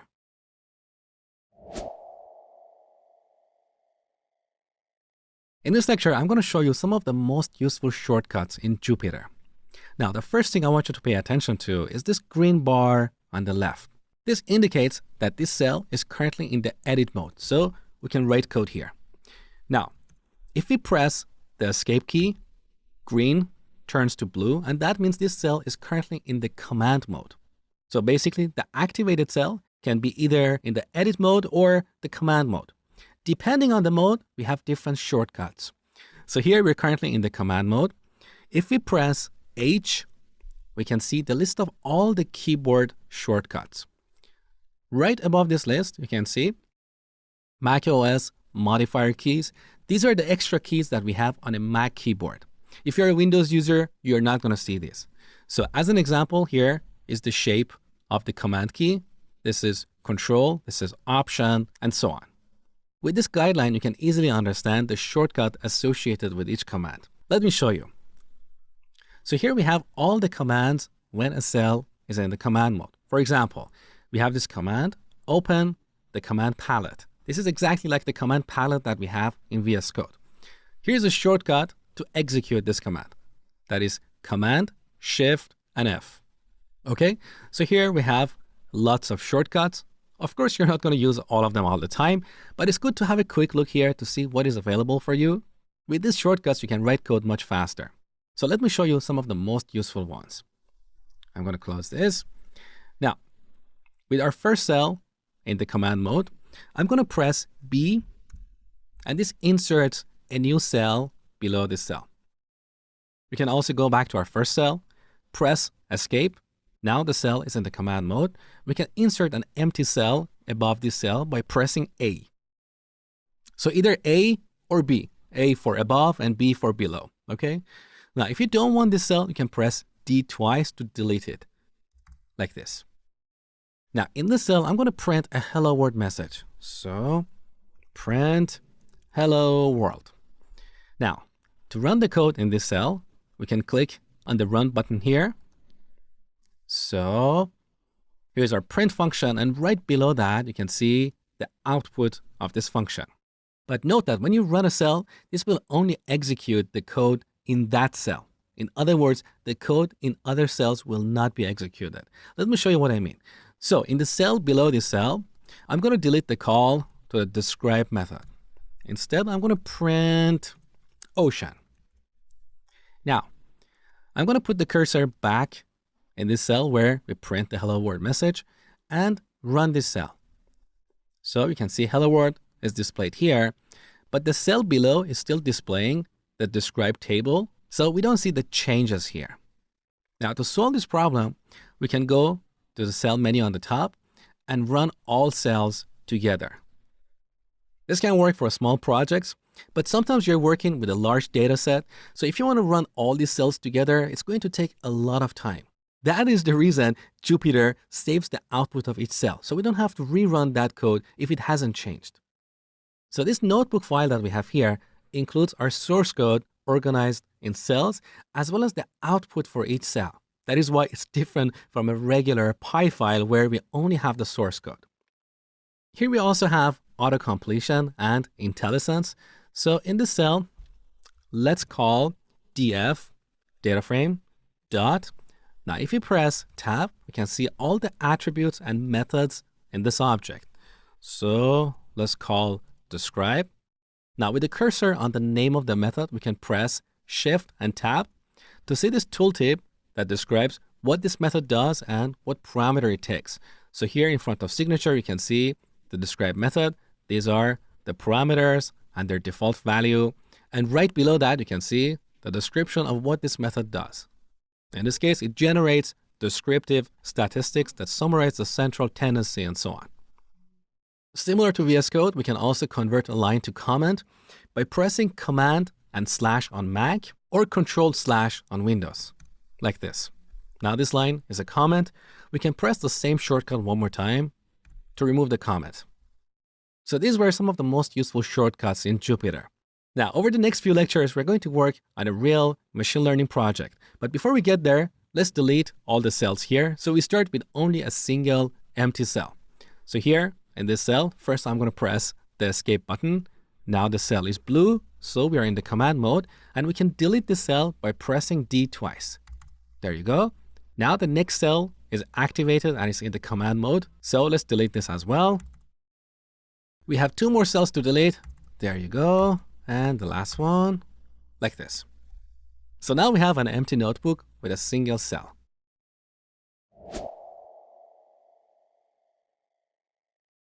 Over the next few lectures, we're going to work on a real machine learning project. Imagine we have an online music store. When our users sign up, we ask their age and gender, and based on their profile, we recommend various music albums they're likely to buy. So in this project, we want to use machine learning to increase sales. So we want to build a model. We feed this model with some sample data based on the existing users. Our model will learn the patterns in our data, so we can ask it to make predictions. When a new user signs up, we tell our model, hey, we have a new user with this profile. What is the kind of music that this user is interested in? Our model will say jazz or hip hop or whatever. And based on that, we can make suggestions to the user. So this is the problem we're going to solve. Now back to the list of steps in a machine learning project. First, we need to import our data. Then we should prepare or clean it. Next, we select a machine learning algorithm to build a model. We train our model and ask it to make predictions. And finally, we evaluate our algorithm to see its accuracy. If it's not accurate, we either fine-tune our model or select a different algorithm. So let's focus on the first step. Head over to bit.ly/music-csv. This is a very basic CSV that I've created for this project. It's just some random made-up data. It's not real. So we have a table with 3 columns: age, gender, and genre. Gender can either be 1, which represents a male, or 0, which represents a female. Here I'm making a few assumptions. I'm assuming that men between 20 and 25 like hip hop, men between 26 and 30 like jazz, and after the age of 30, they like classical music. For women, I'm assuming that if they're between 20 and 25, they like dance music. If they're between 26 and 30, they like acoustic music. And just like men, after the age of 30, they like classical music. Once again, this is a made-up pattern. It's not the representation of the reality. So let's go ahead and download this CSV. Click on this ... icon here and download this file. In my downloads folder, here we have this music.csv. I'm going to drag and drop this onto desktop because that's where I've stored this Hello World notebook. So I want you to put the CSV file right next to your Jupyter notebook. Now, back to our notebook, we need to read the CSV file. So just like before, first we need to import the pandas module. So import pandas as PD. And then we'll call pd.read_CSV. And the name of our file is music.csv. As you saw earlier, this returns a data frame, which is a two-dimensional array similar to an Excel spreadsheet. So let's call that music_data. Now let's inspect this music_data to make sure we loaded everything properly. So run. So here's our data frame. Beautiful. Next, we need to prepare or clean the data. And that's the topic for the next lecture.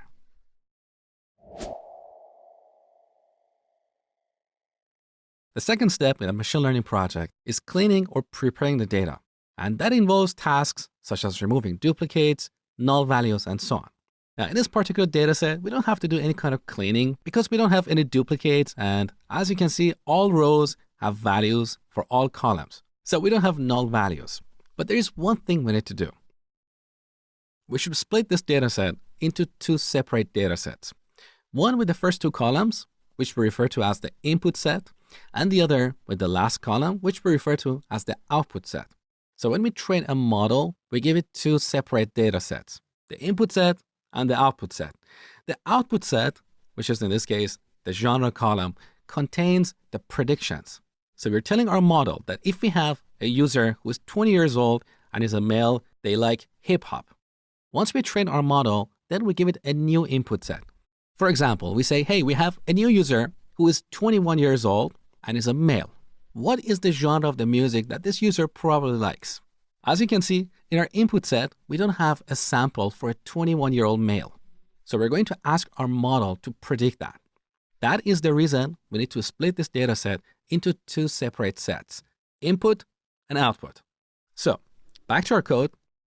This data frame object has a method called drop. Now, if you put the cursor on the method name and press Shift and Tab, you can see this tooltip. So this is the signature of this drop method. These are the parameters that we can pass here. The parameter we're going to use in this lecture is columns, which is set to none by default. With this parameter, we can specify the columns we want to drop. So in this case, we set columns to an array with one string, genre. Now, this method doesn't actually modify the original data set. In fact, it will create a new data set, but without this column. So by convention, we use a capital X to represent that data set. So capital X equals this expression. Now, let's inspect X. So as you can see, our input set, or X, includes these two columns, age and gender. It doesn't have the output or predictions. Next, we need to create our output set. So once again, we start with our data frame, music data. Using square brackets, we can get all the values in a given column. In this case, genre. Once again, this returns a new data set. By convention, we use a lowercase y to represent that. So that is our output data set. Let's inspect that as well. So in this data set, we only have the predictions or the answers. So we have prepared our data. Next, we need to create a model using an algorithm.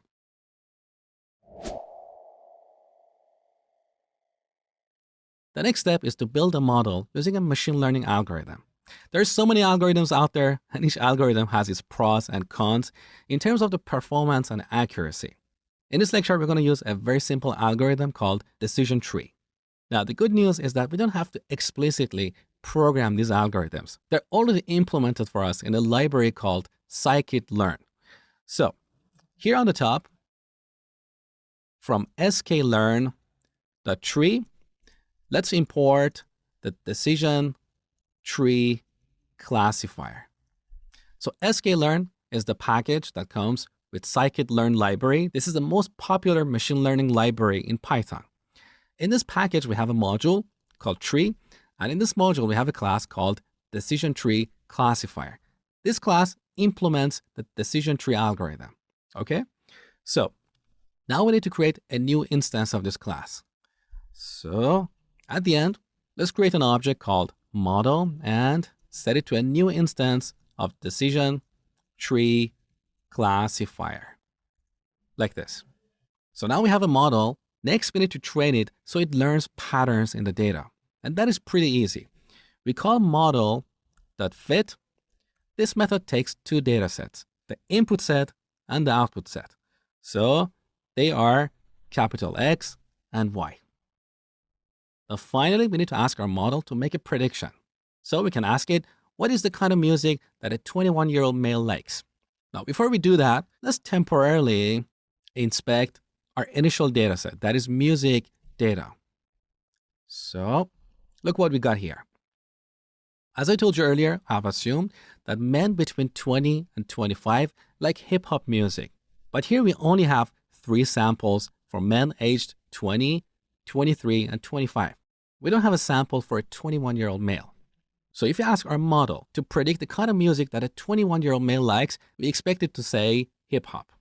Similarly, I've assumed that women between 20 and 25 like dance music, but we don't have a sample for a 22-year-old female. So once again, if you ask our model to predict the kind of music that a 22-year-old woman likes, we expect it to say dance. So with these assumptions, let's go ahead and ask our model to make predictions. So let's remove the last line. And instead, we're going to call model.predict. This method takes a 2-dimensional array.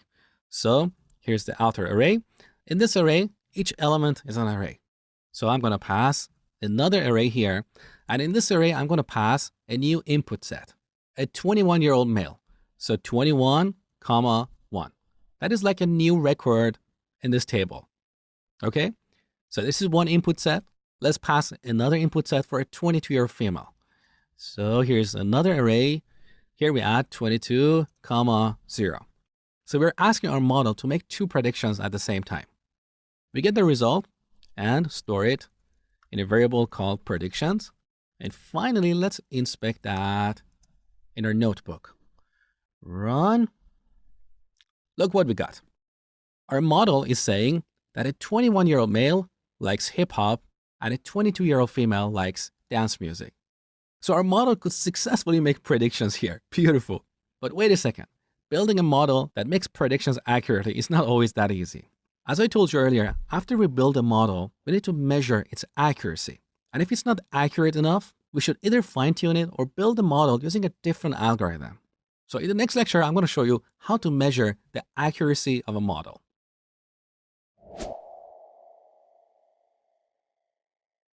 In this lecture, I'm going to show you how to measure the accuracy of your models.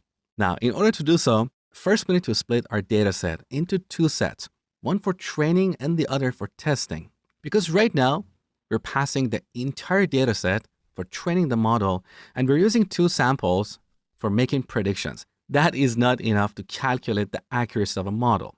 A general rule of thumb is to allocate 70 to 80% of our data for training and the other 20 to 30% for testing. Then instead of passing only 2 samples for making predictions, we can pass the data set we have for testing, we'll get the predictions, and then we can compare these predictions with the actual values in the test set. Based on that, we can calculate the accuracy. That's really easy. All we have to do is to import a couple of functions and call them in this code. Let me show you. So first on the top, from sklearn.model_selection module, we import a function called train test split. With this function, we can easily split our dataset into 2 sets for training and testing. Now, right here, after we define X and Y sets, we call this function. So train, test, split. We give it 3 arguments, X, Y, and a keyword argument that specifies the size of our test dataset. So test underline size, we set it to 0.2. So we are allocating 20% of our data for testing. Now, this function returns a tuple, so we can unpack it into 4 variables right here. X underline train, X underline test, Y underline train, and Y underline test. So the first 2 variables are the input sets for training and testing, and the other are the output sets for training and testing. Now, when training our model, instead of passing the entire dataset, we want to pass only the training dataset. So X underline train and Y underline train. Also, when making predictions, instead of passing these 2 samples, we pass X underline test. So that is the dataset that contains input values for testing. Now we get the predictions. To calculate the accuracy, we simply have to compare these predictions with the actual values we have in our output set for testing. That is very easy. First, on the top, we need to import a function.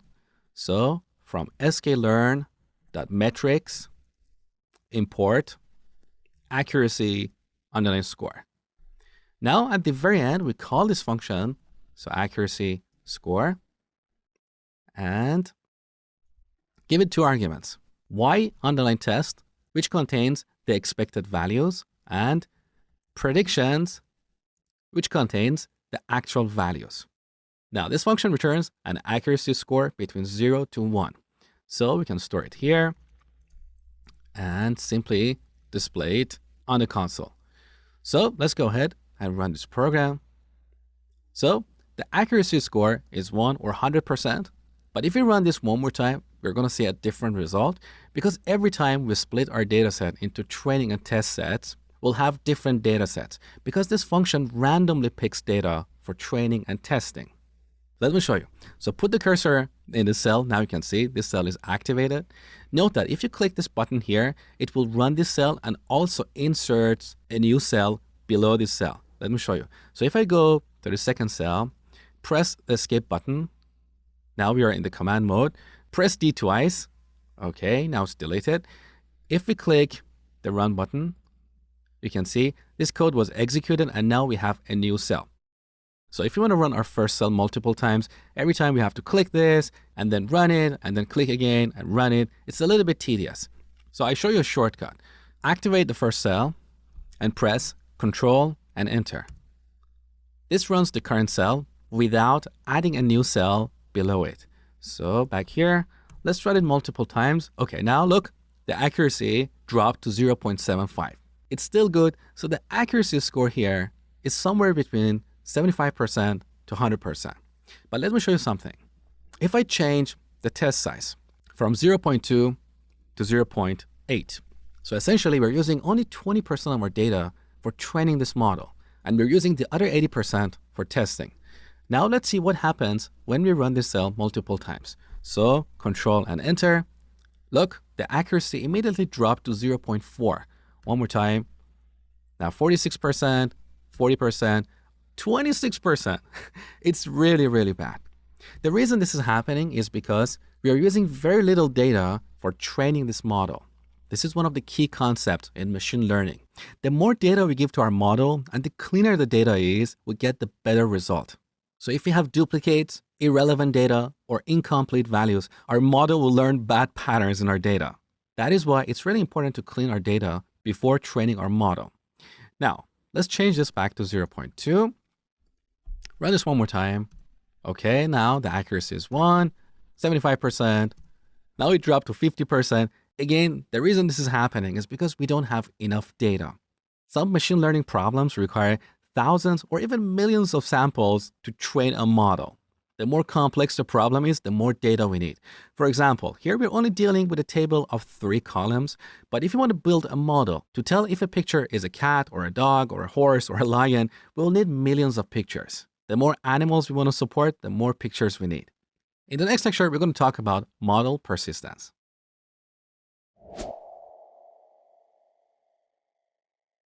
So this is a very basic implementation of building and training a model to make predictions. Now, to simplify things, I have removed all the code that we wrote in the last lecture for calculating the accuracy, because in this lecture, we're going to focus on a different topic. So basically, we import our data set, create a model, train it, and then ask it to make predictions. Now, this piece of code that you see here is not what we want to run every time we have a new user or every time we want to make recommendations to an existing user, because training a model can sometimes be really time consuming. In this example, we're dealing with a very small data set that has only 20 records. But in real applications, we might have a data set with thousands or millions of samples. Training a model for that might take seconds, minutes, or even hours. So that is why model persistence is important. Once in a while, we build and train our model, and then we'll save it to a file. Now, next time we want to make predictions, we simply load the model from the file and ask it to make predictions. That model is already trained. We don't need to retrain it. It's like an intelligent person. So let me show you how to do this. It's very, very easy. On the top, from sklearn.externals module, we import joblib. This joblib object has methods for saving and loading models.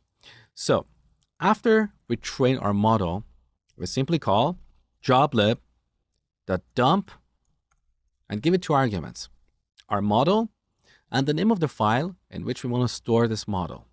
Let's call that music-recommender.joblib. That's all we have to do. Now, temporarily, I'm going to comment out this line. We don't want to make any predictions. We just want to store our trained model in a file. So let's run this cell with control and slash. Okay, look, in the output, we have an array that contains the name of our model file. So this is the return value of the dump method. Now back to our desktop, right next to my notebook, you can see our joblib file. This is where our model is stored. It's simply a binary file. Now back to our Jupyter notebook. As I told you before, in a real application, we don't want to train a model every time. So let's comment out these few lines. So I've selected these few lines. On Mac, we can press Command and slash, and on Windows, Control slash. Okay, these lines are commented out. Now this time, instead of dumping our model, we're going to load it. So we call the load method. We don't have the model. We simply pass the name of our model file. This returns our trained model. Now, with these two lines, we can simply make predictions. So earlier we assumed that men between 20 and 25 like hip hop music. Let's print predictions and see if our model is behaving correctly or not. So Control and Enter. There you go. So this is how we persist and load models.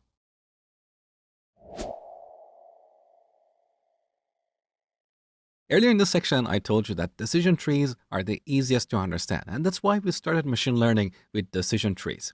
In this section, we're going to export our model in a visual format, so you will see how this model makes predictions. That is really, really cool. Let me show you. So once again, I've simplified this code.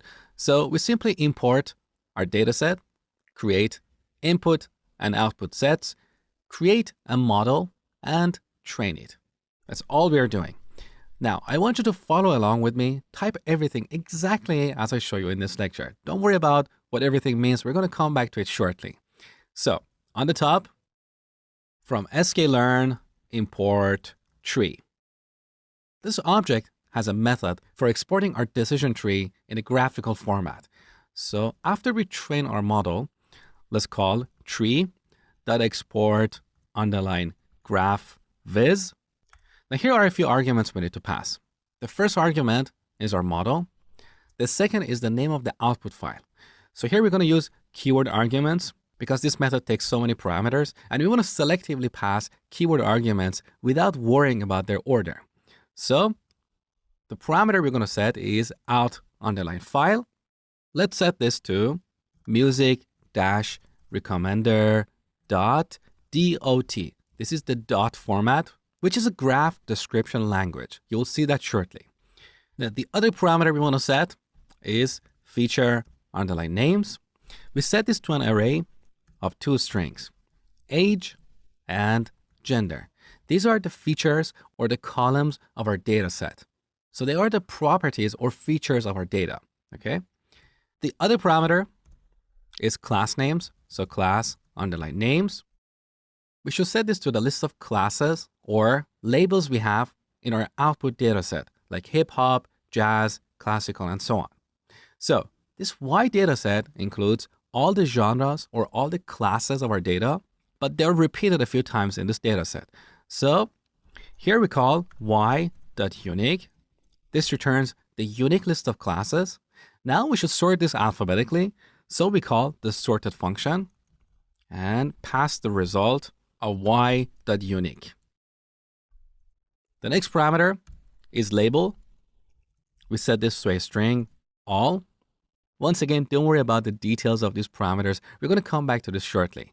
So set label to all, then round it to true, and finally filled to true. So this is the end result. Now let's run this cell using Control and Enter. Okay. Here we have a new file, music recommender dot. That's a little bit funny. So we want to open this file with VS Code. So drag and drop this into a VS Code window.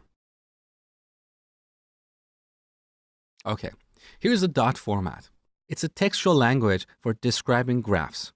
Now to visualize this graph, we need to install an extension in VS Code. So on the left side, click the extensions panel and search for dot. Look at the second extension here, GraphViz or dot language by Stefan VS. Go ahead and install this extension and then reload VS Code. Once you do that, you can visualize this dot file. So let me close this tab. All right. Look at this dot here on the right side. Click this. You should have a new menu. Open preview to the site. So click that. All right. Here's the visualization of our decision tree. Let's close the dot file. There you go. This is exactly how our model makes predictions.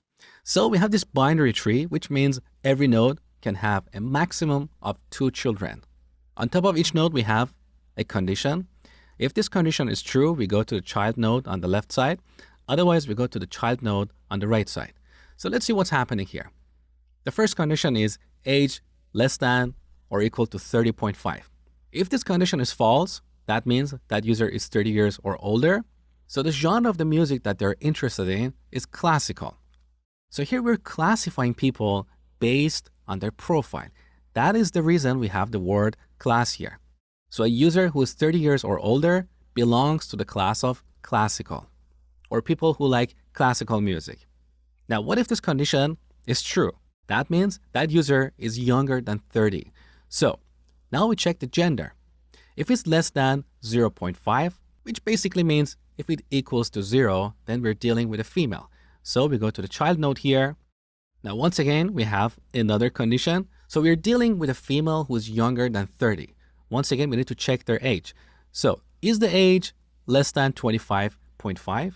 If that's the case, then that user likes dance music. Otherwise, they like acoustic music. So this is the decision tree that our model uses to make predictions.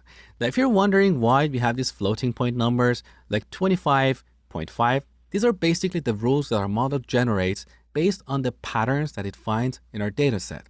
As we give our model more data, these rules will change, so they're not always the same. Also, the more columns or more features we have, our decision tree is going to get more complex. Currently, we have only 2 features, age and gender. Now back to our code, let me quickly explain the meaning of all these parameters. We set filled to true, so each box or each node is filled with a color. We set rounded to true, so they have rounded corners. We set label to all, so every node has labels that we can read. We set class names to the unique list of genres, and that's for displaying the class for each node right here. And we set feature names to age and gender, so we can see the rules in our nodes. So that was a short and sweet introduction to machine learning. Now you can use the materials that you learned in this section and apply them to solve a different set of problems. Now here's a question for you. What ideas do you have for machine learning? What kind of problems do you want to solve with machine learning? Use the comment box below and let me know. I love to hear about your ideas. Next, we're going to use Python and a popular framework called Django to build a web application. Are you ready? Let's get started.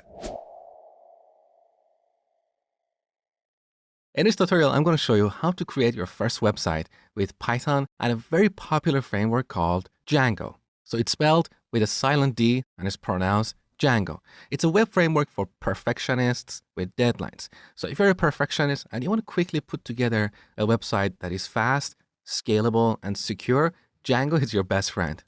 And here are the popular websites built with Django, like Instagram, Spotify, YouTube, Washington Post, and so on.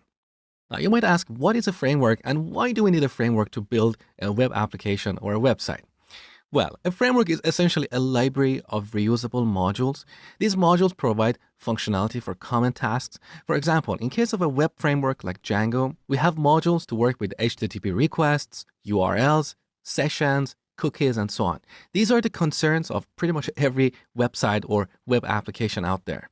So all this functionality is already baked into Django. We don't have to code it from scratch. That is why we use a framework like Django. Now, technically, a framework is more than a library. So apart from providing these modules, it also defines a structure for our application. It tells us what folders and files we should have in our project. So this provides a consistency amongst various Django projects. So as you move from one company to another and work on different projects, you can easily transition from one project to another because all these applications follow the same structure. Now, with that introduction, let's create our first Django project. So back to PyCharm, close the Hello World project and create a new project. Okay, let's call this new project PyShop. Go ahead.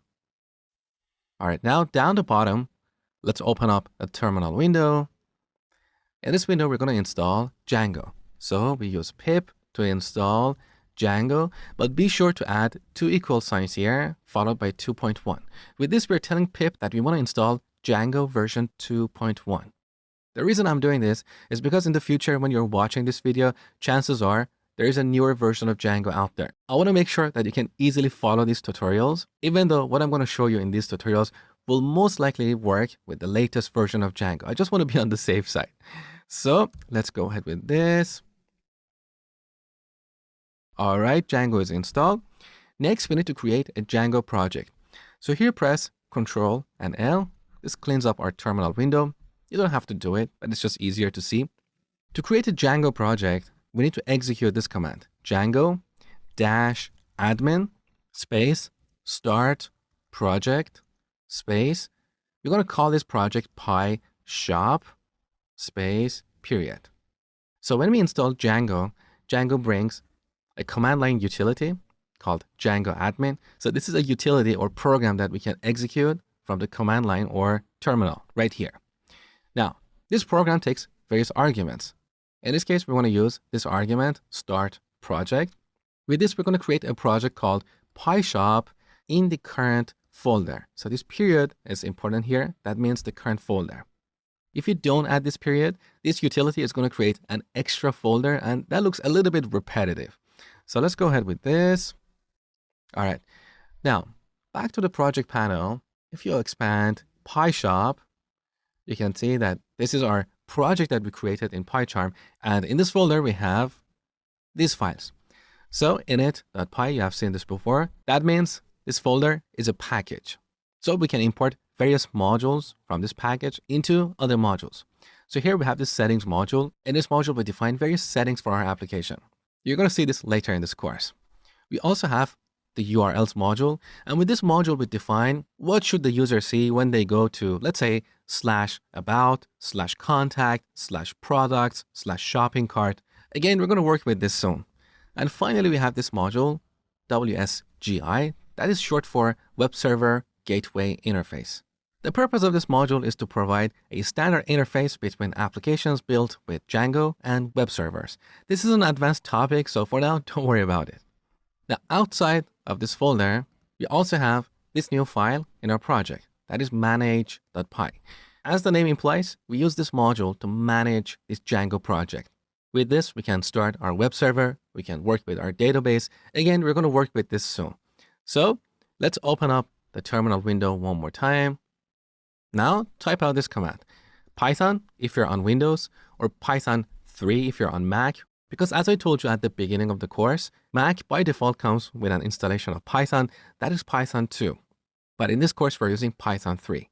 So Python 3 space manage.py space run server.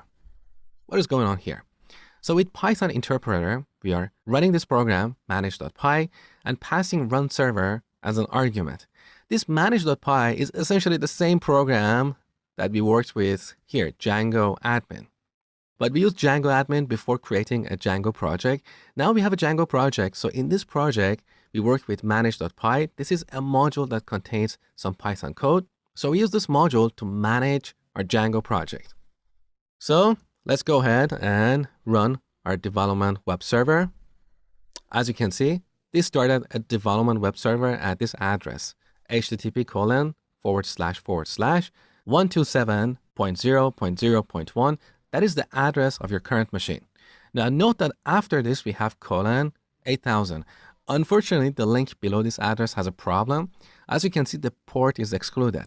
So if we click this, it opens up our web browser and points it to this address. So we don't have the port number. Let's add :8000 at the end. And here's our first Django website.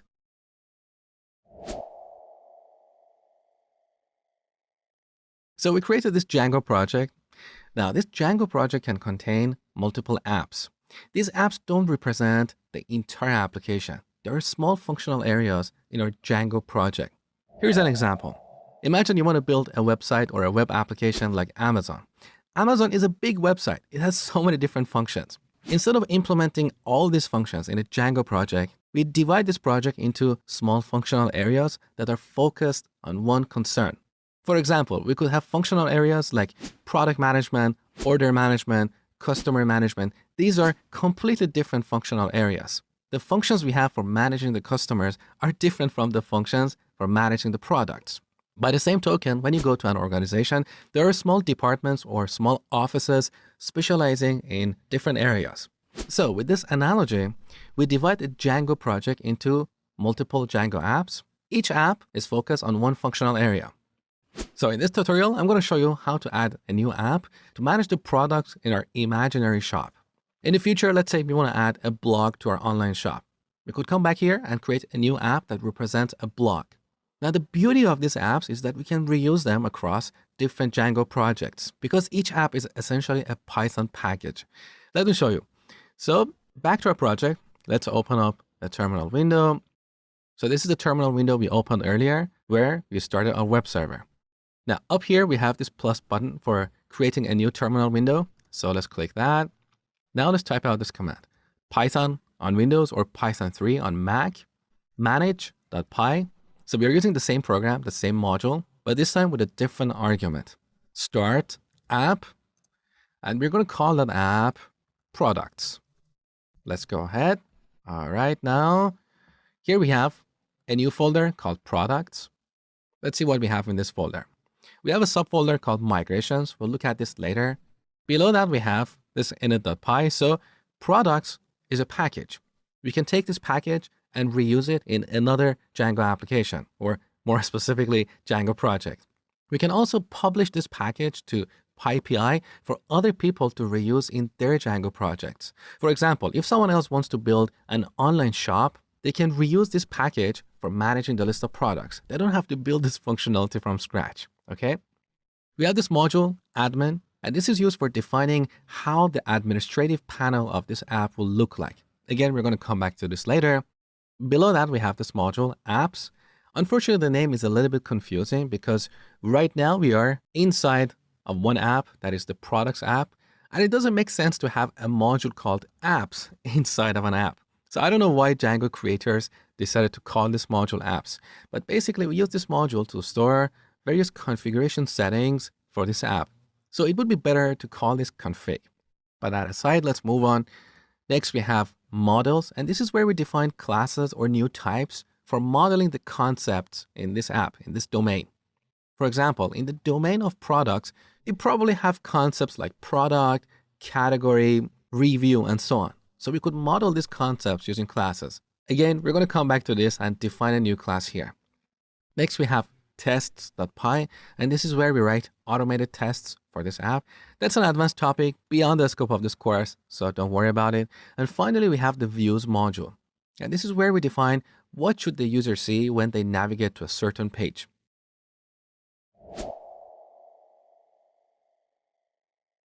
In this tutorial, I'm going to show you how to create your first view or view function in Django.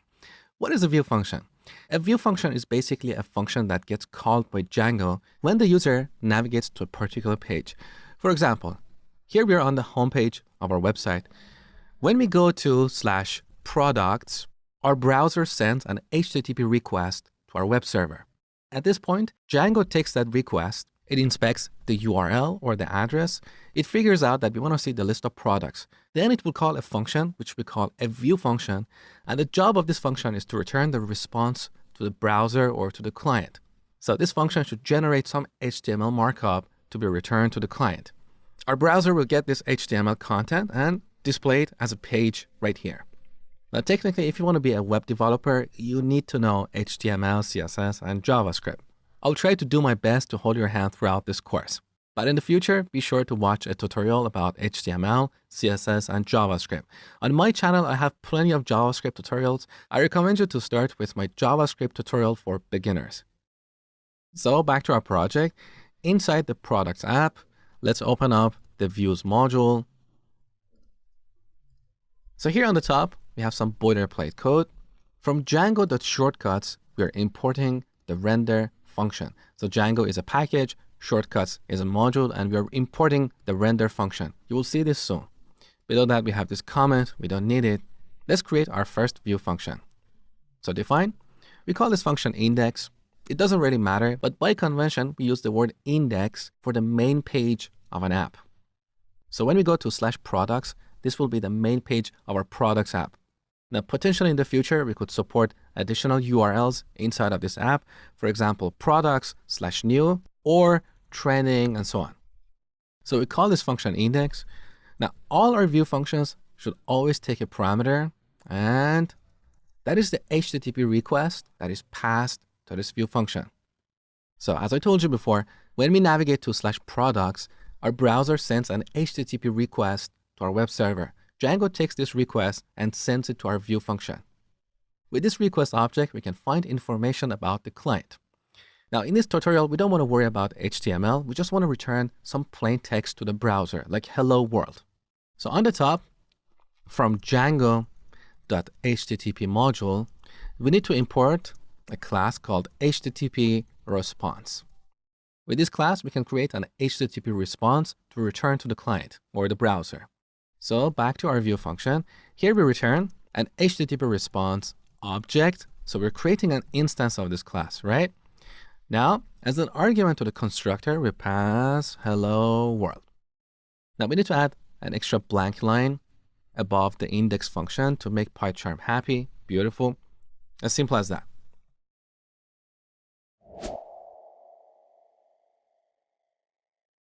So we are done with this view function, but nowhere Django knows that it should call this function when we send a request to /products. So we need to tell Django that, hey, whenever there is a request to /products, call this index function. We need to map this URL to this function. A URL is short for Uniform Resource Locator, and that basically means address. Okay, so let's do the mapping. We're done with this module, close it. Back to our products app, right-click this folder and add a new Python file. Call that URLs. The name is very important here. This is one of the conventions that Django framework defines. So we need to follow this convention to structure our project. Okay, so this adds urls.py inside of the products app. Now in this module, once again, by convention, we should define a variable called URL patterns. Make sure to spell it exactly as you see here. So there is no underscore between these two words, and all characters are in lowercase. So we set this to a list object. In this list, we map various URLs to their view functions. Now to reference a URL, we need to import the path function. So on the top, from Django.urls, let's import the path function. With this function, we can map a URL to a view function. So we call the path function. The first argument is a string that specifies our URL endpoint. Here we pass an empty string that is a string with no characters in it. And this represents the root of this app. Let me show you what I mean. So imagine our app starts at /products. So if the user sends a request to this endpoint, they will be at the root of this app. Potentially here we could have other URLs like /products, /one, /detail, or /products, /new, or trending, or whatever. So all the URLs in this app start with /products. Okay? Now back to the first example. What happens if we take away this /products? We're left with nothing. And that is why we use an empty string here. Now, as the second argument to this function, we need to specify our view function. So we defined that view function inside of the views module. So first we need to import this module into the URLs module. Now, this is how we do this. From period import views. Period means the current folder. So from the current folder, we are importing the views module. So with this syntax, we're telling Django to import the views module that we have in this folder. Now you might ask, Mosh, why didn't we import the views module like this? Import views, because views is actually in the current folder. So why do we have to use the from import syntax? The reason for this is because views is kind of a generic name. So it is possible that our project has a dependency to another library called views.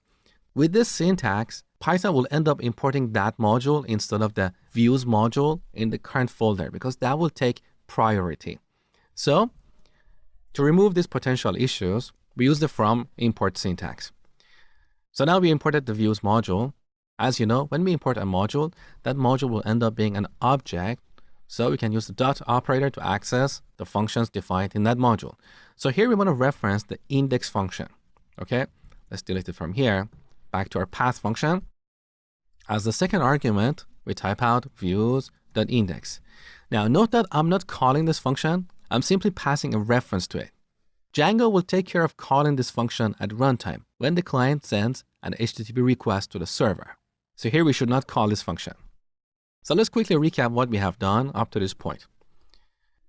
In the views module, we created this view function. And in this view function, we simply return some plain text to the browser or the client. Now, I told you that nowhere Django knows that it should call this function. So that's why we added the URLs module to our app.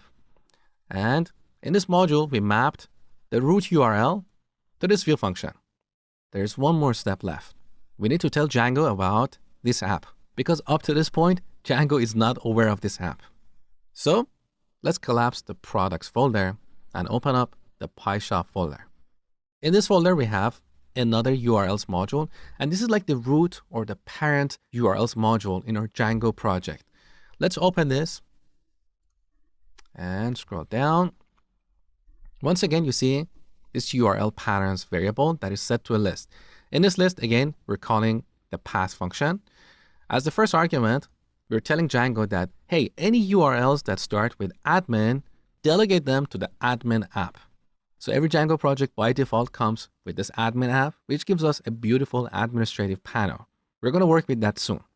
So in this module, we should also tell Django about our products app. So let's add another object to this list. Once again, we call the path function. Now we tell Django that, hey, any paths or any URLs that start with products / delegate them to the products app.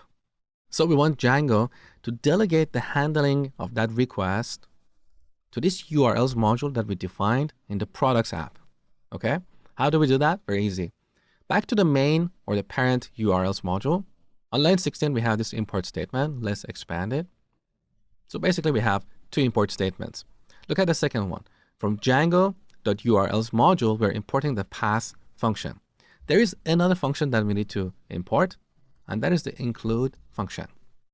Now we're going to use this function on line 21. So as the second argument to the path function, we call include. And here we need to reference the URLs module in the products app. So we type out products.urls. So take a look. In the products app, we have this module, URLs. That is why we type products.urls. But we don't type out .py. Django will automatically take care of that. Now, at this point, you might be a little bit confused or intimidated by all these various steps that you have to follow. They may look foreign to you, but trust me, this becomes second nature as you practice building Django applications. It's actually very easy. It's just the first time that you have to follow these conventions defined in Django framework. Once you understand the concept, it becomes really easy. So basically, because we created a new app, the products app, only once ever we need to write this line of code to tell Django that, hey, any URLs that start with products / send them to the URLs module in the products app. So we write this line of code only once. Anytime in the future, we want to define a new view function. First, we go to the views module, we create a new function, and then we go to the URLs module in that app and define a new URL pattern to map that view function to a URL endpoint. That is really easy. All right, now let's test our application. So back to the browser, let's head over to /products. There you go. You see our hello world message here, beautiful. But if we navigate back to the home page, we get this error, page not found. So our beautiful Django homepage disappeared. And the reason for this is that that homepage is automatically generated and is only displayed when we first create a Django project. As soon as we define a new URL pattern and register it in our project, that homepage disappears. But don't worry, we're going to come back and create a new function for our homepage later in the course. Now here's your exercise. I want you to modify this Django project such that when we navigate to products/new, we'll see a page here with some text like new products. I strongly encourage you to do this exercise because it makes it really easy for you to follow the future tutorials. All right, here in the products app, let's open up the views module. In this module, we define a new view function. So define, let's call that function new. As I told you before, every view function should take this request parameter. Now here we want to return an HTTP response with the text new products. That's it. Now to make PyCharm happy, we add another line break here. So we have 2 line breaks after the index function and also 2 line breaks after the new function. These are the best practices defined in PEP 8 to format our code. So we're done with this view function. Now we need to map it to a URL endpoint. So we go back to the products app and open up the URLs module. Here we need to add another URL pattern.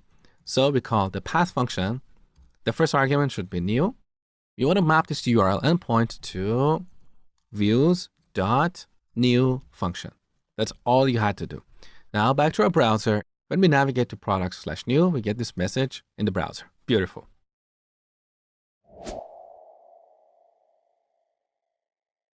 In this tutorial, I'm going to show you how to create a model in a Django project.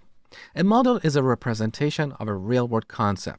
For example, in an online shop, we could have models like order, customer, shopping cart, product, review, and so on. So let's go ahead and create our first model. Here in the products app, open up the models module. In this module, we're going to create a new class called product. So let's delete this comment. We don't really need it. Class product. Now we need to inherit this class from the model class in Django. So in parentheses, we type out models.model. Let's see what's going on here. So on line 1, from Django.db package, we are importing the models module. In this module, we have a class called model, and this class defines all the common characteristics and behavior for models in a Django application.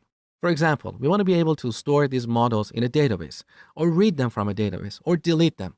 These are all the common operations that we need to perform on these model objects. So by inheriting this product class from this model class, our product class will have all these capabilities built into it. We don't have to code it, okay? So, colon. Now in this class, we need to define a few attributes. What are the attributes of a product that we need to know in an online shop?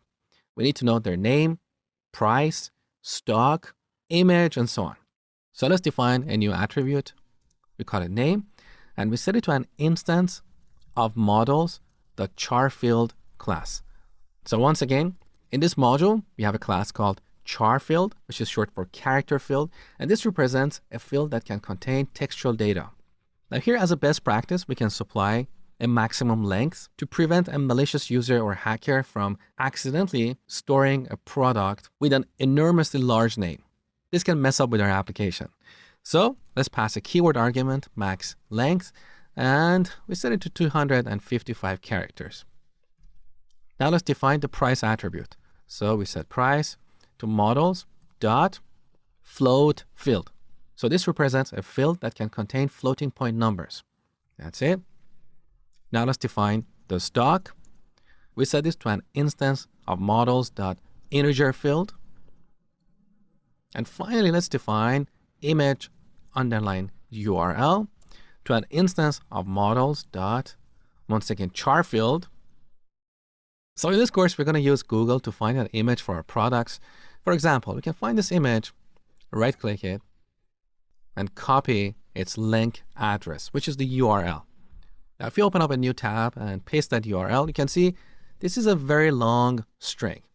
So we don't want to enforce a maximum length of 255 characters. Instead, we want to use 2083 characters. That is the standard maximum length for URLs. So our product class or product model has these 4 attributes. Now to make PyCharm happy and remove this warning, let's put the cursor at the end of this line, press enter, then backspace to remove the indentation. Beautiful. We should also add 2 line breaks before this class. So here's one, press enter, the second line break, beautiful. So our code is formatted according to PEP 8 standards. Next, I will show you how to use this model to create a database table for storing products.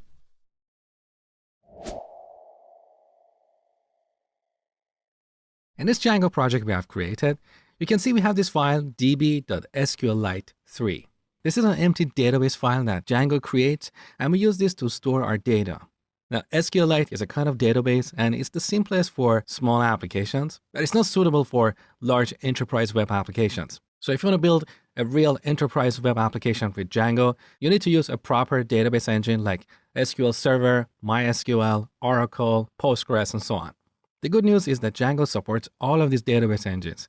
But SQLite is the easiest to get started, so we're going to work with this for now, and in the future I will show you how to use a proper database engine. Now, for the purpose of this tutorial, I want you to open up your browser and search for DB browser for SQLite. So on this page, sqlitebrowser.org, you can find a very simple and free application for opening SQLite databases. And as you can see here on the right side, there are executables for Windows, Mac, and so on. So when you open it, you get something like this. We can create a new database here on the top or open an existing one. Now here I'm going to drag and drop our database file right here. You can see we don't have any tables in this database. So to store data, first we need to create a table. For example, to store the list of products, we need to create the table called products, and the fields or columns we have in this table should be exactly the same as the attributes we have in our product class. So in this tutorial, I'm going to show you how to use Django to automatically create this table. We don't have to do this by hand. We can just tell Django, hey, here's our model. Go ahead and automatically create a database table for storing our products. That is very easy.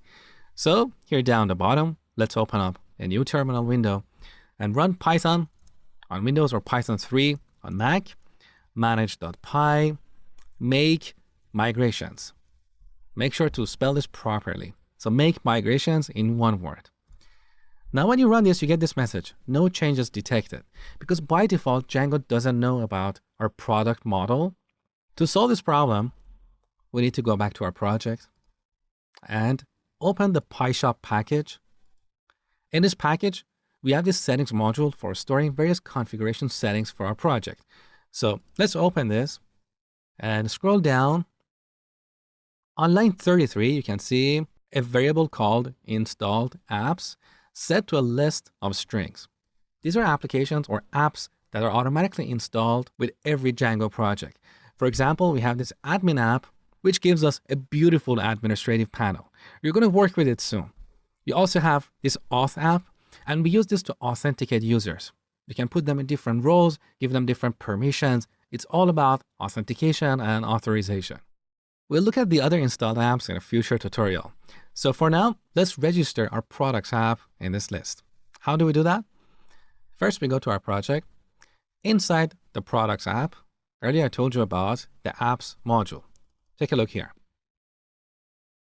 The name of this module is a little bit misleading because we're in the boundary of one app and we have a module called apps. That aside, all we have here is a class called products config where we store configuration settings for this particular app. Okay? Now we need to go back to our settings module and add the complete path to this class, including its package and module. So this class is defined in the apps module, and this module is inside of the products package. So back to the settings file. In the list of installed apps, we need to type out a string like this. Products, that's our package, dot, apps, that's our module, and then products config. Again, make sure to spell this properly. So P and C are capitalized because here we have a class, but products and apps are all in lowercase, okay? So now Django knows about our products app. So when we go back to the terminal and run the last command, we'll get a different result. So use the up arrow to bring up the last command and enter. There you go. Now we get this message, migrations for products. So inside the products folder, inside the migrations folder, we have a new module with this sequence number called initial. Let's have a quick look at the code inside this module. So back to our products app, let's expand the migrations folder. Here's our initial migration. Let's have a quick look here. So we have a class called migration. And in this class, we have this attribute called operations, which is set to a list of operations. So every migration can contain multiple operations. Look at the first operation we have here, migrations that create model. So with this operation, we can create a new database table called product. And in that table, we're going to have these fields, ID, name, price, stock, and image URL. These are the attributes that we created in our product class. But we didn't have this ID attribute. Django automatically generates this because every database table must have an ID field. And we use this to uniquely identify records in our database. Now, let's go back to the terminal. So we have a new migration, but our database is still in its previous state. We don't have a new table here yet. So we need to run this new migration to generate our product table. And that is very easy. So one more time, Python, manage.py, migrate. When we run this command, Django will look at our project. It will look at every app and it will run the pending migrations for that app against our database. So take a look. When we run this, we get several messages. So if you scroll up, you can see applying content types .001 initial. So in the content types app, which is one of the apps installed by default, we have this migration. So Django ran this migration and this created a database table for this app. Similarly, in the auth app, which is used for authenticating users, we have this initial migration. We also have a bunch of migrations for the admin app. So Django ran all of these migrations, and down the bottom, you can see applying products initial migration. So every app can contain multiple migrations, and each migration will make a slight change to the database to add a new table or modify an existing one. So back to DB browser for SQLite. Let's drag and drop our database file one more time here to reload it. There you go. Now we have 12 tables in this database. Each table is prefixed with the app it belongs to. For example, you can see we have a table for storing our users. We have another table for storing the groups a user belongs to. We have another table for storing permissions and so on. Now here down the bottom, you can see this table, products, underline product. So this product table is prefixed with the name of our app, which is products. Now, if you expand this, you can see these fields in this table, ID, name, price, stock, and image URL. So this is the beauty of Django. We didn't have to come here and manually create these tables by hand. That's very time consuming. We simply created a model with these attributes, and then we ran two commands in the terminal. One for creating a new migration based on the changes we have made in our code, and the other to run the pending migrations. So now all the migrations in this project are run against our database, which means if we go back to the terminal and run python manage.py migrate, we get this new message, no migrations to apply. So here's the workflow. Next time we create a new model or modify an existing one, we should come back here in the terminal, create a new migration, and then run it.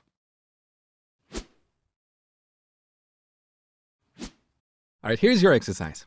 We want to have the concept of offering discounts in our imaginary online shop. So I want you to create a new model class called offer. And in this class, we should have 3 attributes. One is code, which is a textual field. For example, our offers code could be VCA2142. It's just a coupon code. Here we should also have an attribute called description. Again, this is going to be a textual field. For example, we can say 20% off all products. And then we can display this text somewhere on the homepage in the future. And finally, we need another attribute called discount, which is going to be a floating point number, like 0.2 for 20% discount. So go ahead, create this model class. Next, create a migration and run it to bring our database up to date. This is an awesome exercise for you to get your hands dirty in Django. So spend 3 to 5 minutes on this exercise. When you're done, come back, see my solution. So here in the models module, right after our product class, I'm going to define a new class. Class offer. This class should also derive from the model class in Django. Here we add the attributes. So the first one is code, which is going to be an instance of models.char field. And we set the max length to, let's say, 10 characters. Next, we add the description. Once again, we're going to have a char field with max length of 255 characters is sufficient. And finally, we need discount. And we're going to set this to an instance of models.float field. So here's our offer class. Now we need to create a migration. So over here, I'm going to open up a terminal window. This is the main terminal window where our web server is running. So I'm going to create a new terminal window and run Python manage.py make migrations. Django detected a change in our models, so it created this new migration number 2 called offer. And this migration will create the offer table in our database. So let's go ahead and run it. Python 3 manage.py migrate. Beautiful. Now let's drag and drop our database here one more time. Our database is refreshed. As you can see, in the products app, we have this new table, offer, with these 4 columns: ID, code, description, and discount.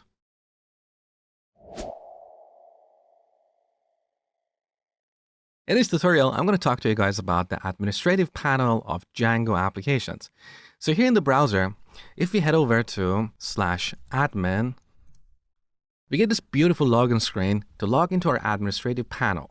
So every Django application by default comes with an administrative panel. We don't have to create this from scratch. We don't have to code this. It gets auto-generated. And this is one of the fantastic features of Django that increases your productivity. So let me show you how to work with this administrative panel. Here in PyCharm, we need to create the first user of this application. We call that super user. So here in the terminal window, let's run Python manage.py create super user, all in one word. So let's go ahead with that. It asks for a username. Let's type admin. Next, we need to enter an email address. I'm going to enter my email address. Next, we need to enter a password. I'm going to type 1234 and repeat it one more time. Note that it complains because this password is too short, it's too common, and it's entirely numeric. So at the end, it asks if you want to bypass password validation. For simplicity, let's go with that. But of course, in a real scenario, you don't want to create an admin user with such a simple password. All right, we successfully created the super user. Now back in the browser, let's log in with admin and 1234. There you go. So this is our administrative panel. As you can see, we can manage the users and groups. We can add new users or modify or delete existing ones. Let's have a quick look here. So here we have this search bar on the top. We can quickly search for users. Below that, we have this table of users with these columns: username, email, first name, last name, and status. We can sort this table by any of these columns. We also have these filters on the right side. So we get all these beautiful features for free with every Django application. We don't have to code this. Earlier in this course, we talked about this settings module. Let's have a quick look here. In this module, we have a setting or a variable called installed apps. And one of the apps that is installed by default is the admin app. So this app is the piece that is responsible for generating these views. Now, the beautiful thing about the admin app is that it is easily extensible. So back to the home page of our administrative panel, so far we can only manage the users and groups. But using one line of code, we can also manage our products. Let me show you. Let's expand our products app. Inside of this app, we have this module admin. And in this module, we register the models that we need to manage in the admin section. So let's open this module. Now on the top, first we need to import our product model. So we can type out some code like this from period models. That means the models module in the current folder. So from this module, we want to import the product class or the product model, right? Now you can see this comment here, register your models here. Let's delete this comment. We don't need it anymore. Instead, we're going to write code like this. So admin.site.register, and we pass this product class as an argument. What is going on here? We're using this admin object that is imported on line 1. This object has an attribute called site, which is an object itself. This object has a method called register. We're calling this method and passing our product class as an argument. With this, we're telling Django that we want to manage our products in the admin area. So now with only one line of code, or more accurately 2 lines, if we go back to our administrative panel and refresh this page, we see this new table, products, that represents our products app. And in this app, currently we only have one model called product. So here we can manage all our products. Currently, we don't have any products in our database. So let's go ahead and add a new product. Look, we get this beautiful form for free. We didn't write any code to create this form and handle the click event of these buttons to insert a product into our database. All this is automatically generated by Django. So let's go ahead and add a new product. Call that orange. Let's say 1.99 each. And set the stock to 50. Now we need an image URL. So open up a new tab here. And in Google, search for orange. Then go to images. Click on tools. From the user rights menu, select for labeled for reuse. This way we don't have problem with copyright issues. So these are the free images that we can use in our application. Let's pick this one. Click on it again. Now on this page, right click the image, copy a link address, and then back to our product form, paste it here, and then save. So we successfully added a product, and that product is listed here in the product table. But what we see here is a little bit confusing. It says product object 1. It's not clear what product this is. Is it an orange? Is it a strawberry? What price is it? So in the next tutorial, I will show you how to customize this table and add columns specific to products.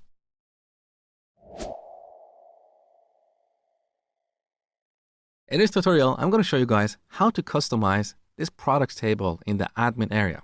That is very easy. So back to PyCharm. Here in the admin module where we register the product class for administration, we need to create a new class called product admin. So we create a class called product admin. So this is the convention we follow in Django. We start with the name of our model, that is product, and then we add the suffix admin.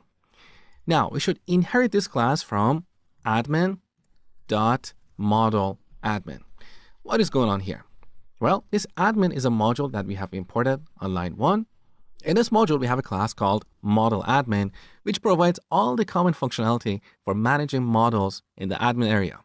So by deriving this class from the modelAdmin, this class inherits all this common functionality. Now, in the body of this class, we can override or change some of this functionality or attributes. For example, in this class, we have an attribute called list_display, and this attribute specifies the columns that should be visible in this table. So we set this to a tuple, and in this tuple, we add one or more attributes of our product class. So let's quickly open up our product class. It's here in the models module. Okay, there you go. So our product class has these attributes: name, price, stock, and image URL. Now, image URL, as you saw, is a long string, so we don't want to display that in our table. So in this tutorial, let's add these three attributes to our products table. Back to the admin module. In this tuple, we add three strings: name, price, and stock. Now we have this little warning here because we haven't added two line breaks before and after this class. That is better.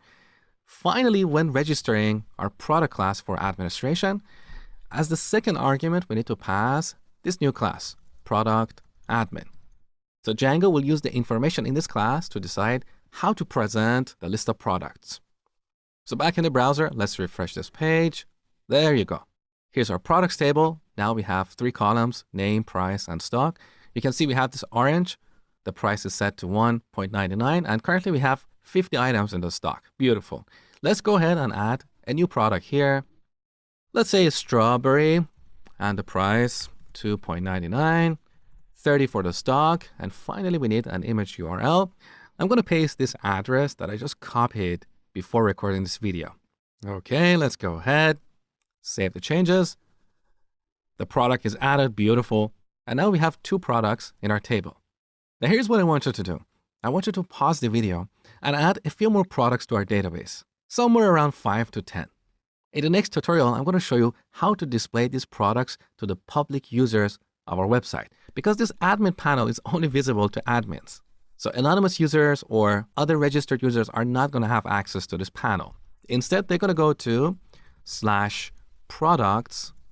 Now currently we are displaying a hello world message. We're going to change this page and display the list of our products in a beautiful grid. So pause the video and add 5 to 10 products, then come back, continue watching. Currently in the admin area, we can only manage the products in the products app. So there is no way to manage the offers. So as an exercise, add the ability to manage the offers here. When we click the offers link, we should see a table with two columns, code and discount. So go ahead and implement this and then create a new offer. All right, here's my solution. In the admin module of the products app, on line 2, first we need to import the offer class. Next, we create a new class called offer admin. We derive this from admin.modelAdmin. And here we set the list display attribute to a tuple with two items, code and discount. And finally, we need to register our offer model for administration. So admin.site.register offer and offer admin. That's it. Now, if we go back to the admin area and refresh the home page, we see the offers link here. Beautiful. Currently, we don't have any offers, so let's go ahead and add a new offer. I'm going to use a code like VCA 1010. Let's say 10% off all products. And discount, I'm going to set this to 0.1. Now, technically, in a real application, this code should be unique. But that's a topic for a future tutorial, so for now, don't worry about it. Let's go ahead and save this offer. Okay, our offer is saved successfully. Beautiful. As you can see, in this table, we have two columns, code and discount.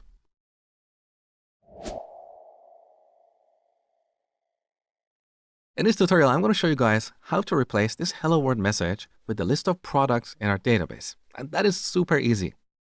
So here in PyCharm, in the products app, let's open up the views module.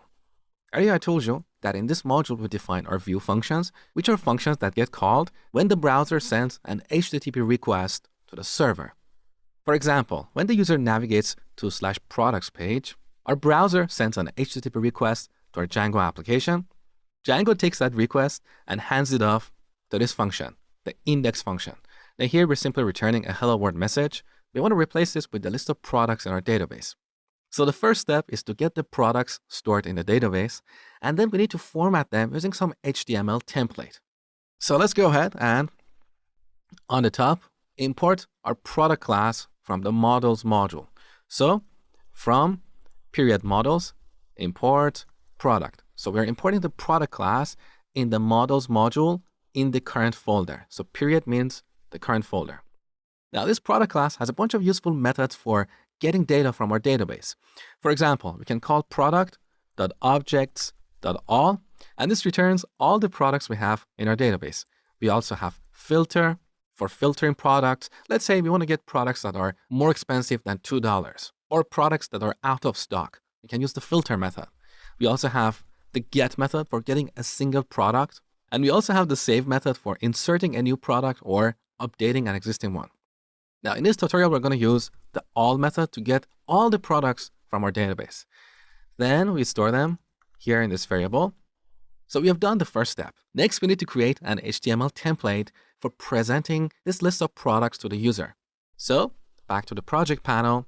Inside the products app, let's add a new folder, a new directory.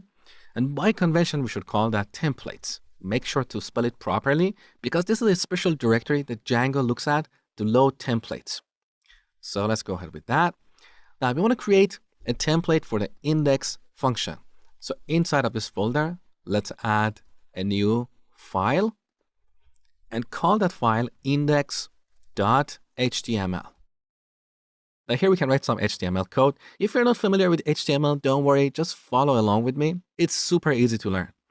So first let's type H1 and then press tab. This inserts an H1 tag into our HTML document, and we use this to display a big bold heading. So inside these tags, let's type products. Now below this H1, let's type UL and press tab. Now this inserts a UL tag, and we use this to display a list of items. Now we need to surround each item with an LI tag. So type out LI, press tab, and in between the tags, let's type item 1, then copy and paste this a couple times. So item 2 and item 3. Now instead of item 1, item 2, and item 3, we want to display the name of our products. But before we get there, let's simply return this HTML markup to the client instead of the hello world message. So back to the views module. Here in the index function, we need to change the return statement on line 8. So we want to call the render function. This function is already imported on the top on line 2. We use this function to render a template. So let's call this function. As the first argument, we need to pass this request object that we get as an argument to this function. So let's pass the request here. As the second argument, we need to specify the name of our template. So we pass a string. What is the name of our template? That is index.html, right? Now, before going any further, let's go back to the browser and refresh this page. So instead of hello world, we see this products heading. This is the result of an H1 tag.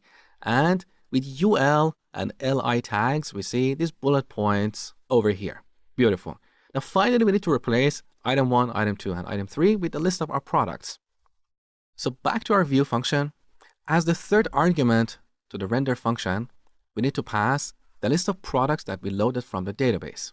So here we need to pass a dictionary. In this dictionary, we're going to add one key value pair. We're going to call the key products, but we could call it anything. It doesn't really matter. The value for that key should be the products object that we define on line 7. So here in our dictionary, let's add this key products, colon, and the value should be this products object. So let me break up what we have on line 8 over multiple lines so you can see it clearly. We're calling the render function with 3 arguments: the request object, the name of our template, and a dictionary that contains the data to be passed to this template. And finally, we're going to go to this template, index.html, and replace these items with our products. That is very easy. So just after the UL tag, I want you to type out a curly brace, followed by a %, a space, a % one more time, and a closing brace. This is what we call a template tag in Django. So in between these markers, we can write dynamic code. For example, we can add loops to repeat some instructions or write if statements to conditionally render some content. So here we want to write a for loop for product in products. So earlier in our view function, we passed these products here using a dictionary. Back to the view function, look, as the third argument to the render function, we pass this dictionary. This dictionary is called the context, so it provides data to be used in our templates. In this case, we have a property called products, and that is the reason we can access it here. So we are looping over these products. Now, for each product, we want to render a list item. So let's indent this item here and replace item 1 with the name of the product. So here we want to dynamically render the name attribute of this product object. To do that, we use double curly braces. So open 2 curly braces and close them, and in between them, type out product.name. So whenever we use double curly braces in a Django template, Django will evaluate the expression that we put here and render it in HTML. Now, the last step is to end this for block, because Django, unlike Python, doesn't rely on indentation to determine the scope of a block. So right after this for loop, once again, we add curly braces, a %, and type out end for. And then we close it here. Now, we no longer need these items here, so let's delete them. Now back to the browser, let's refresh our page. So instead of item 1 to 3, we see the name of the products stored in our database. Now let's take this to the next level by displaying the price of each product right next to it. So back to our template, this is where we're rendering the name of the product. After the curly braces, let's add parentheses. Now inside of the parentheses, we want to dynamically render the price of each product. So once again, we use the double curly brace syntax to render some value dynamically. That is the value of product.price, like this. Now back here, let's refresh the page. Now we can see the price of each product right here. Beautiful. We could also prefix that with a $sign. So before the curly braces, we add a $sign. And then when we refresh the page, we see the actual dollar value. So this is what I want you to take away in this tutorial. In Django templates, we have 2 special syntaxes. One is a curly brace and a %. This is called a template tag, and we use this to dynamically execute logic. So in between these template tags, we can write for loops to repeat some code, or we can use if statements to dynamically render content. The other syntax we have is the double curly brace syntax, and we use this to dynamically render values in our HTML markup. So whatever we put in between them will get evaluated and written to the HTML markup. Now, this page is pretty boring so far. In the next tutorial, I will show you how to convert these bullet points into beautiful cards.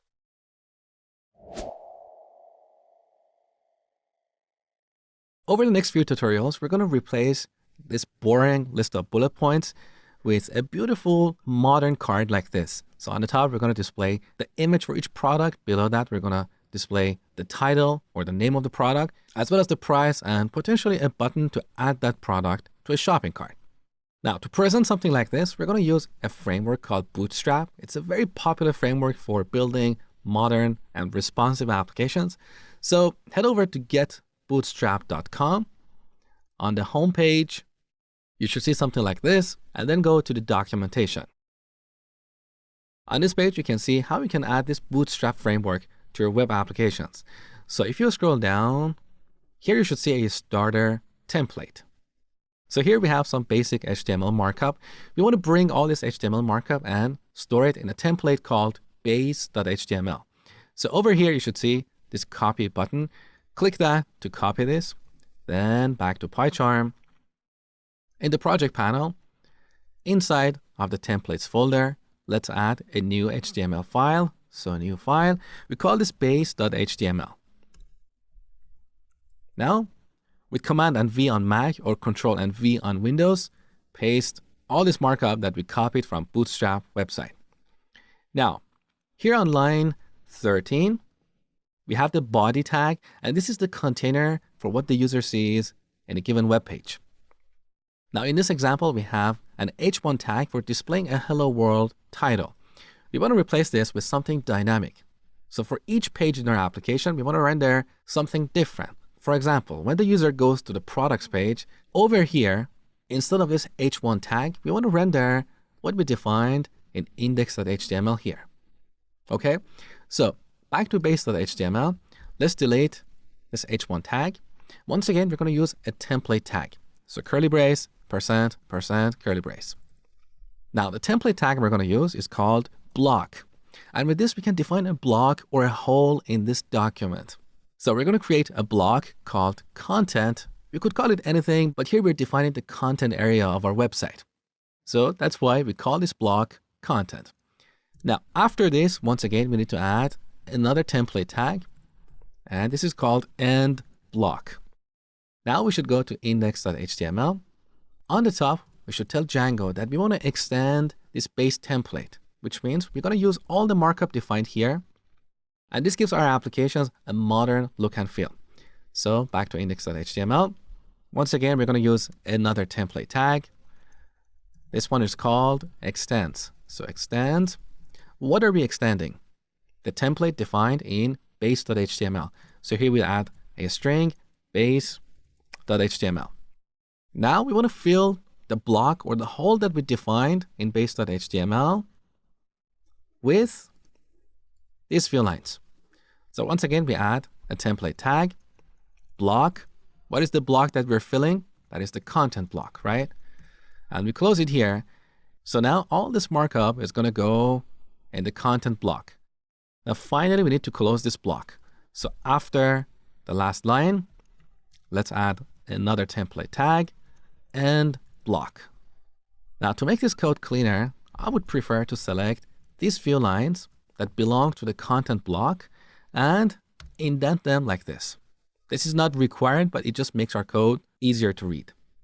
So with these changes that we made in this tutorial, when Django tries to render this page, first it will look at base.html. So it will take all the markup defined in that file, and then it's going to fill this content block with the markup we have defined here.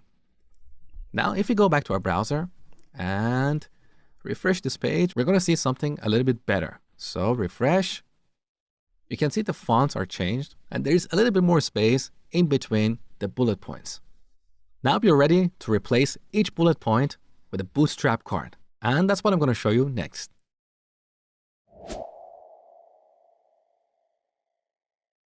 In this tutorial, I'm going to show you how to display these beautiful cards on our products page. Now note that this page is responsive. So if you view it on a small mobile device, we're going to have one card on each row, like this. And if you view this on a bigger screen, we're going to have more columns or more cards on each row. So let me show you how to build this. First, head over to getbootstrap.com, click on the documentation. Here on the left side, you can see a link called Components. On this page, you can see all the components that are defined in Bootstrap.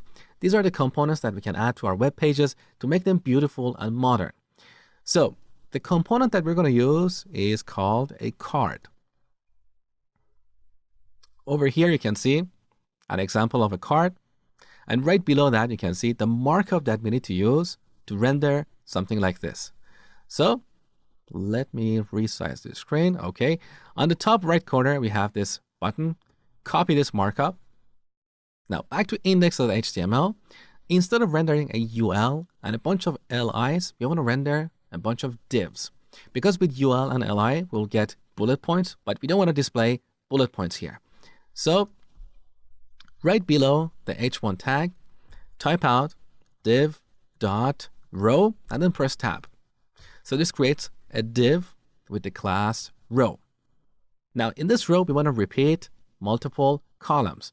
So type out div.col, as in short for column, and then press tab.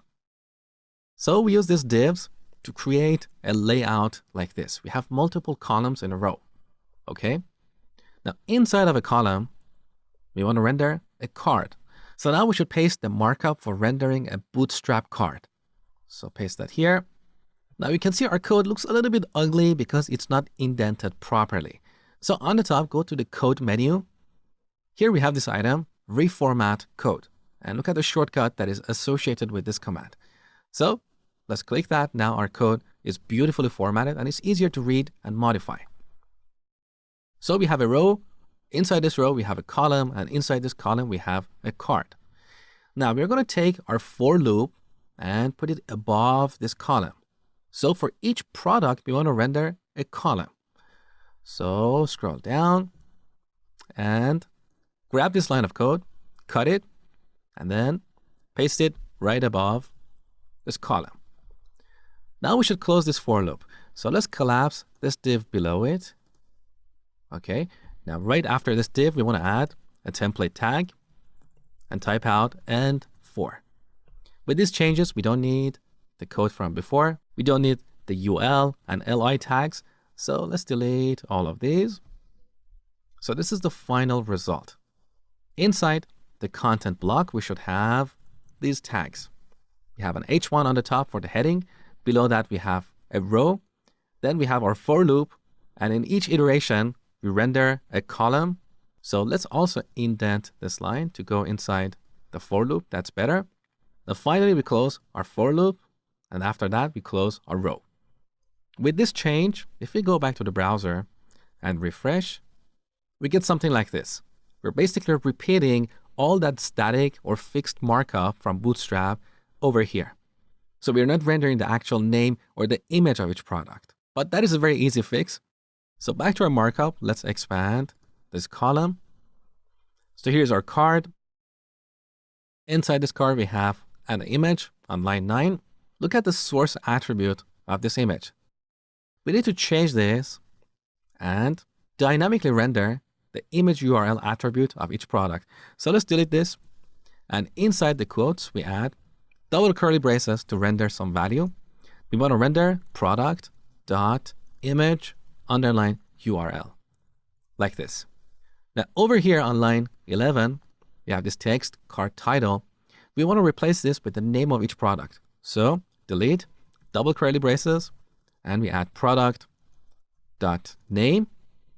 Next, we need to replace this text with the price of each product. So delete.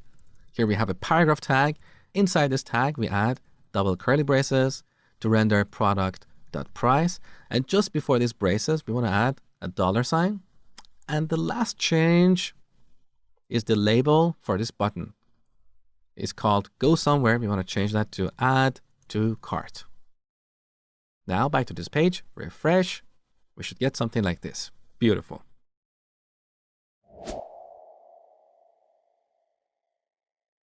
In this tutorial, I'm going to show you a couple of techniques for improving the look and feel of this page. First, we're going to add a navigation bar on the top, and then we're going to add some padding around these elements. Currently, this product card is way too close to the left side of the screen. So we should add some padding to let this page breathe. Now, to add a navigation bar, once again, we go to the Bootstrap website. Look at the documentation for the navbar component. So here's the navbar. Now, if you scroll down, you can see a typical navbar. So we can have these links. We could have a drop down. We could have a search bar. Now, this looks a little bit clunky because I've resized the screen, so it doesn't look pretty. But below that, you can see another simple navigation bar with only the brand or the name of the application. So over here, we have the markup to render this navigation bar. So let's go ahead and copy this. Now back to PyCharm, where should we add this markup? We should add it to base.html because this is supposed to be a base template for all pages in our application. So here's the opening body tag. Right below this body tag, we want to paste the markup for rendering a navigation bar. Now the code is not formatted properly. It looks clunky. So once again, go to the code menu and then reformat code. As you can see, the shortcut for Mac is Alt, Command, and L. So I'm going to use a shortcut here. There you go. That is better. So here's our navigation bar. Now let's change this text from navbar to PyShop. That's the name of our application, right? Now back to the browser.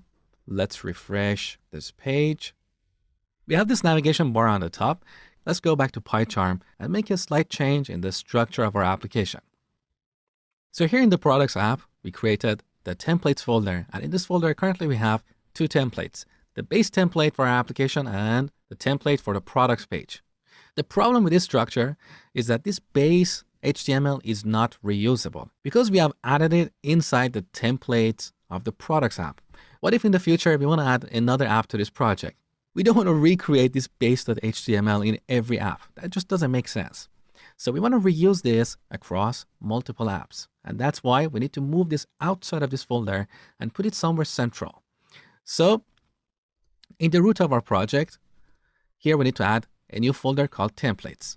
So right-click the project and add a new directory called templates. Now we want to go back to the products app.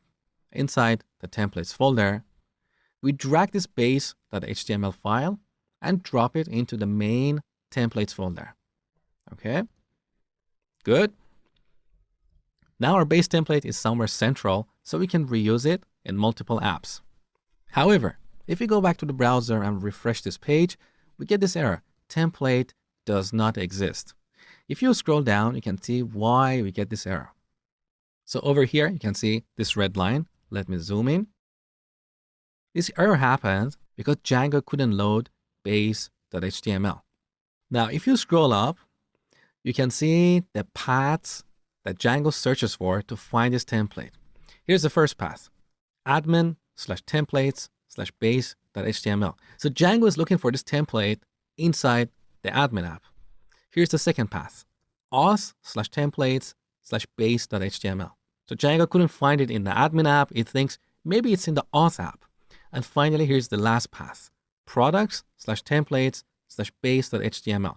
That is our products app. So what is going on here? Django is looking for this template only inside of the installed apps. But this templates folder that we created, it's not really part of any apps. It's just a standalone folder. So we need to tell Django to look inside this folder in addition to the installed apps. And that is very easy. So in the main package, PyShop, you have seen the settings file before. Let's have another look here. If you scroll up, you can see this variable, base directory. This variable is set to the complete path of where you have stored this Django project on your disk. We're going to take this directory and append templates to it. So scroll down. On line 55, you can see the configuration for loading templates. Look at the settings we have here. The first setting is backend, and this is the engine that is used to parse our templates. So all those template tags, as well as the double curly braces, this is the engine that knows how to interpret those. Look at the second setting, directories. This is set to an empty list. So here we need to reference the templates folder in this project. So let's type out os.path. So we're using the path object defined in the OS or operating system module that is imported on the top. Now this path object has a method called join. And with this, we can join multiple parts of a path. The first part is base_dir, which is the variable that I showed you earlier. It's set to the complete path of your Django project. Now we want to take this and append templates to it. That's all we had to do. So back to the browser, let's refresh the page. There you go. The problem is fixed. So now our base template is somewhere central and we can reuse it across multiple apps. Beautiful. And one last change. Currently, as you see, these items are so close to the left side of the screen. So I'm going to add some padding to make this page breathe. And that is very easy. Back to PyCharm. Here in our base template, where we define this content block, we need to wrap this with a div with the class container. This is one of the classes defined in Bootstrap that we use to define a container area in our application. This container area has some padding. So type out div.container and press tab. Okay, and then move these template tags inside of this div. That's it. Now back to the browser. Let's refresh. So this is our container area. As you can see, we have some padding to the left and right side of this container area. Beautiful. So that brings us to the end of this Django tutorial in this Python course. I hope you learned a lot and thank you for watching. So that was a short and sweet introduction to Django. But Django really requires its own course, and I'm planning to create a comprehensive course on the topic in the near future. Now here's a question for you. What kind of applications do you want to build with Django? Use the comment box below and let me know. I will take your ideas into consideration as part of creating my upcoming Django course. So that brings us to the end of this course. I hope you learned a lot. please support my hard work by liking this video and sharing it with others. And also subscribe to my channel for more tutorials like this. Thank you so much for watching, and I hope to see you again soon.